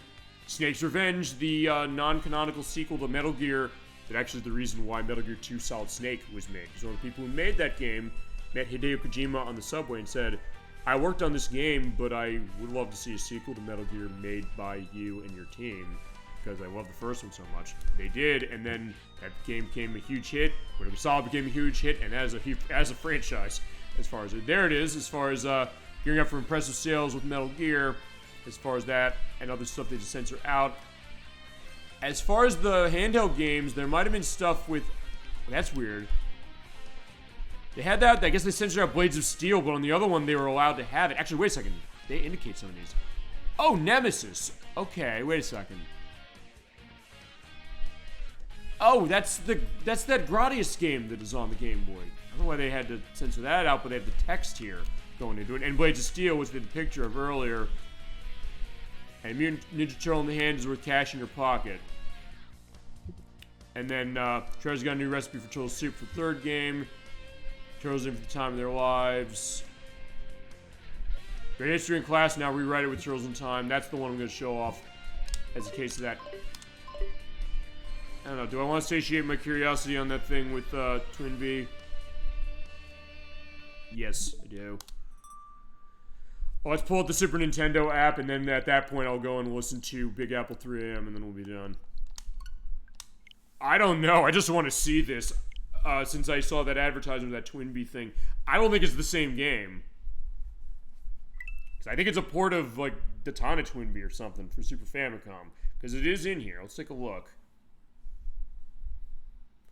In this case, I'm not going to bother doing a swap-off of controllers for Super Nintendo to be right. Okay, Poppin' TwinBee. Okay, I don't think that was it. Because this is a vertically scrolling shooter. Based on the screens we saw for that one, I'm loading this. It looked like it was a platforming game. Alright, so this is going to be a little detour before we get to the end of the show and schedule. For a bit of a shorter show. Alright, there's TwinBee as... No, yeah, TwinBee and WinBee. Because we showed Detana TwinBee on the show before. I love that game. That game's awesome. This one, it is on Switch Online. I haven't played it much, but it is here. And there's running. There you go. So Poppin' TwinBee. We'll take a look at this briefly. I mean, it's Konami, so it isn't that off topic. Alright, released in 1993 for Super Famicom. Yeah, that's the Falcom thing. I don't know. Let's see who is TwinBee and WinBee is calling canonical. Transformation mode. Surrounding, engulfing will look normal. Okay, so it is like the shooting game as far as it. So Y button is your bomb, but you also do punching when you hold it. B is your shoot. That just... It's split on the side. Same case as the other one where you shoot the bells, you pick the bells up when they're of a different color and you get a power-up. Okay, so that's basically that idea. So it is the same case of it. I guess you just chat what your experiences in this is, but it's also something that... I just took this out as a case. as far as a frame of reference. And of course, the items on the ground, you have to use bombs from. It's like Xevious. Honestly, if you're not huge on Xevious, I'd recommend these games, honestly. Both this and the TwinBee, and even the original, honestly. And they're really, really cute and very, very colorful. And even as far as Super Nintendo, it seems like this game is running really nice. Or, no, not Super Nintendo. Because it was Europe, I think, that had this, right? Alright, I'm not going to show off more. We can come back to this at some point. Yeah, this is the PAL version. So, yeah, there you go. Okay. Oh, no, I don't want to go back into that. We're set. Okay, what I'm going to do is we're going to go into this once more. I'm going to pull out Big Apple 3M. We're going to go in final thoughts, and that'll be another show for tonight. Alrighty, so I had a great time playing both of these Teenage Mutant Ninja Turtles games. Just having a bit of a relaxed time, just kind of going through, beating stuff up, having a good time. And in that case, I'll go into final thoughts on all that, and this Cowabunga Collection, which I've noticed for some reason, I think this might be after it patched. I get the sense the loading when you boot it up, even on the Switch logo, is longer now than when it first came out. Then again, maybe it's just me. I don't know. Maybe the Switch 2 can do something to it. I don't know. It seems like it stutters in here. I don't know how much this is intended as the case. I'll figure that at some point, or maybe look at the other versions. But having said that, we'll take all three of these games as an element specifically. This collection, and then also the Teenage Mutant Ninja Turtles arcade and the NES game. That being said, I'm going to go and load up Turtles in Time. I'm going to look at... Yeah, let's pull out something we didn't see tonight. We haven't seen Michelangelo. He's the party dude. And William S. Sessions, I should say, says, "Winners don't use drugs." There's the pizza power case. I'll show that later. We're putting the coin. We'll do that when we come to this game fully for show. Next time we come back to Teenage Mutant Ninja Turtles, we're going to be previewing Turtles in Time Reshelled from Xbox 360 to be part of that delisted Xbox Live showcase. Next time we come back to a full one, it probably is going to be Turtles in Time. Or maybe Hyper Nice. There's a Big Apple, 3 a.m. Yeah, hurry. Yeah, so you say. Sorry, Splinter. No hurrying going on this one. You just enjoy the great music as far as Big Apple 3M. I love this piece of music so much. Unless, wait a second. Okay, the penalty bomb in this game. So wait a second, this one does it more than the other, right? So I guess I gotta play it. Okay, and flashlight warnings, by the way, during this. Okay, so final thoughts going into this. Teenage Mutant Ninja Turtles Arcade. It is a fun game. Simple, straight to the point, and if you love Teenage Mutant Ninja Turtles, it's a ton of fun. And it's something that still holds up pretty well, despite it maybe not being the most complex beat-em-up ever. But then again, these games don't pretend to be anything more than what they are, which is just a relaxing and straightforward fun time.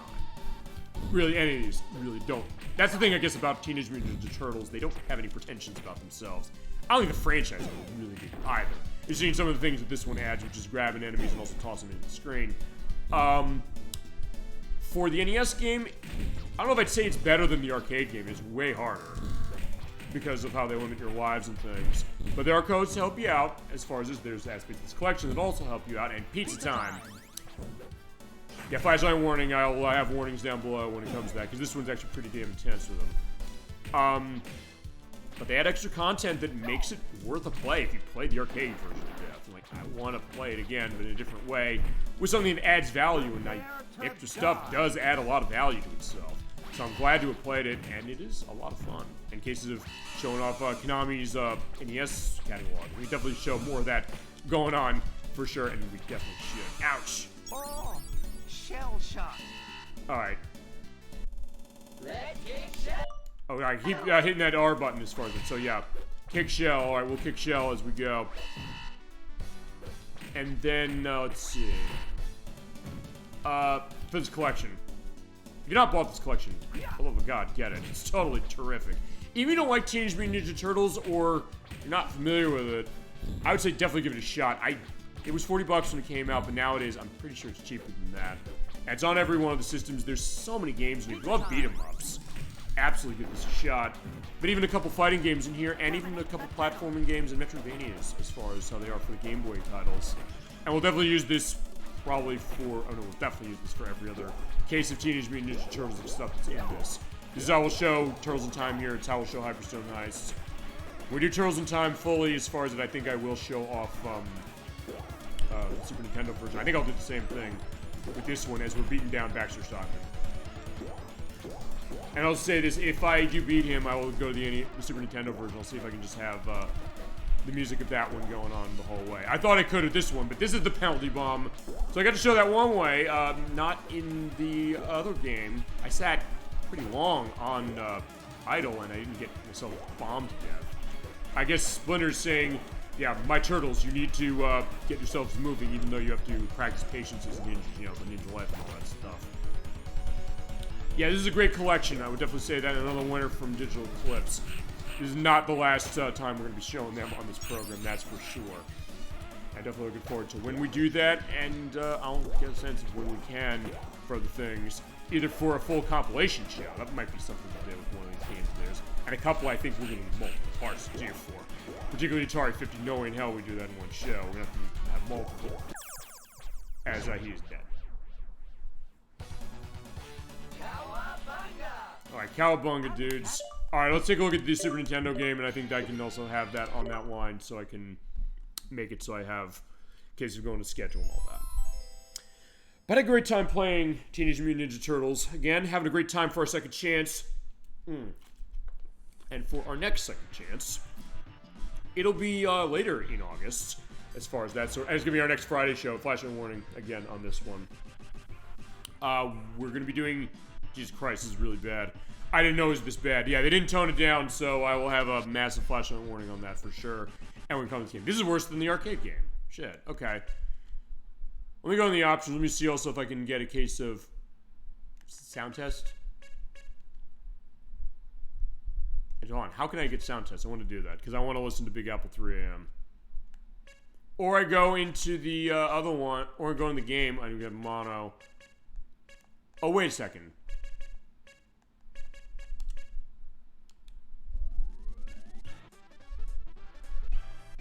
That's that as far as root. You know, let's go in the game. I think I can do this.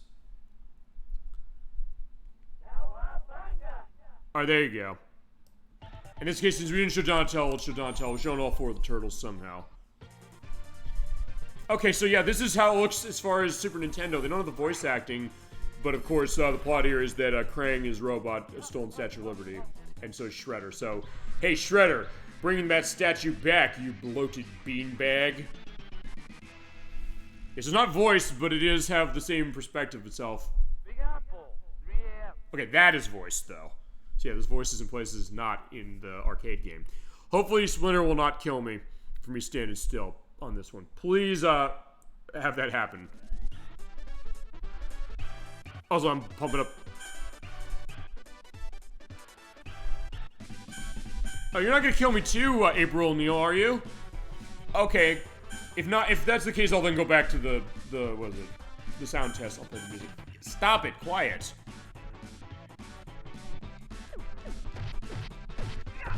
Oh, there you go. It is a pretty close conversion you're kind of seeing, so a little bit of preview to that. Hey, quiet. I'm sorry, April O'Neil. We love you, but... Okay, can I do a reset on this? No, I can't, so I have to quit out. I'm going into that. I'm skipping the intro because I don't want to give flashing lights again. I'm just going to turn on Big Apple 3 AM. Sorry. At first, I'll just stand still. Let it go and have a nice picture as far as that. But alright, I can't do that.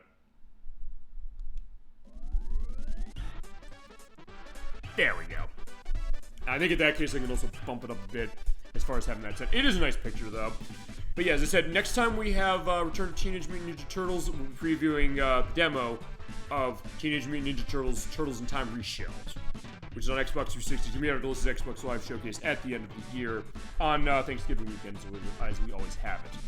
Our next second chance is going to be on August 22nd. That's going to be for Shinobi 3 Return of the Ninja Master for the Sega Genesis. That is 32 years, I should say, to the day of its US release. I said, I want to play that game again. I love that game so much. And it was one that I know Electros wanted to see, and I want to bring it back as far as it, because I think he said I wasn't able to be for that show, and he requested it. But I was like, he said, let's celebrate 32 years of that game, and we'll go into that in a couple weeks, as far as when we get there. We're actually over a month now. Okay, it is a couple weeks. Either way, take your pick. But I think with that, I think we can get to schedule as far as the full case of itself. Next week, we're going back to Saturday. We've had Friday's show as far as this, but next week, we're back to Saturday. We are going to be playing Space Invaders for the PlayStation, the 1999 remake of the game from Z-Axis. It's a game life was wanted to see, and it's our viewer quest for this month.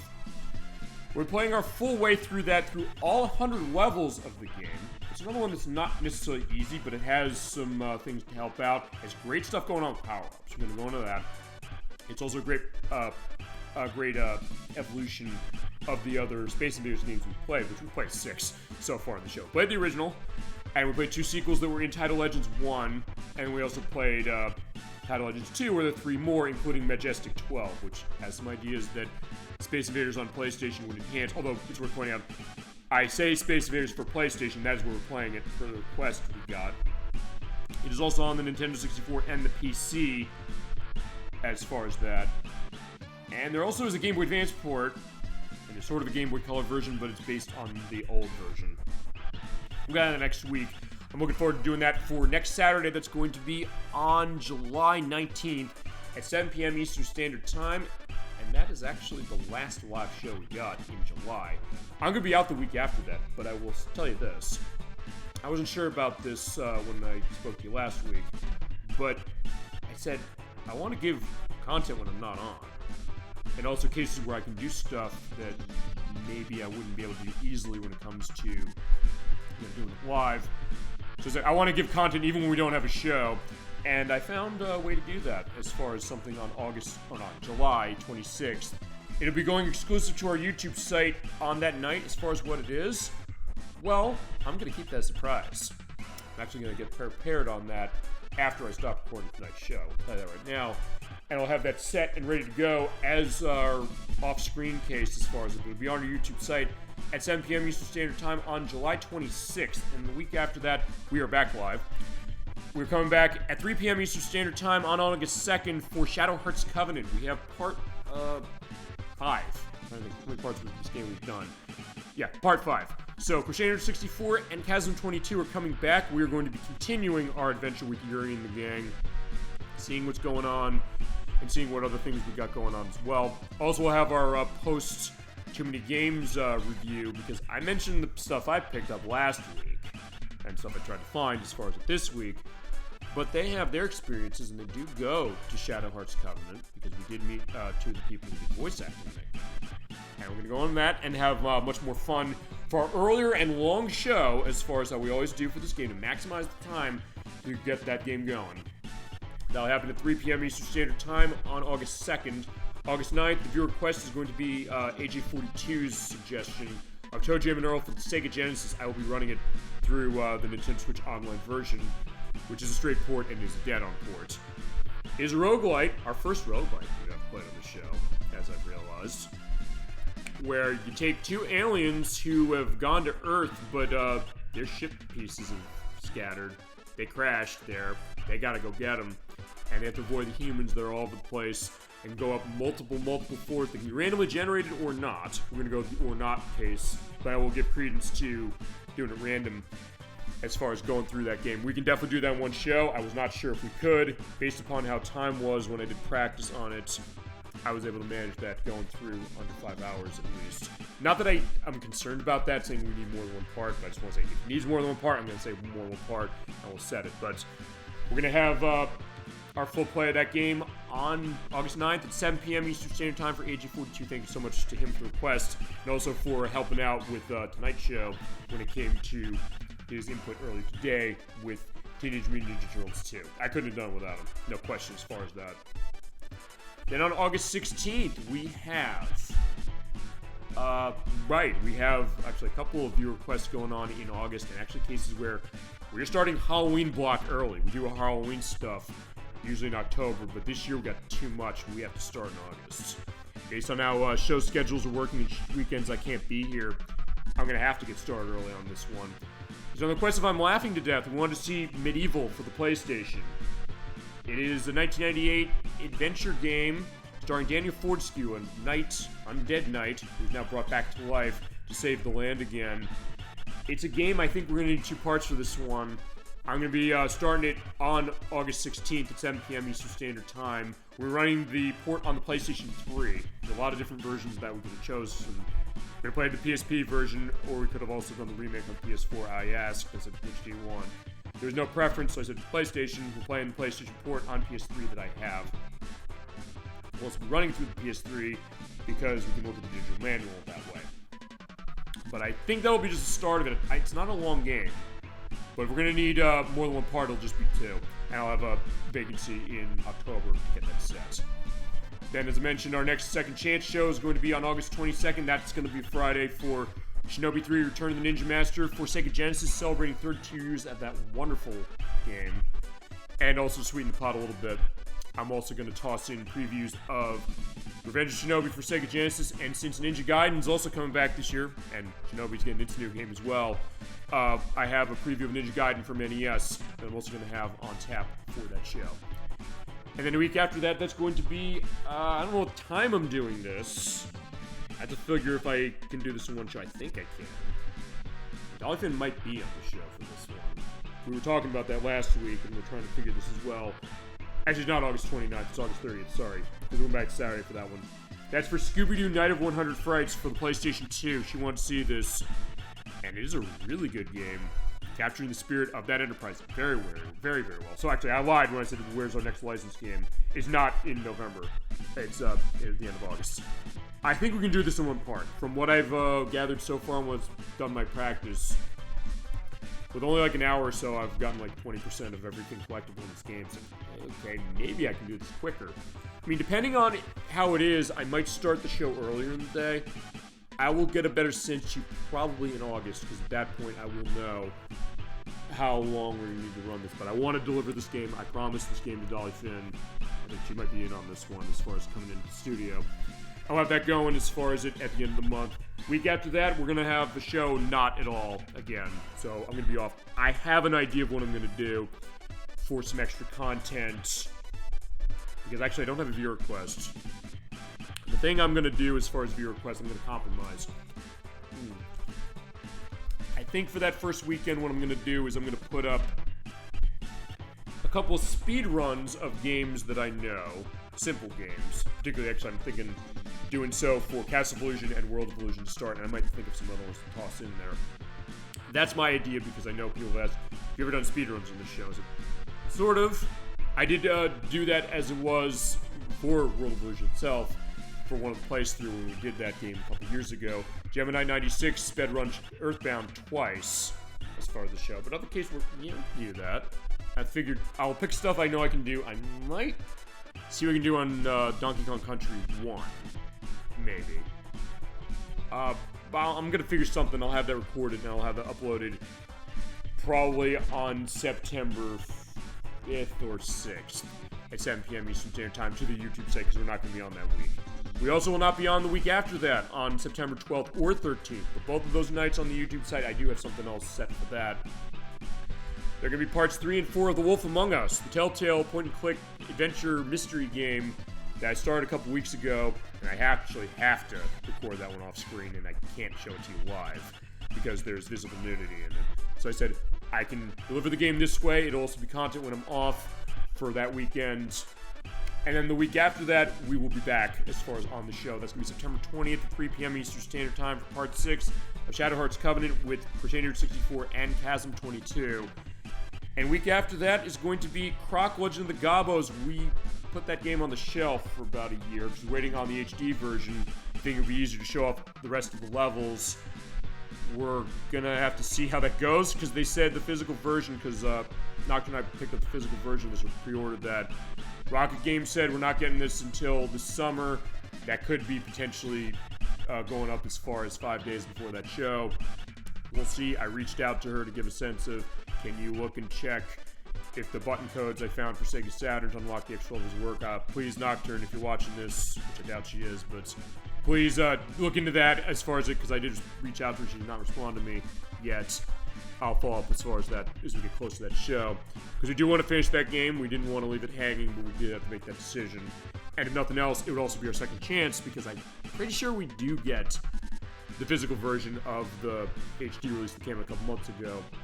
before that program. Now, if that's the case, what we'll do is we'll show off some extras within that release. Because we're both converts to Croc after the play we've had, or that she's played in particular. She's the one who controlled that. We want to show off the extra stuff and see what did the HD version do. We've heard nothing but good things as far as how they handle this. Make it pretty much the definitive way to play Croc nowadays.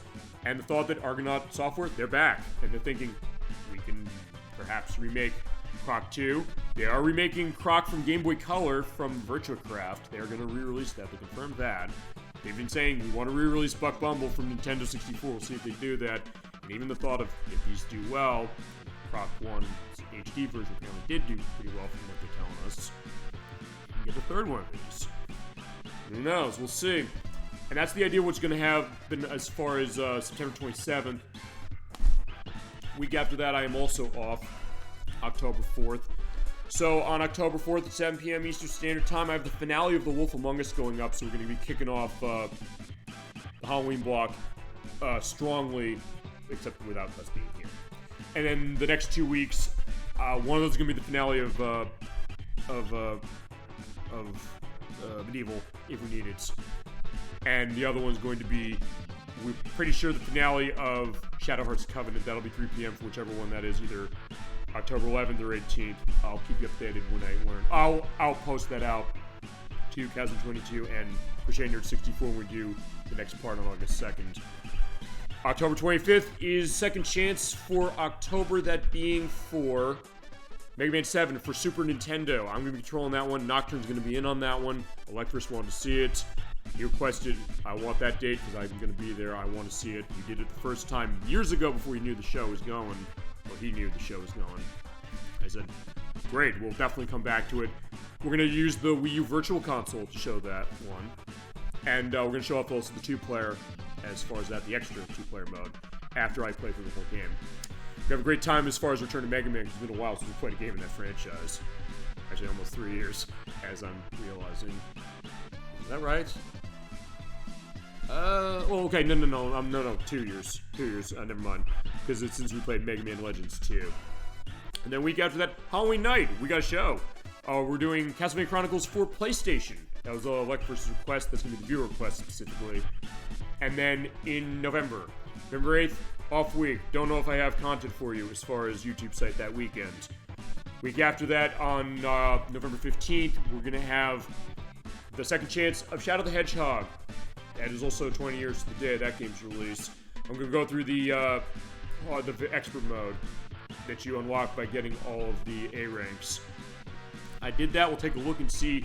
Maybe 20 years has been kinder to that game than it was when I first played it 20 years ago. And we're on the Xbox version, so it is the best version. I'll say that for sure. If you're going to play Shadow the Hedgehog, play on the Xbox, but you're going to be paying some money for that one. I'll definitely say that. Then the week after that, that's going to be, we're doing Pinocchio for Super Nintendo. That's Finn's request for our annual Disney game on the weekend before Thanksgiving. Weekend after Thanksgiving, 2 days. We do have the Xbox Live Delisted Showcase Volume 2. That was an AJ42 request because he said there are other games on Xbox Live Arcade that I didn't remember for the last one. So we got tons we can look at again as far as it. As I mentioned, I announced Teenage Mutant Ninja Turtles, Turtles in Time Reshelled is going to be part of that. Penny Arcade on the Rainslick Precipice of Darkness Volume 1 is going to be part of that.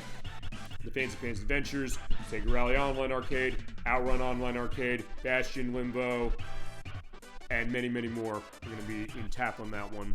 And it's also going to include games that were available and backwards compatible with the later Xbox consoles as well, but in cases where you still can't get them anymore, unless you bought them already, as far as on 360 at least, but they might be available other places. And of course I'll tell you where they are as far as where you can have them.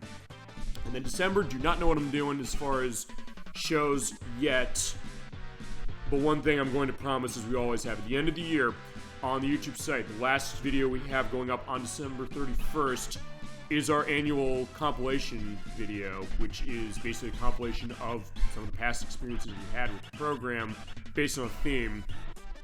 2 years ago we had the greatest gaming feats performed with myself and guests.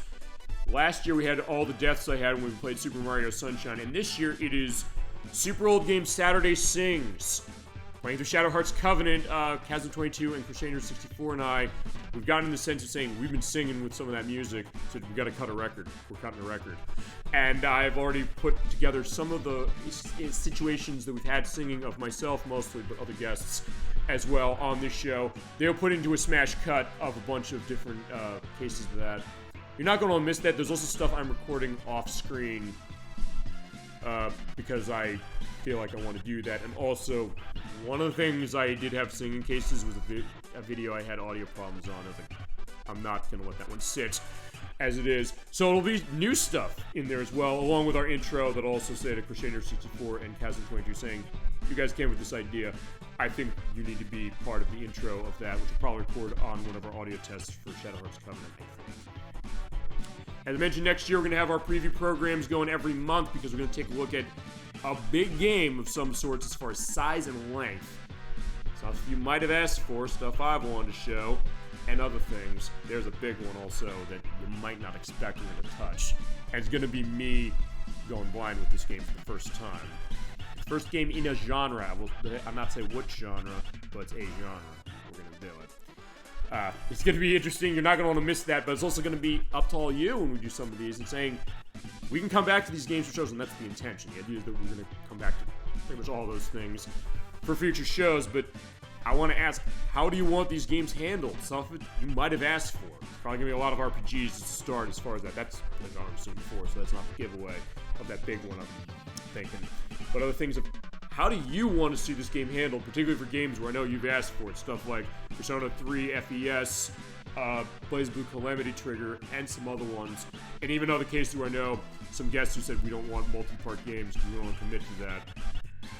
I'm going to probably say to them, you want to come in for just one show as far as a preview on some of this. I think they've indicated yes. Basically, I'm talking about Edwack and Nikki there because they're the ones who basically said, for the most part, we're not going to do that, except for certain cases like Banjo-Kazooie for Edwack. I don't know when he's doing that. And then Crash Bandicoot Wrath of Cortex, which is Nikki's next case, which is going to be a couple parts as is. Yeah, there you go. The future's looking bright, and the reason I go into schedule as much as I do is because, yeah, we're going this show for the long haul, and of course, going back to Reese the Worthing Dodge, you mentioned you wanted to see Digimon All-Star Rumble. You got it, my friend. We're going to show it, and I will get a copy of that. I'll let you know as far as what's going on with that and when we're ready to do it and when it's scope. Depending on what it is, I might pull that out for the preview programs. We'll do one a month next year as far as the way we did the second chances as far as this year. I might do it that way, or I might say, well, I get a sense of like how I can play this game specifically. I might ask Nocturne, because I know she likes Digimon. She might be the case if you want to do that. But either way, I think that's going to do it for the show tonight. Thank you so much for watching Super Bowl Game Saturday, everybody, for our return to Teenage Mutant Ninja Turtles. And they will also return on our show. And look forward to that when that day comes. And of course, to our next show and to all our shows. Thank you so much for watching the show. Thank you so much for joining us and for being part of the best channel on Twitch. I appreciate you for sure as far as everything you provide to the program. It makes me want to do this every week and have a great time. And I learn a lot. I mean, I get the sense maybe I'm giving off information to all of you, but in case I learn a lot from all of you, and I love that. I love that reciprocal perspective and why I'll keep loving this show. I'm going to keep going on with it till the day I die. But until next time, which is going to be next week, next Saturday, as is. Hope you have a great rest of your night, a great start of your weekend. Here's Georgie, my old college roommate, playing Super Mario Party. And that's a good one. And Super Mario Party Jamboree. He's getting his enhanced version on Switch 2 in a couple of weeks. But hope you enjoy your weekend and your night, and have a great week next week. I will see you next Saturday at 7 p.m. Eastern Standard Time for Space Invaders for the PlayStation. We're not going to want to miss it. Till then, keeping awesome. Have a wonderful night. Thank you so much again for everything. Keep staying awesome and radical and cowabunga. Take care, everybody.